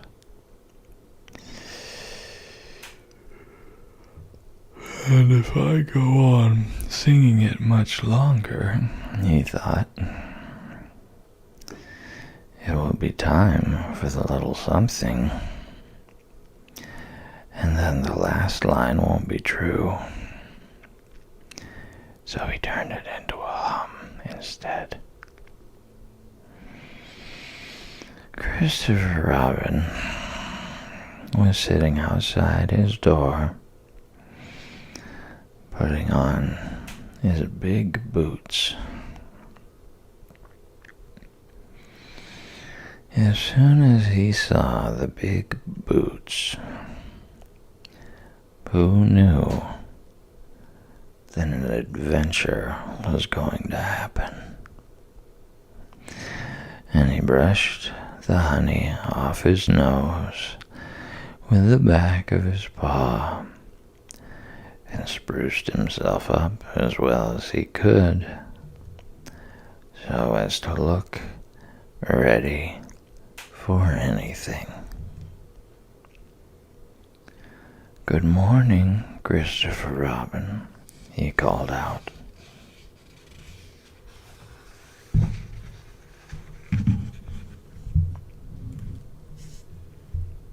"Hello, Pooh Bear. I can't get this boot on." "That's bad," said Pooh.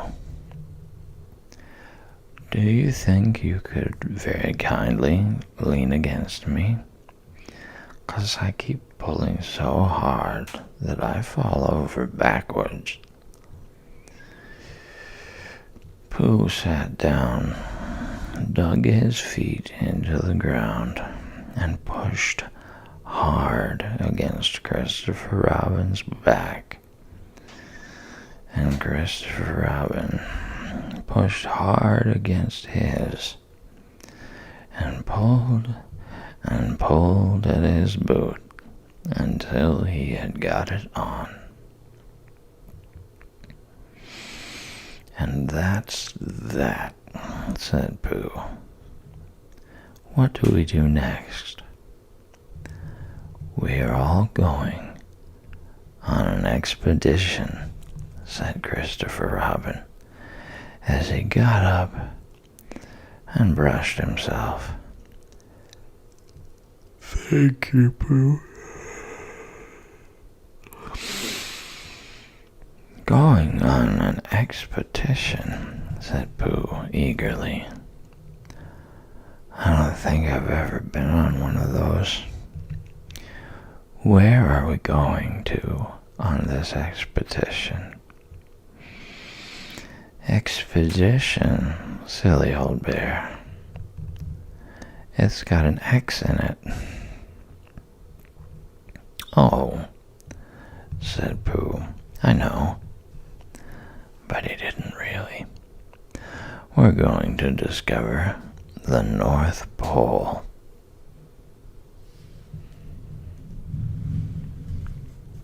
"Oh," said Pooh again. "What is the North Pole?" he asked.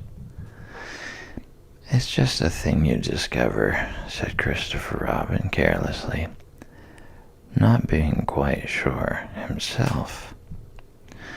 "Oh, I see," said Pooh. "Are bears any good at discovering it?"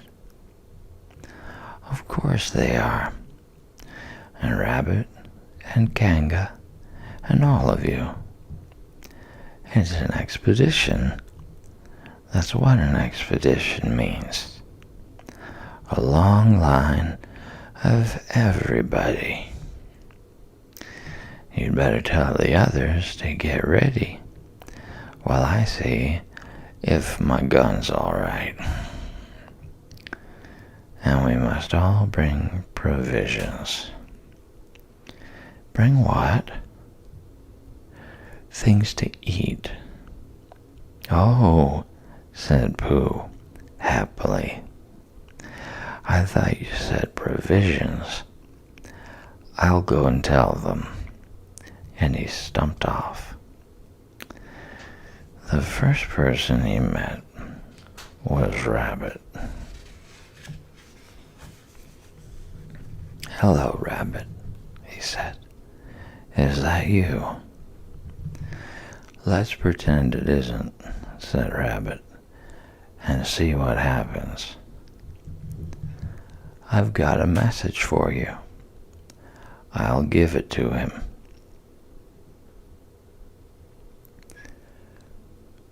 "We're all going on an expedition with Christopher Robin." "What is it when we're on it?"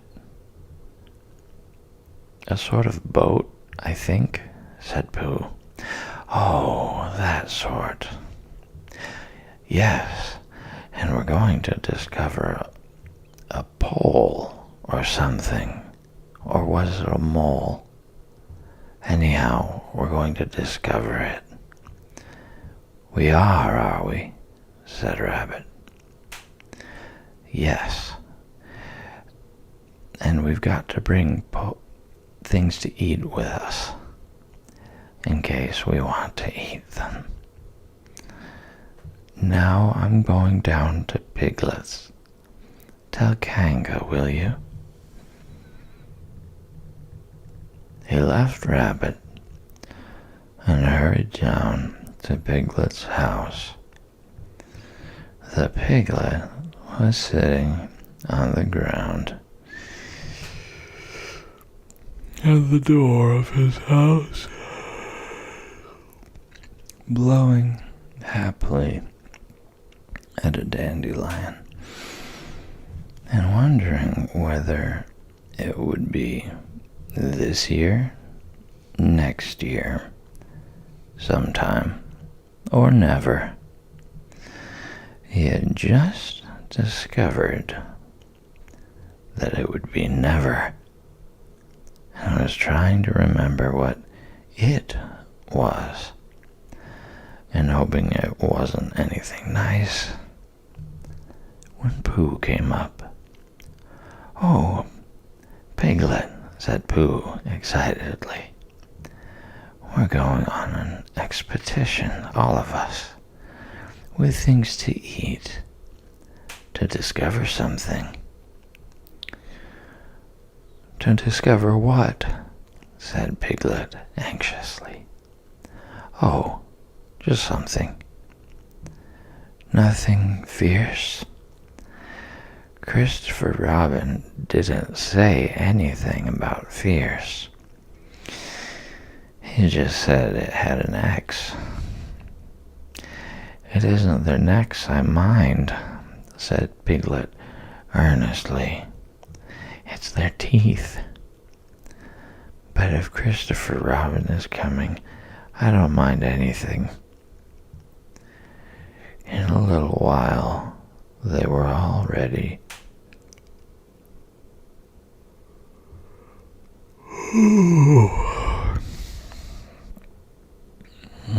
Imagine me being a narrator on a movie. This would be very bad form.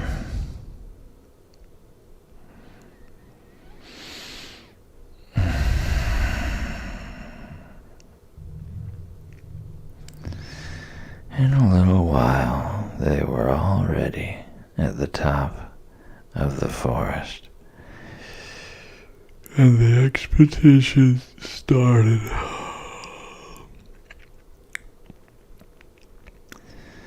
First came Christopher Robin and Rabbit,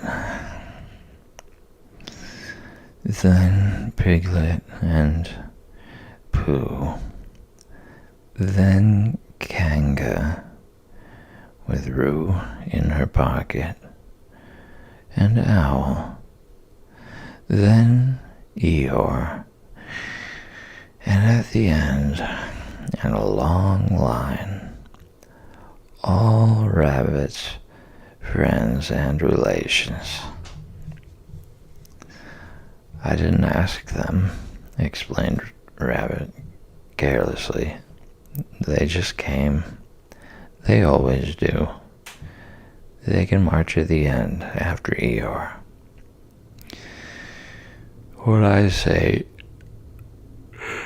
said Eeyore, "is that it's unsettling. I didn't want to come on this What Pooh said. I only came to oblige, but here I am.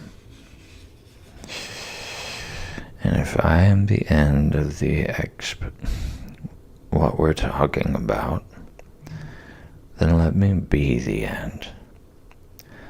But if every time I want to sit down for a little rest, I have to brush away half a dozen of Rabbit's smaller friends and relations first, then this isn't an whatever it is at all. It's simply a confused noise. That's what I say." "I see what Eeyore means," said Owl. "If you ask me, I'm not asking anybody," said Eeyore. "I'm just telling everybody. We can look for the North Pole, or we can play Here We Go Gathering the Nuts in May with the end part of an ant's nest.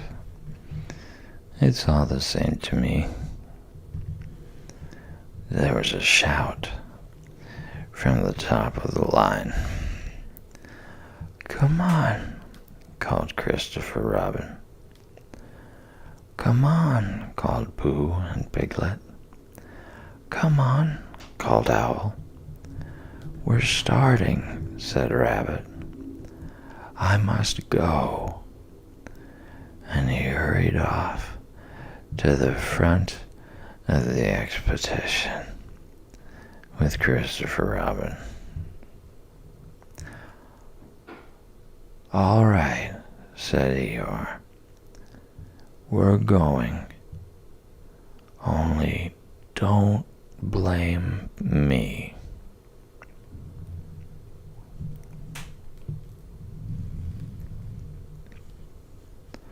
So off they all went to discover the pole. And as they walked, they chattered to each other of this and that, all except Pooh, who was making up a song. "This is the first verse," he said to Piglet when he was ready with it. "First verse of what?" "My song." "What song?" "This one." "Which one?" "Well, if you listen, Piglet, you'll hear it." "How do you know I'm not listening?"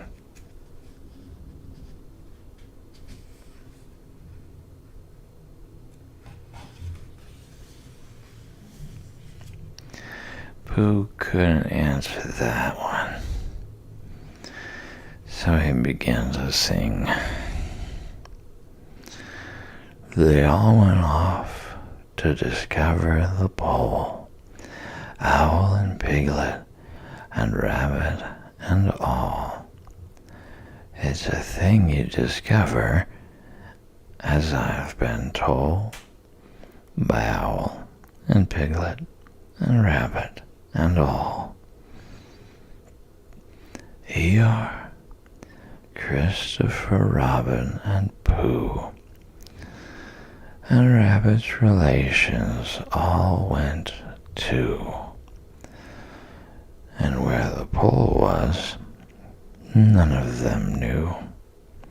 Sing hey for Owl and Rabbit and all.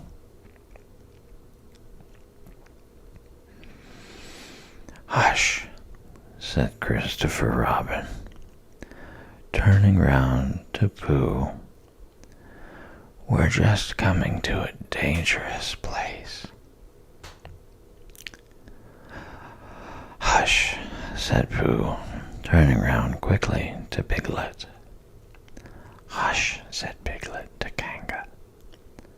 "Hush," said Kanga to Owl, while Roo said "hush" several times to himself very quietly. "Hush," said Owl to Eeyore. "Hush," said Eeyore in a terrible voice to all Rabbit's friends and relations. And "hush," they said hastily to each other all down the line, until it got to the last one of all, and the last and smallest friend and relation was so upset to find that the whole expedition was saying hush to him that he buried himself head downwards in a crack in the ground and stayed there for 2 days until the danger was over, and then went home in a great hurry and lived quietly with his aunt ever afterwards. His name was Alexander Beetle.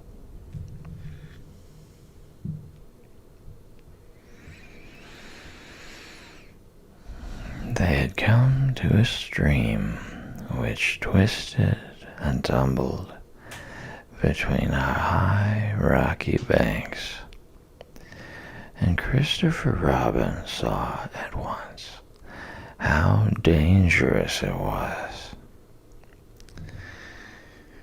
"It's just the place," he explained, "for an ambush." "What sort of bush?" whispered Pooh to Piglet. "A gorse bush?" "My dear Pooh," said Owl in his superior way, "don't you know what an ambush is?" "Owl," said Piglet, looking round at him severely. Pooh's whisper was a perfectly private whisper, and there was no need. "An ambush," said Owl, "is a sort of surprise." "So's a gorse bush sometimes," said Pooh. "An ambush, as I was about to explain to Pooh," said Piglet, "is a sort of surprise. If people jump out at you suddenly, that's an ambush," said Owl.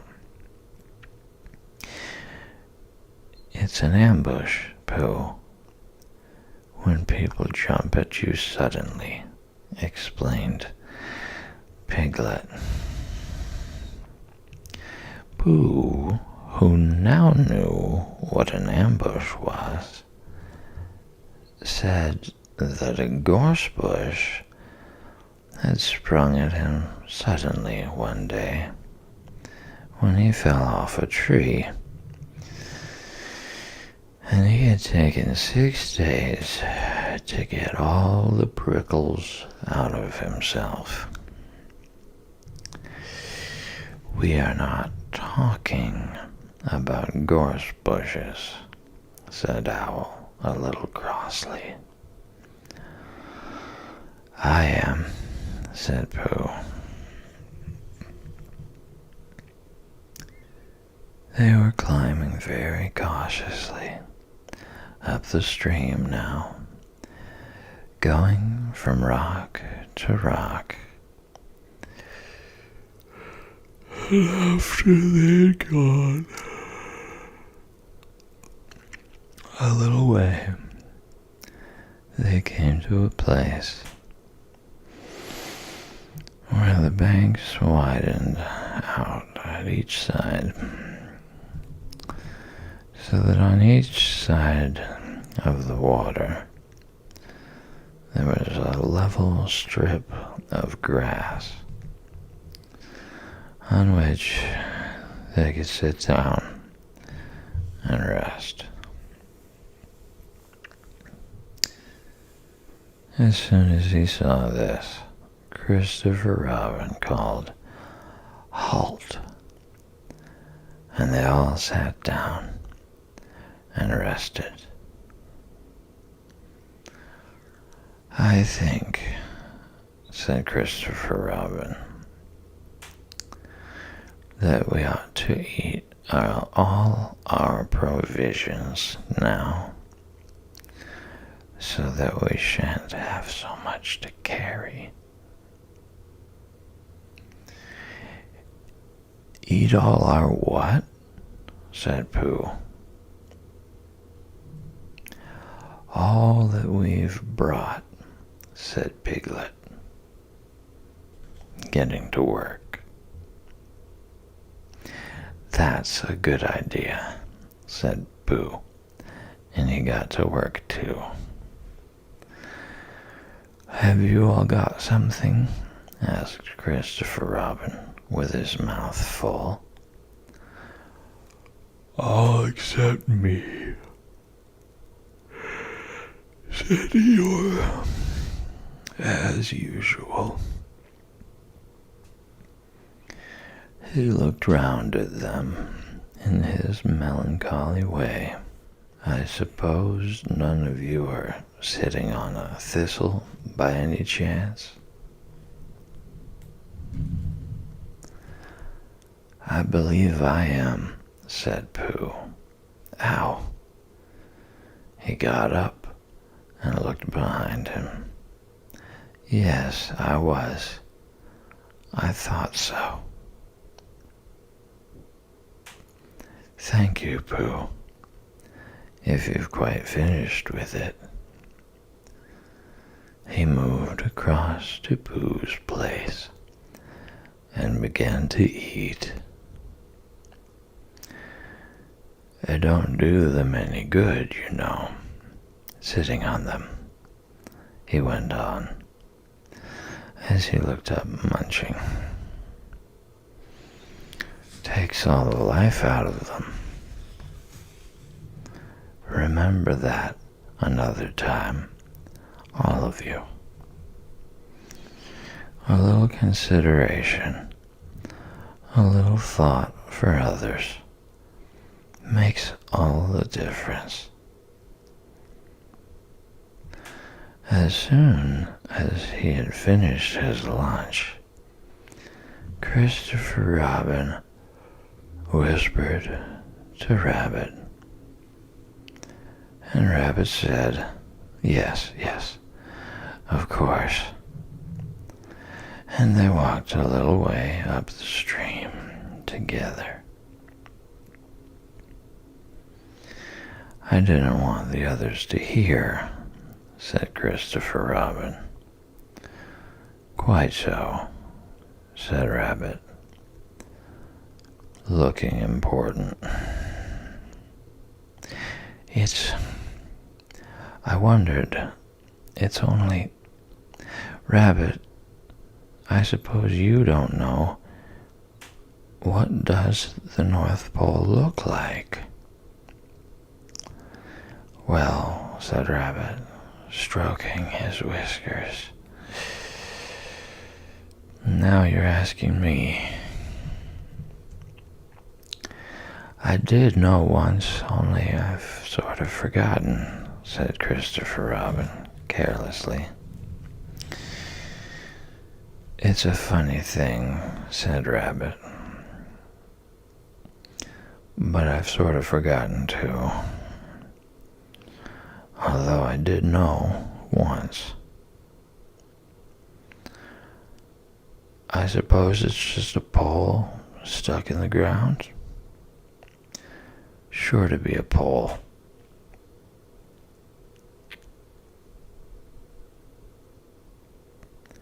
Said Rabbit, because of calling it a pole.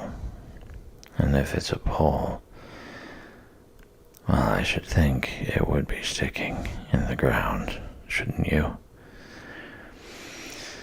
Because there'd be nowhere else to stick it. Yes, that's what I thought. The only thing, said Rabbit, is, where is it sticking? That's what we're looking for, said Christopher Robin. They went back to the others. Piglet was lying on his back, sleeping peacefully. Roo was washing his face and paws in the stream, while Kanga explained to everybody proudly that this was the first time he had ever washed his face himself.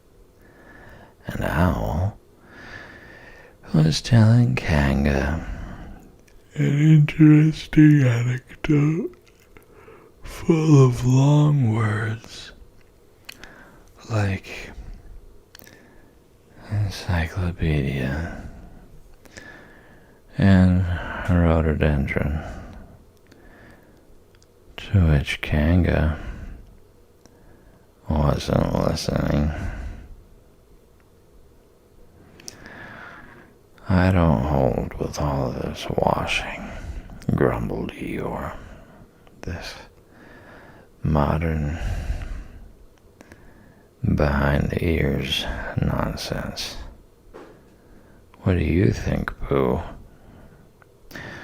"Well," said Pooh, "I think—" But we shall never know what Pooh thought, for there came a sudden squeak from Roo, a splash, and a loud cry of alarm from Kanga.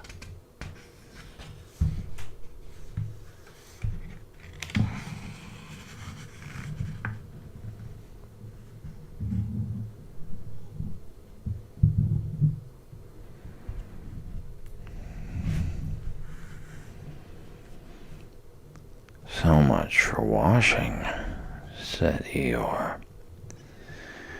"Roo's fallen in," cried Rabbit, and he and Christopher Robin came rushing down to the rescue. "Look at me swimming," squeaked Roo from the middle of his pool, and was hurried down a waterfall into the next pool. "Are you all right, Roo dear?" called Kanga anxiously. "Yes," said Roo. "Look at me and down he went over the next waterfall into another pool. Everybody was doing something to help. Piglet, wide awake suddenly, was jumping up and down and making, "Ooh, I say," noises.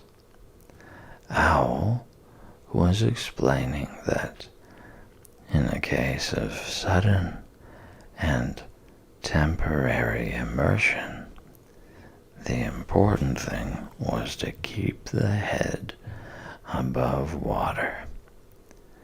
Kanga was jumping along the bank, saying, "Are you sure you're all right, Roo dear?" To which Roo, from whatever pool he was in at the moment, was answering, "Look at me swimming." Eeyore had turned round and hung his tail over the first pool into which Roo fell, and with his back to the accident, was grumbling quietly to himself and saying, "All this washing, but catch on to my tail, little Roo, and you'll be all right." And Christopher Robin and Rabbit came hurrying past Eeyore and were calling out to the others in front of them. "All right, Roo, I'm coming," called Christopher Robin. "Get something across the stream lower down, some of you fellows," called Rabbit. But Pooh was getting something. 2 pools below Roo, he was standing with a long pole in his paws, and Kanga came up and took one end of it.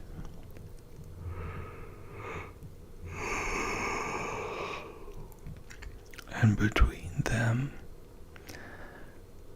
they held it across the lower part of the pool. And Roo, still bubbling proudly, "Look at me swimming," drifted up against it, and climbed out. "Did you see me swimming?" squeaked Roo excitedly, while Kanga scolded him and rubbed him down. "Pooh, did you see me swimming?" "That's called swimming, what I was doing." "Rabbit, did you see what I was doing?" "Swimming." "Hello, Piglet. I say, Piglet, what do you think I was doing?" "Swimming." "Christopher Robin, did you see me?" But Christopher Robin wasn't listening. He was looking at Pooh. "Pooh," he said, "where did you find that pole?" Pooh looked at the pole in his hands. "I just found it," he said. "I thought it ought to be useful. I just picked it up." "Pooh," said Christopher Robin solemnly, "the expedition is over. You have found the North Pole." "Oh," said Pooh. Eeyore was sitting with his tail in the water when they all got back to him. "Tell Roo to be quick, somebody," he said. "My tail's getting cold. I don't want to mention it, but I just mention it. I don't want to complain, but there it is. My tail's cold." "Here I am," squeaked Roo. "Oh, there you are. Did you see me swimming?" Eeyore took his tail out of the water and swished it from side to side. "As I expected," he said. "Lost all feeling. Numbed it. That's what it's done. Numbed it. Well, as long as nobody minds, I suppose it's all right." "Poor old Eeyore. I'll dry it for you," said Christopher Robin.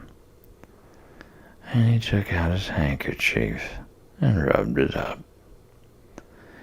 "Thank you, Christopher Robin.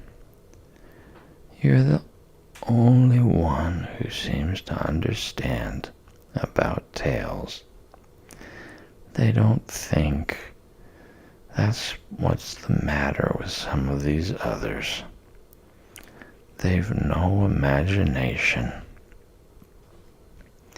A tail isn't a tail to them. It's just a little bit extra at the back." "Never mind, Eeyore," said Christopher Robin, rubbing his hardest. "Is that better? It's feeling more like a tail, perhaps. It belongs again, if you know what I mean." "Hello, Eeyore," said Pooh, coming up to them with his pole. "Hello, Pooh. Thank you for asking, but I shall be able to use it again in a day or two." "Use what?" said Pooh. "What we're talking about." "I wasn't talking about anything," said Pooh, looking puzzled. "My mistake again. I thought you were saying how sorry you were about my tail being all numb, and could you do anything to help?" "No," said Pooh, "that wasn't me," he said.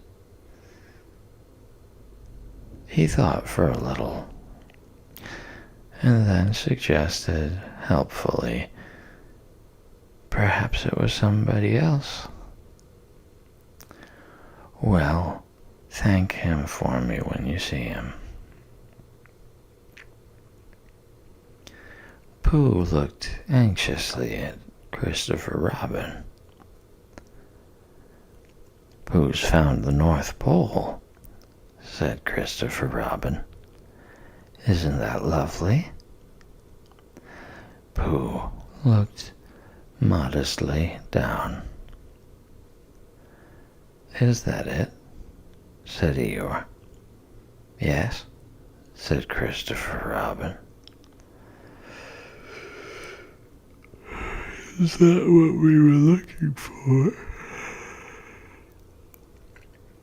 Yes, said Pooh.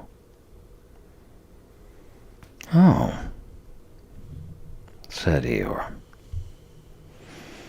Well, anyhow, it didn't rain, he said. They stuck the pole in the ground, and Christopher Robin tied a message onto it. North Pole, discovered by Pooh. Pooh found it. Then they all went home again.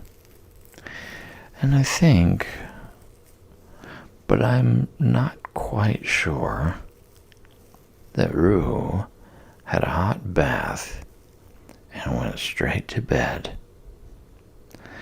But Pooh went back to his own house, and feeling very proud of what he had done, had a little something to revive himself.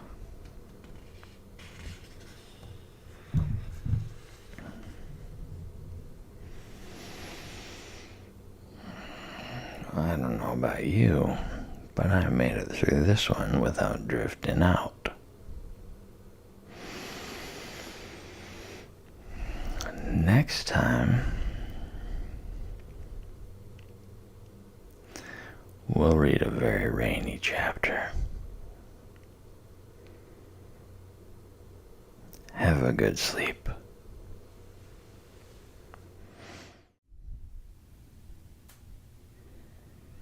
Oh, hello. You came just in time for us to join Piglet during a very rainy day. Chapter 9, in which Piglet is entirely surrounded by water.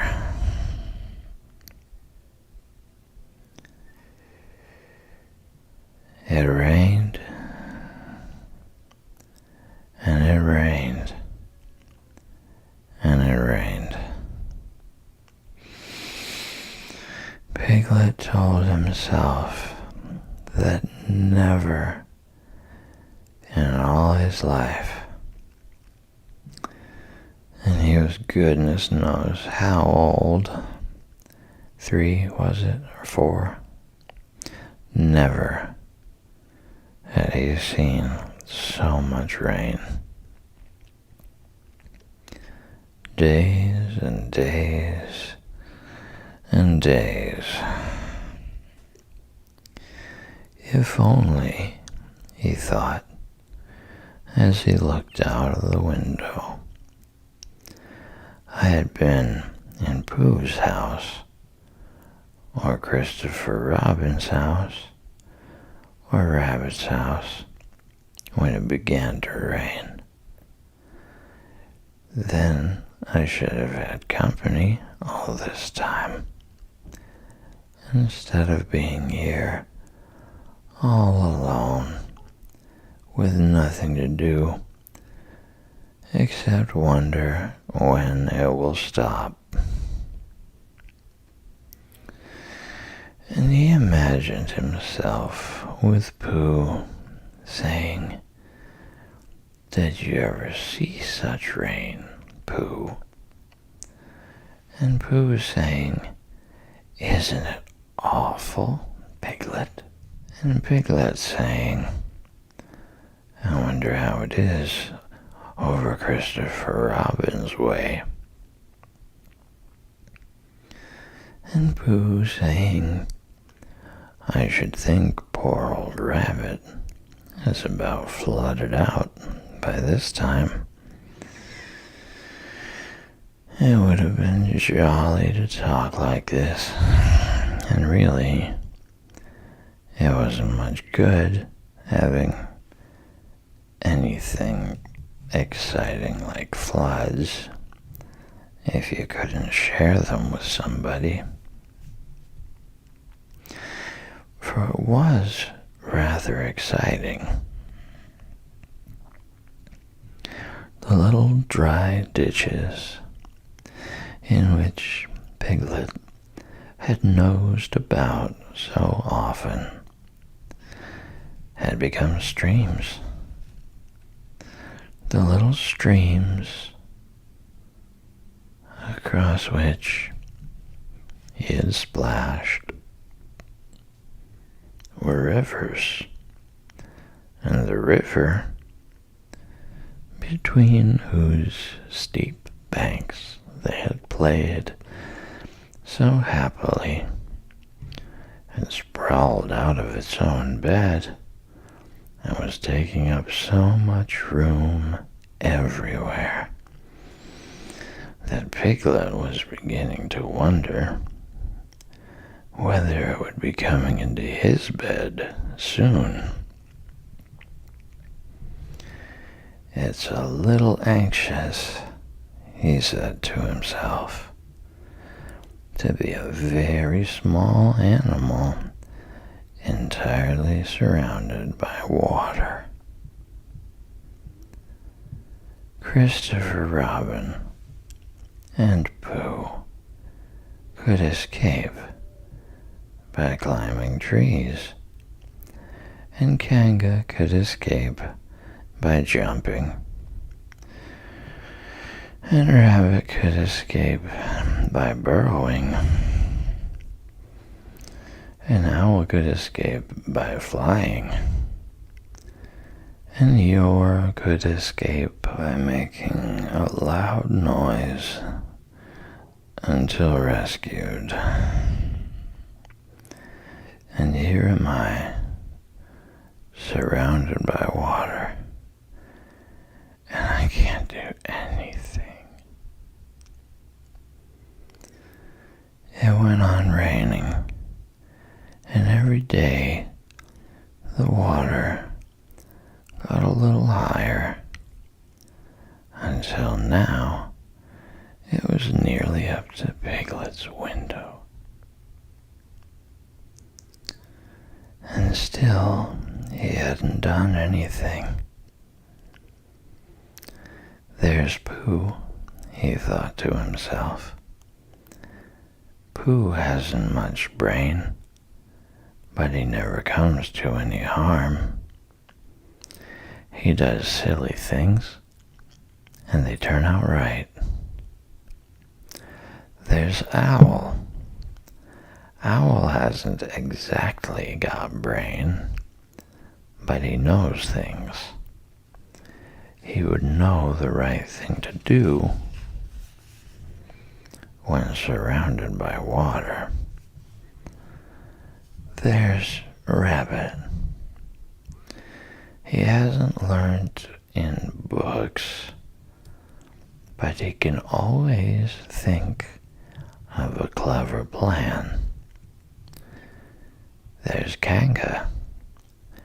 She isn't clever, Kanga isn't. But she would be so anxious about Roo that she would do a good thing to do without thinking about it. And then there's Eeyore. And Eeyore is so miserable anyhow that he wouldn't mind about this. But I wonder what Christopher Robin would do.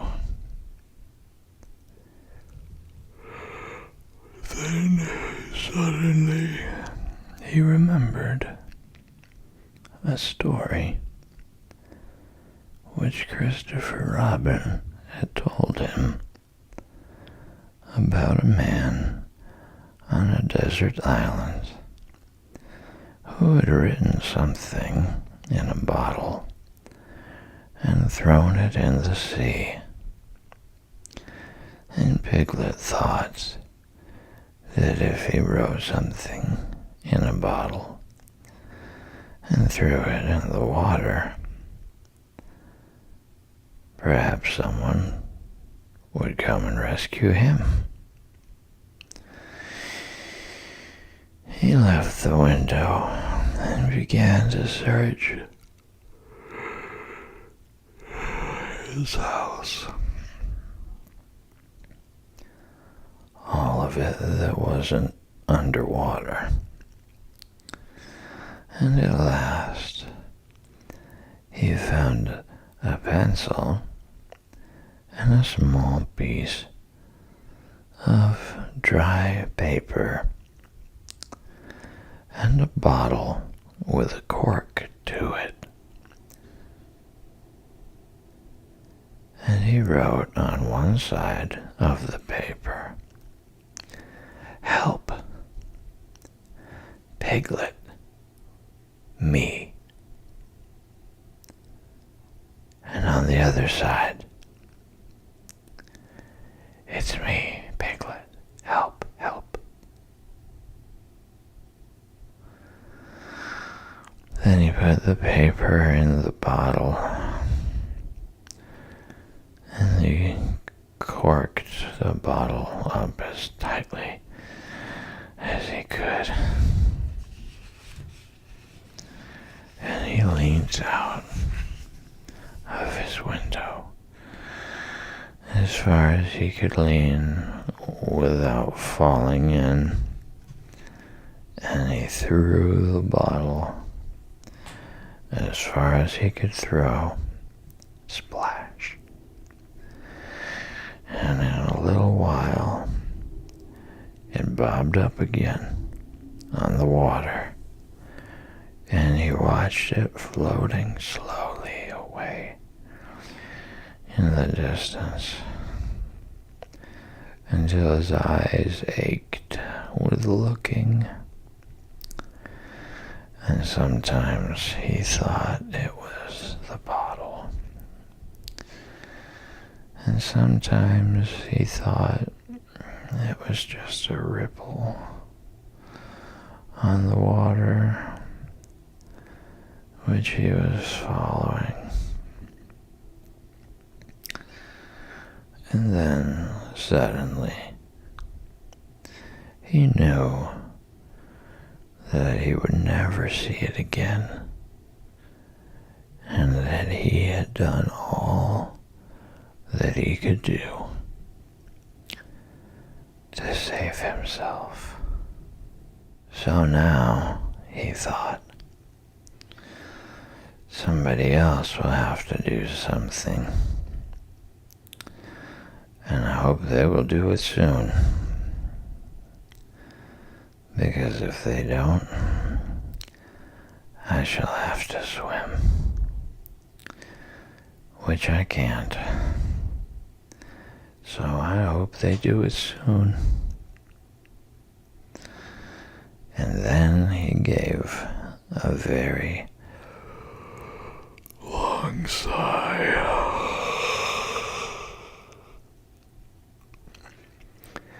and said, "I wish Pooh were here.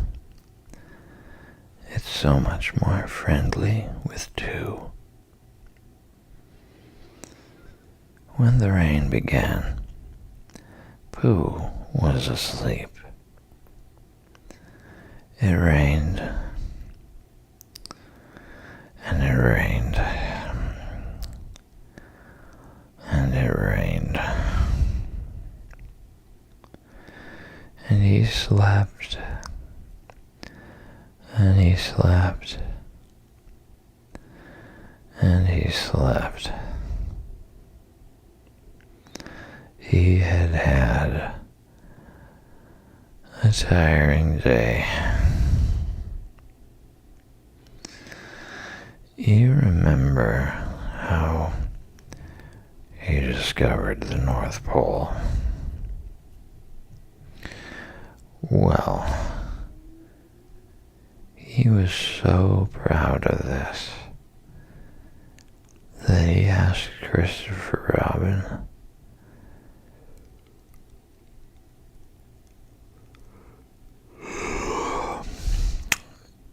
if there were any other poles,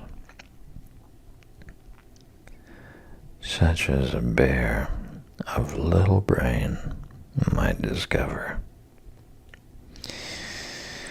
"There's a South Pole," said Christopher Robin,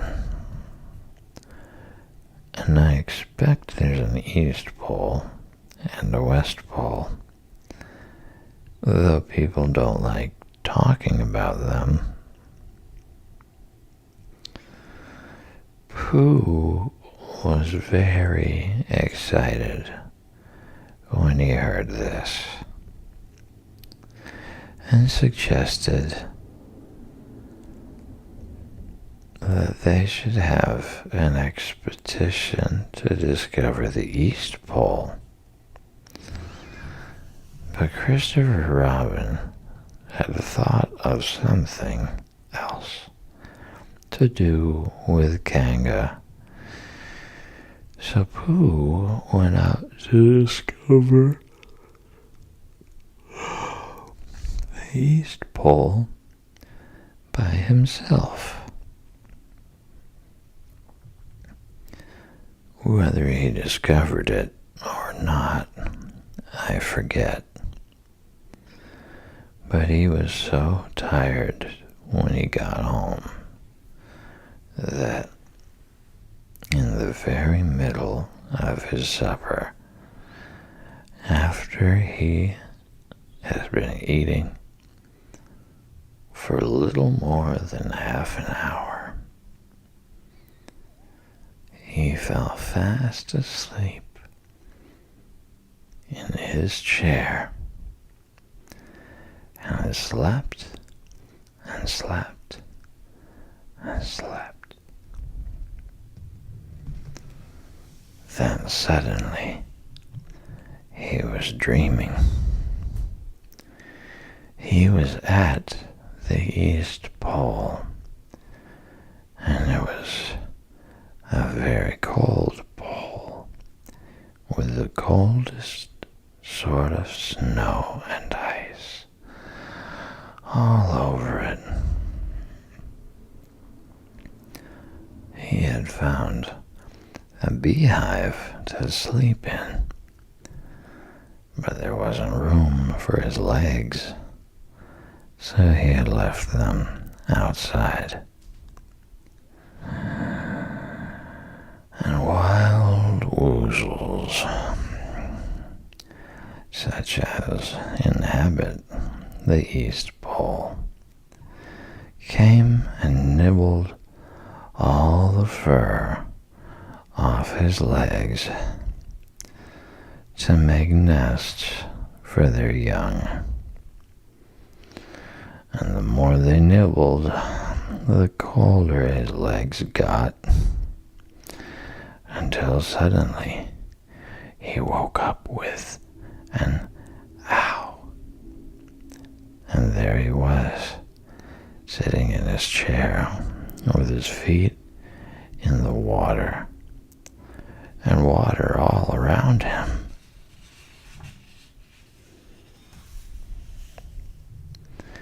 He splashed to his door and looked out. "This is serious," said Pooh. "I must have an escape." So he took his largest pot of honey and escaped with it to a broad branch of his tree, well above the water. and then he climbed down again and escaped with another pot. And when the whole escape was finished, there was Pooh sitting on his branch, dangling his legs, and there, beside him, were 10 pots of honey. 2 days later, there was Pooh, sitting on his branch, dangling his legs, and there, beside him, were 4 pots of honey. 3 days later, there was Pooh, sitting on his branch, dangling his legs, and there, beside him, was 1 pot of honey.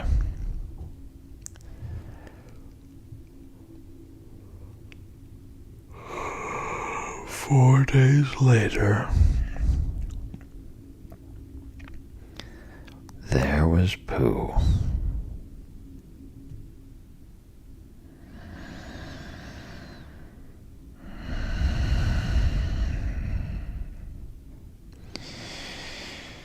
and it was on the morning of the 4th day that Piglet's bottle came floating past him, and with one loud cry of "Honey!" Pooh plunged into the water, seized the bottle, and struggled back to his tree again. "Bother," said Pooh as he opened it. "All that wet for nothing. What's that bit of paper doing?"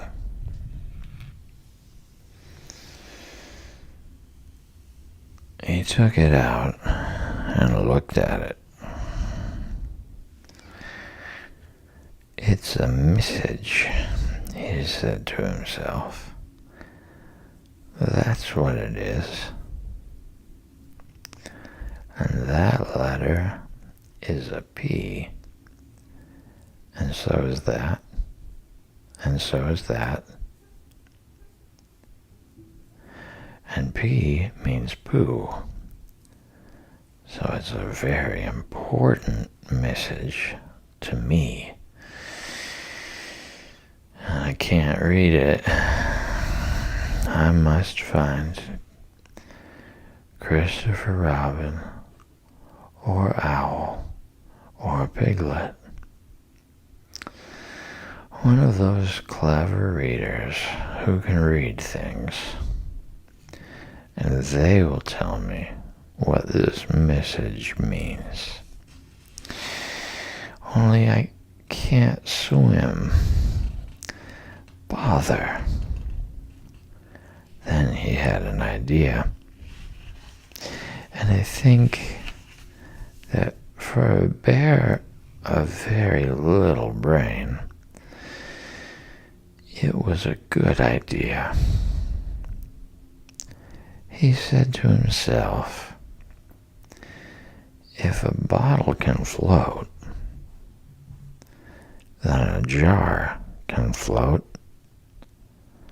And if a jar floats, I can sit on the top of it if it's a very big jar." So he took his biggest jar and corked it up. "All boats have to have a name," he said. "So I shall call mine the Floating Bear." And with these words, he dropped his boat into the water and jumped in after it. For a little while, Pooh and the floating bear were uncertain as to which of them was meant to be on the top. But after trying one or two different positions, they settled down with the floating bear underneath and Pooh triumphantly astride it, paddling vigorously with his feet. Christopher Robin lived at the very top of the forest. It rained, and it rained, and it rained, but the water couldn't come up to his house.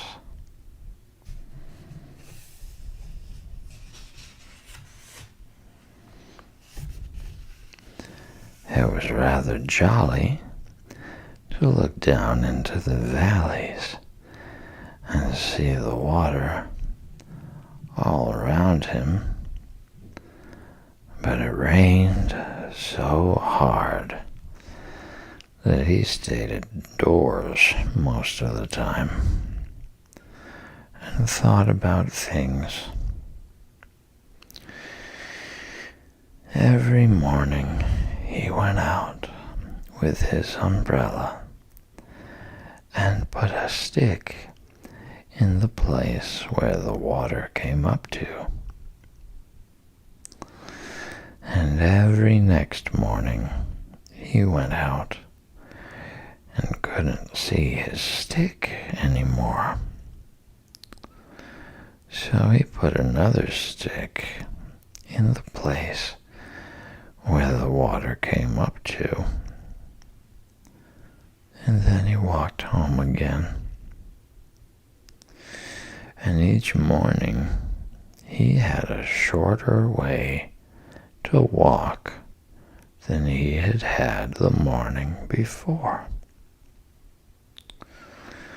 On the morning of the 5th day, he saw the water all around him and knew that for the first time in his life he was on a real island, which was very exciting.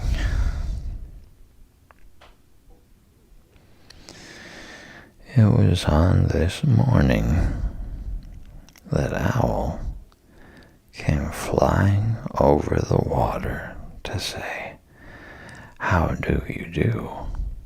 to his friend Christopher Robin. "I say, Owl," said Christopher Robin, "isn't this fun? I'm on an island." "The atmospheric conditions have been very unfavorable lately," said Owl. "The what?" "It has been raining," explained Owl. "Yes," said Christopher Robin, "it has. The flood level has reached an unprecedented height."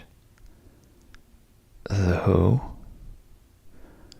"There's a lot of water about," explained Owl. "Yes," said Christopher Robin, "there is. However, the prospects are rapidly becoming more favorable. At any moment. Have you seen Pooh?" "No. At any moment. I hope he's all right." said Christopher Robin. "I've been wondering about him. I expect Piglet's with him. Do you think they're all right, Owl?" "I expect so. You see, at any moment, do go and see, Owl, because Pooh hasn't got very much brain, and he might do something silly, and I do love him so, Owl. Do you see, Owl?" "That's all right," said Owl. "I'll go. Back directly." And he flew off. In a little while, he was back again. "Pooh isn't there," he said. "Not there? Has been there. He's been sitting on a branch of his tree outside his house with 9 pots of honey. But he isn't there now." "Oh, Pooh," cried Christopher Robin.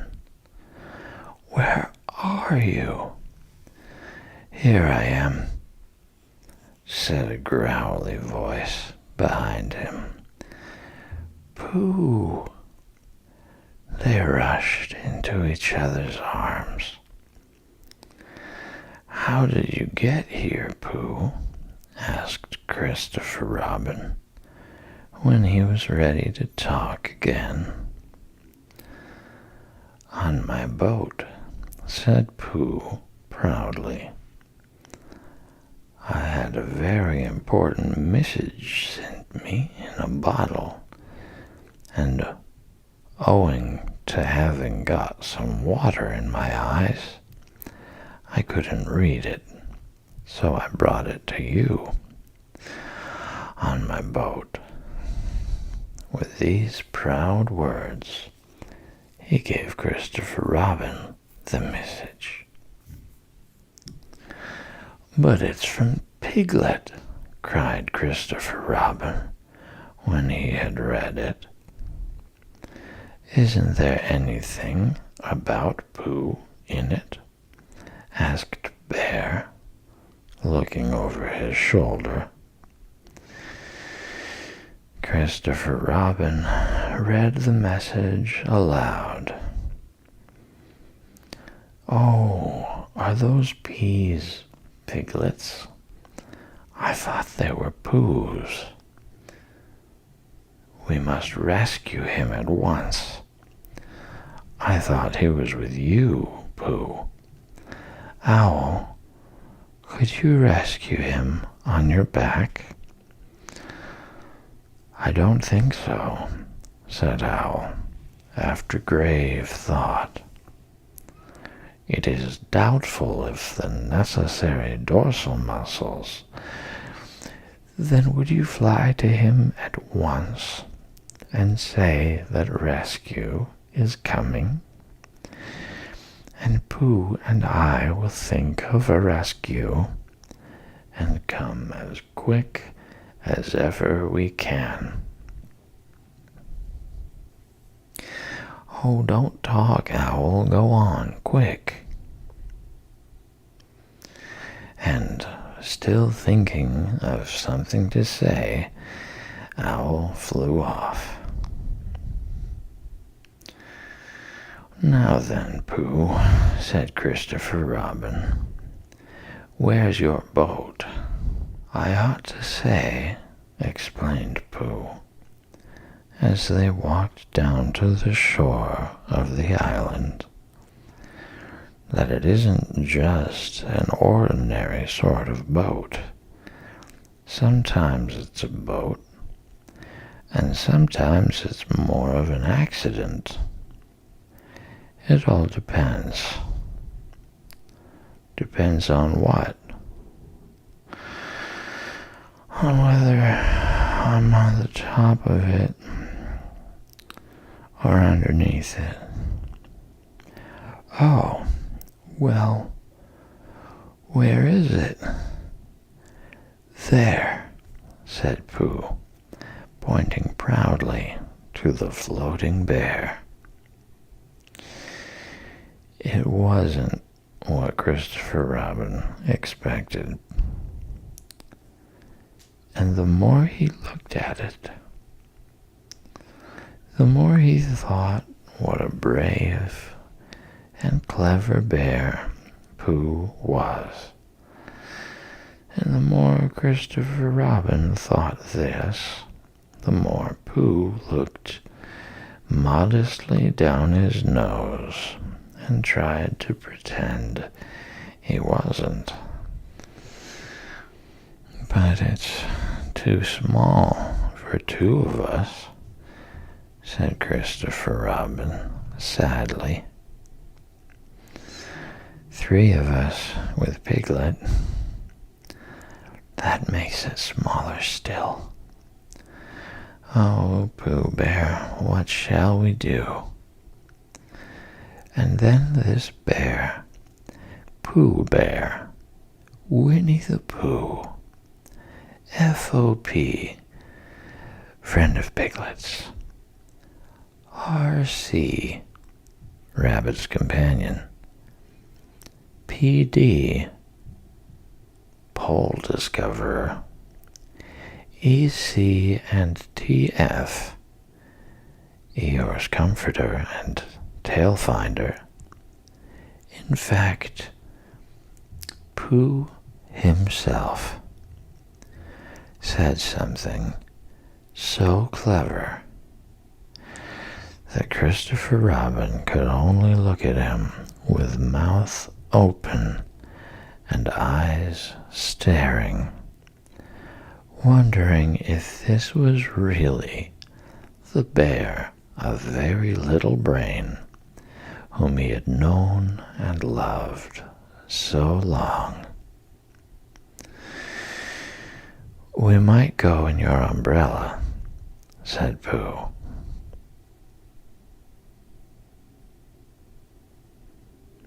"We might go in your umbrella," said Pooh.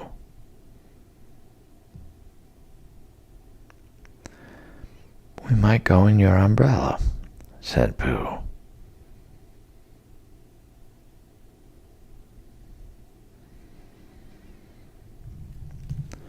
For suddenly Christopher Robin saw that they might. He opened his umbrella and put it point downwards in the water. It floated, but wobbled. Pooh got in. He was just beginning to say that it was all right now when he found that it wasn't. So after a short drink, which he didn't really want, he waded back to Christopher Robin. Then they both got in together, and it wobbled no longer. "I shall call this boat the Brain of Pooh," said Christopher Robin. And the Brain of Pooh set sail forthwith in a southwesterly direction, revolving gracefully. You can imagine Piglet's joy when at last the ship came in sight of him. In after years, he liked to think that he had been in very great danger during the terrible flood. But the only danger he had really been in was in the last half hour of his imprisonment, when Owl, who had just flown up, sat on a branch of his tree to comfort him and told him, a very long story about an aunt who had once laid a seagull's egg by mistake. And the story went on and on, rather like this sentence, until Piglet, who was listening out of his window without much hope, went to sleep quietly and naturally, slipping slowly out of the window towards the water, until he was only hanging on by his toes, at which moment, luckily, a sudden loud squawk from Owl, which was really part of the story, being what his aunt said, woke the piglet up and just gave him time to jerk himself back into safety and say, "How interesting, and did she?" When, well, you can imagine his joy when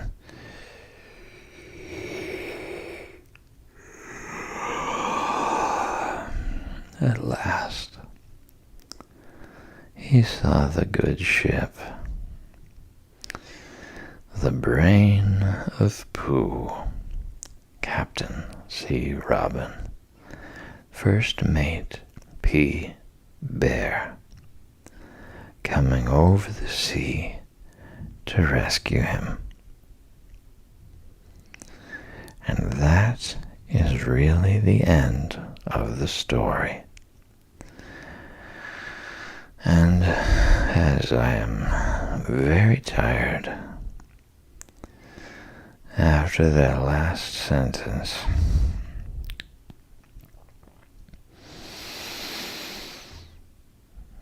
I think I shall stop there.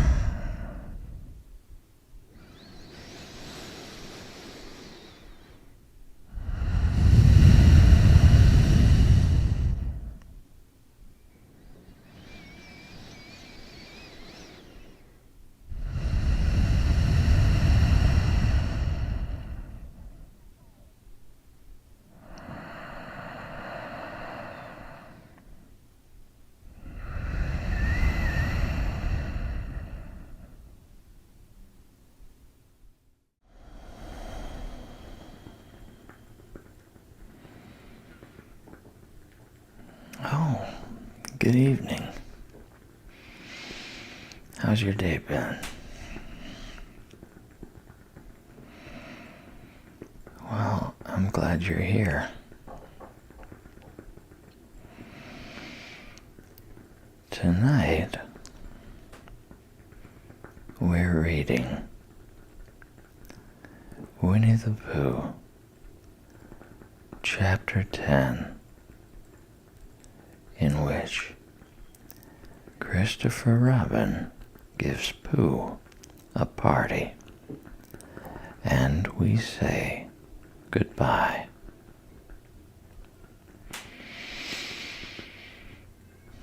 One day, when the sun had come back over the forest, bringing with it the scent of May, and all the streams of the forest were tinkling happily to find themselves their own pretty shape again, and the little pools lay dreaming of the life they had seen and the big things they had done. And in the warmth and quiet of the forest, the cuckoo was trying over his voice carefully and listening to see if he liked it. and wood pigeons were complaining gently to themselves in their lazy, comfortable way that it was the other fellow's fault. But it didn't matter very much on such a day as this. Christopher Robin whistled in a special way he had, and Owl came flying out of the 100-acre wood to see what was wanted.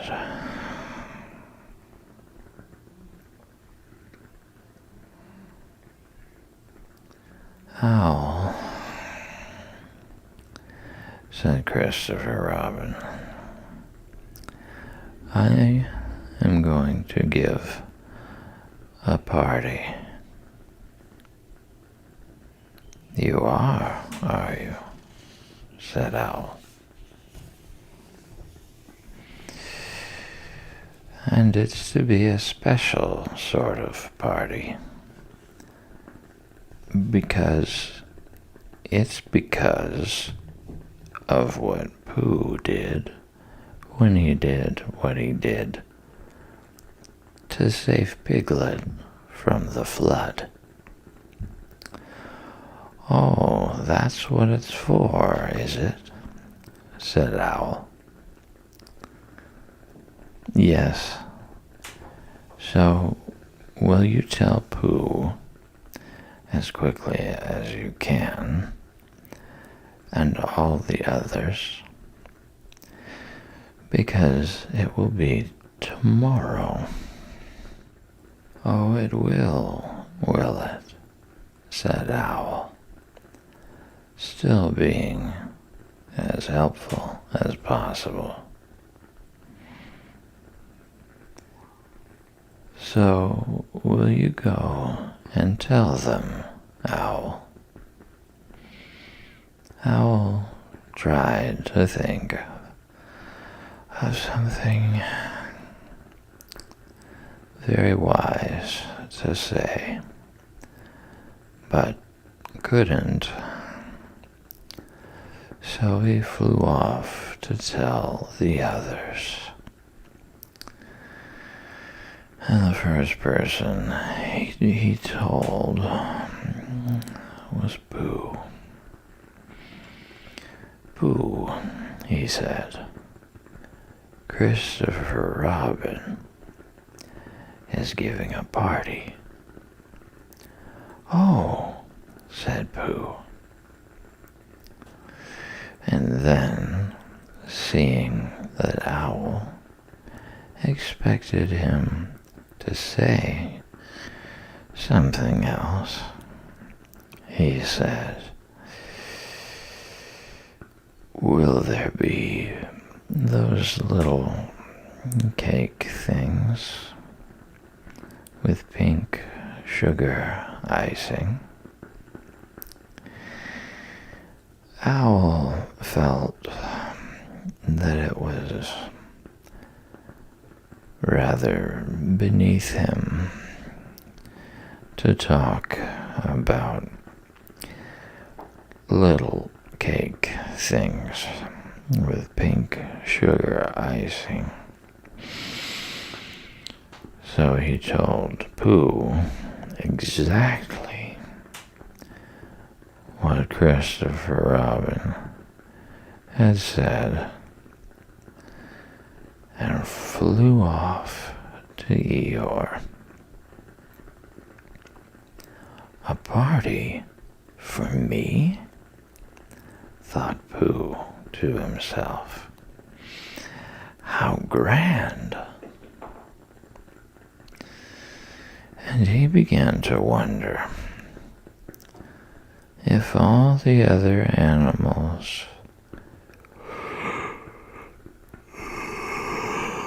would know that it was a special Pooh party.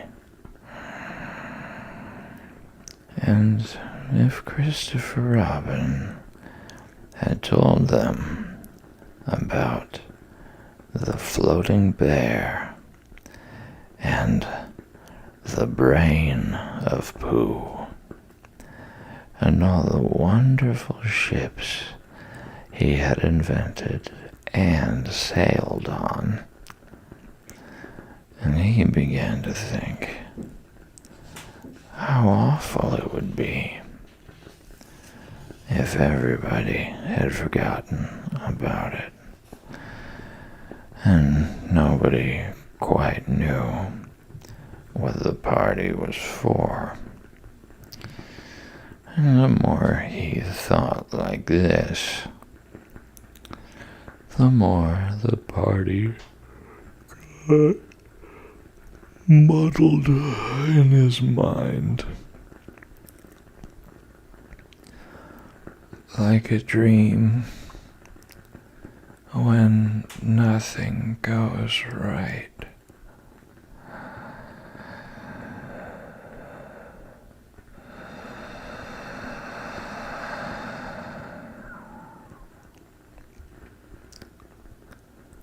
And the dream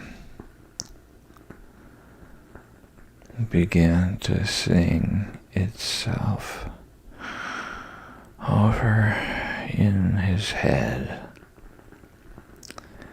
until it became a sort of song. It was an anxious Pooh song. 3 cheers for Pooh. For who? For Pooh. Why, what did he do? I thought you knew. He saved his friends from a wetting. 3 cheers for Bear. For where? For Bear. He couldn't swim, but he rescued him. He rescued who? Oh, listen, do. I'm talking of Pooh. Of who? Of Pooh. I'm sorry, I keep forgetting. Well, Pooh was a bear of enormous brain. Just say it again. Of enormous brain. Of enormous what? Well, he ate a lot.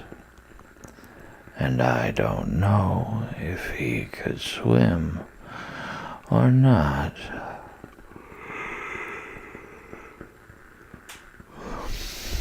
But he managed to float on a sort of boat. On a sort of what? Well, a sort of pot. So now let's give him 3 hearty cheers. So now let's give him 3 hearty witches, and hope he'll be with us for years and years, and grow in health and wisdom and riches. 3 cheers for Pooh. For who? For Pooh. 3 cheers for Bear. For where?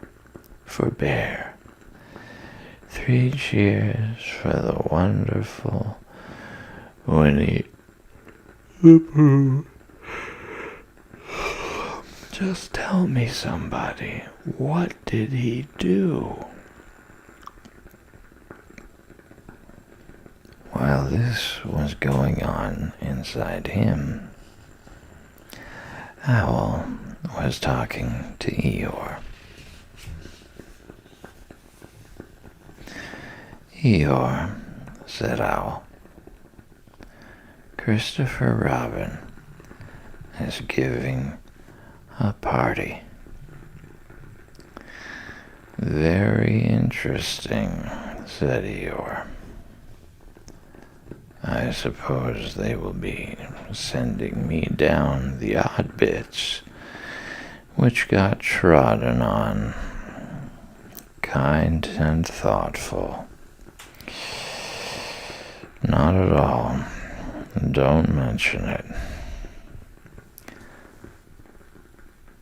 There is an invitation for you. What's that like? An invitation? Yes, I heard you. Who dropped it? This isn't anything to eat. It's asking you to the party. Tomorrow. Eeyore shook his head slowly. You mean Piglet, the little fellow with the excited ears. That's Piglet. I'll tell him. No, said Owl, getting quite fussy. It's you. Are you sure? Of course I'm sure. Christopher Robin said, all of them. Tell all of them. All of them except Eeyore? All of them, said Owl sulkily. Ah, said Eeyore. A mistake, no doubt, but still, I shall come. Only, don't blame me if it rains. But it didn't rain. Christopher Robin had made a long table out of some long pieces of wood, and they all sat around it.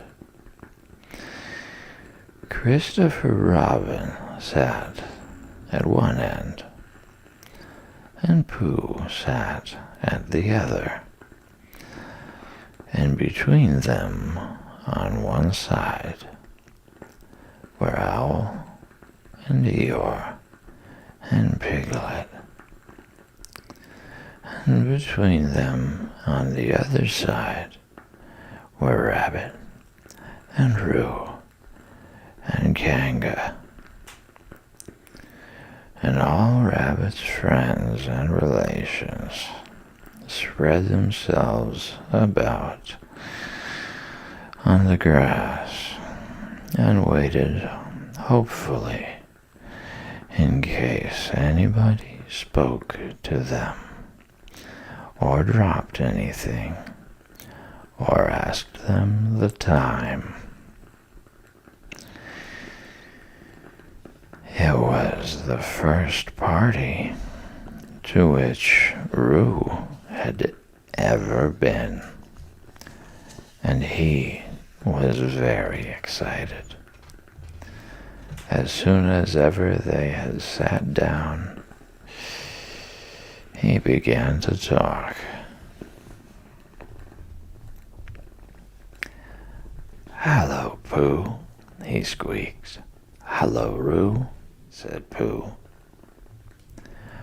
Roo jumped up and down in his seat for a little while, and then began again. "Hello, Piglet," he squeaked. Piglet waved a paw at him, being too busy to say anything. "Hello, Eeyore," said Roo. Eeyore nodded gloomily at him. "It will rain soon. You see if it doesn't," he said. Roo looked to see if it didn't, and it didn't. So he said, "Hello, Owl." And Owl said, "Hello, my little fellow," in a kindly way, and went on telling Christopher Robin about an accident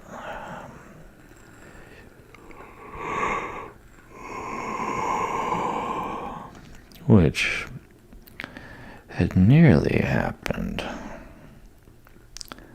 to a friend of his whom Christopher Robin didn't know.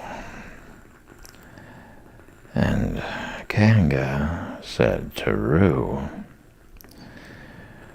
"Drink up your milk first, dear, and talk afterwards." So Roo, who was drinking his milk, tried to say that he could do both at once, and had it be patted on the back and dried for quite a long time afterwards. When they had all nearly eaten enough, Christopher Robin banged on the table with his spoon, and everybody stopped talking and was very silent,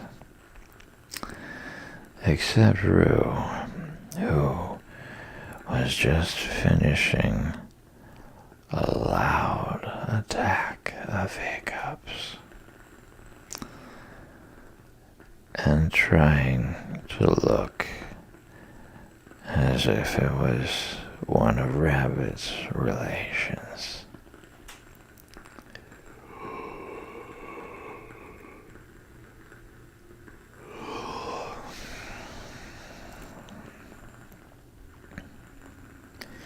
"This party," said Christopher Robin,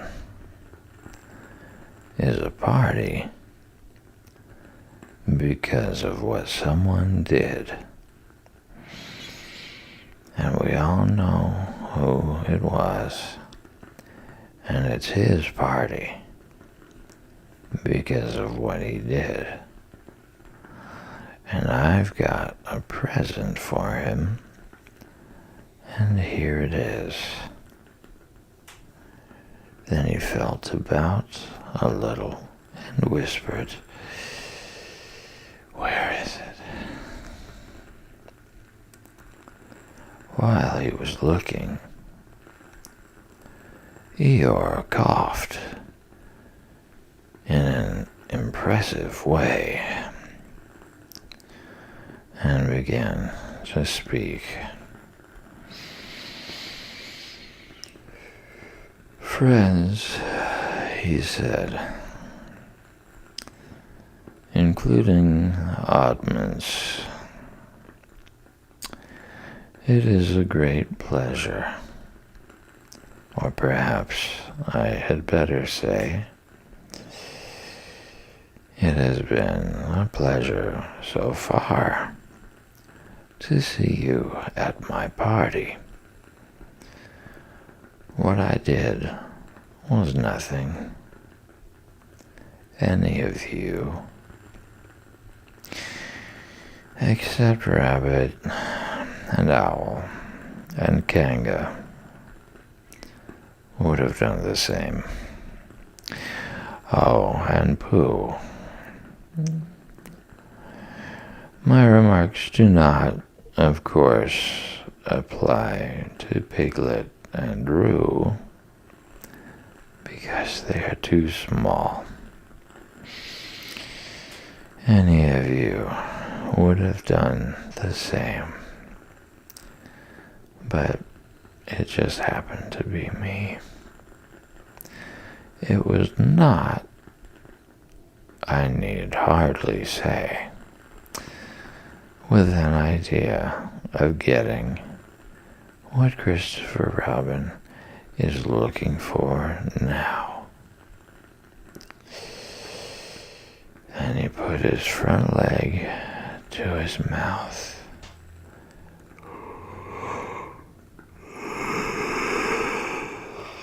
And said in a loud whisper,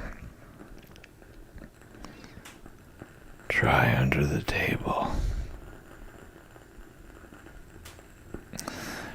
That I did what I did, but because I feel that we should all do what we can to help.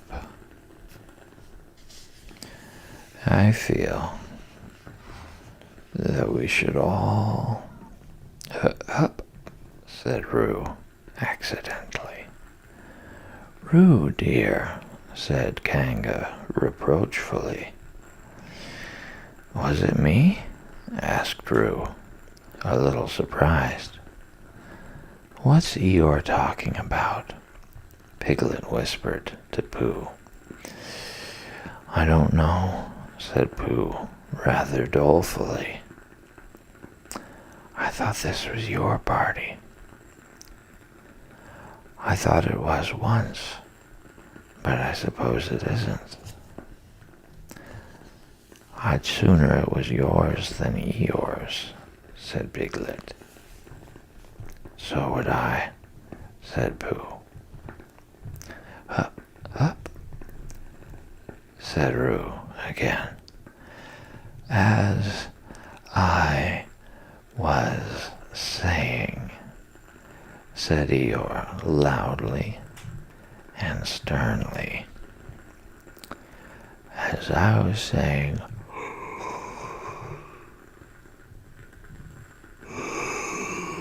when I was interrupted by various loud sounds, I feel that here it is, cried Christopher Robin excitedly. Pass it down to silly old Pooh. It's for Pooh. For Pooh, said Eeyore. Of course it is. The best bear in all the world. I might have known, said Eeyore. After all, one can't complain. I have my friends. Somebody spoke to me only yesterday. And was it last week or the week before, the rabbit bumped into me and said, Bother. The social round. Always something going on. Nobody was listening, for they were all saying, Open it, Pooh. What is it, Pooh? I know what that is. No, you don't. And other helpful remarks of this sort. And of course, Pooh was opening it as quickly as ever he could, but without cutting the string, because you never know when a bit of string might be useful.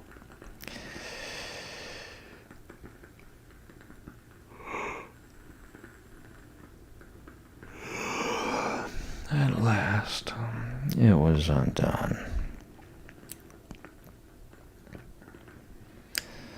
When Pooh saw what it was, he nearly fell down.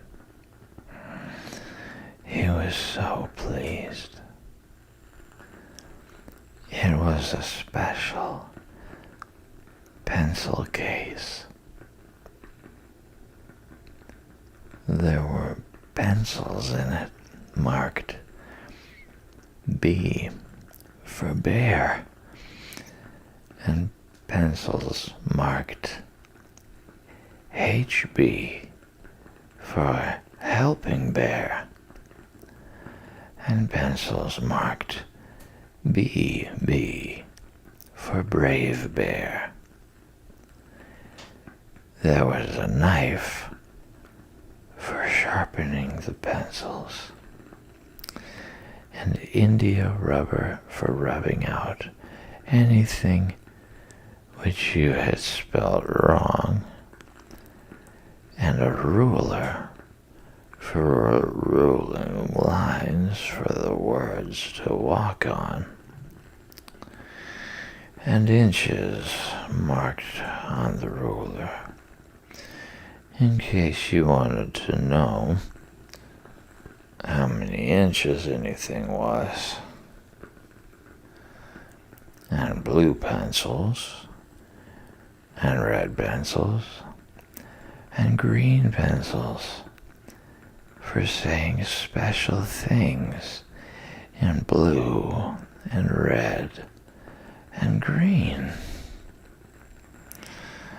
And all these lovely things were in little pockets of their own, in a special case which shut with a click when you clicked it. And they were all for Pooh. "Oh," said Pooh. "Oh, Pooh," said everybody else except Eeyore. "Thank you," growled Pooh. But Eeyore was saying to himself, "This writing business, pencils and whatnot, overrated if you ask me. Silly stuff. Nothing in it."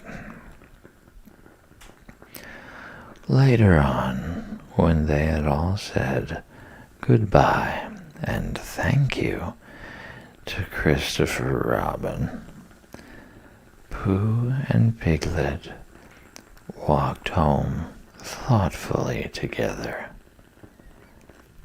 in the golden evening, and for a long time they were silent.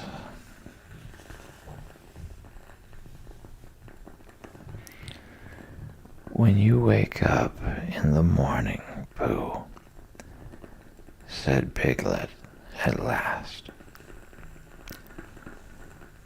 "what's the first thing you say to yourself?" "What's for breakfast?" said Pooh. "What do you say, Piglet?"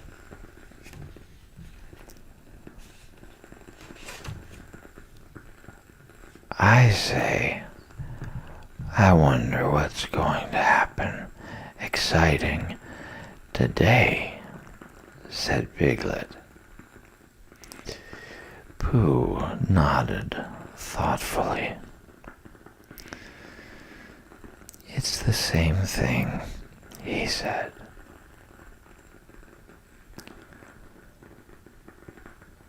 "And what did happen?" asked Christopher Robin. "When? Next morning?" "I don't know. Could you think and tell me and Pooh sometime?" "If you wanted it very much." "Pooh does," said Christopher Robin.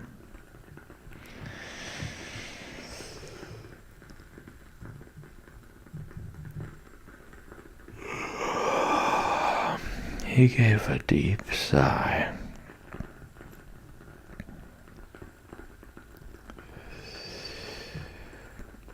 picked his bear up by the leg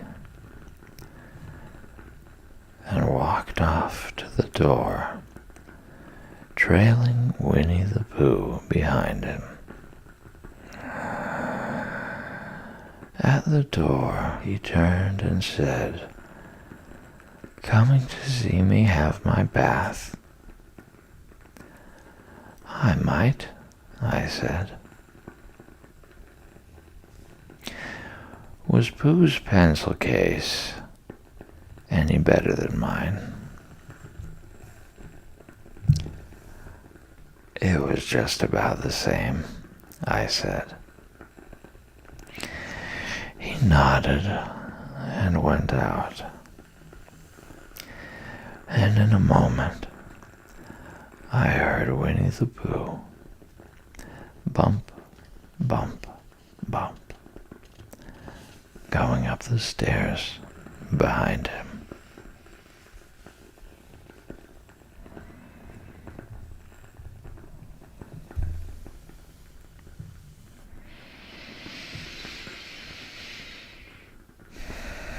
You gave me Christopher Robin, and then you breathed new life in Pooh. Whatever of each has left my pen goes homing back to you. My book is ready and comes to greet the mother it longs to see. It would be my present to you, my sweet, if it weren't your gift to me.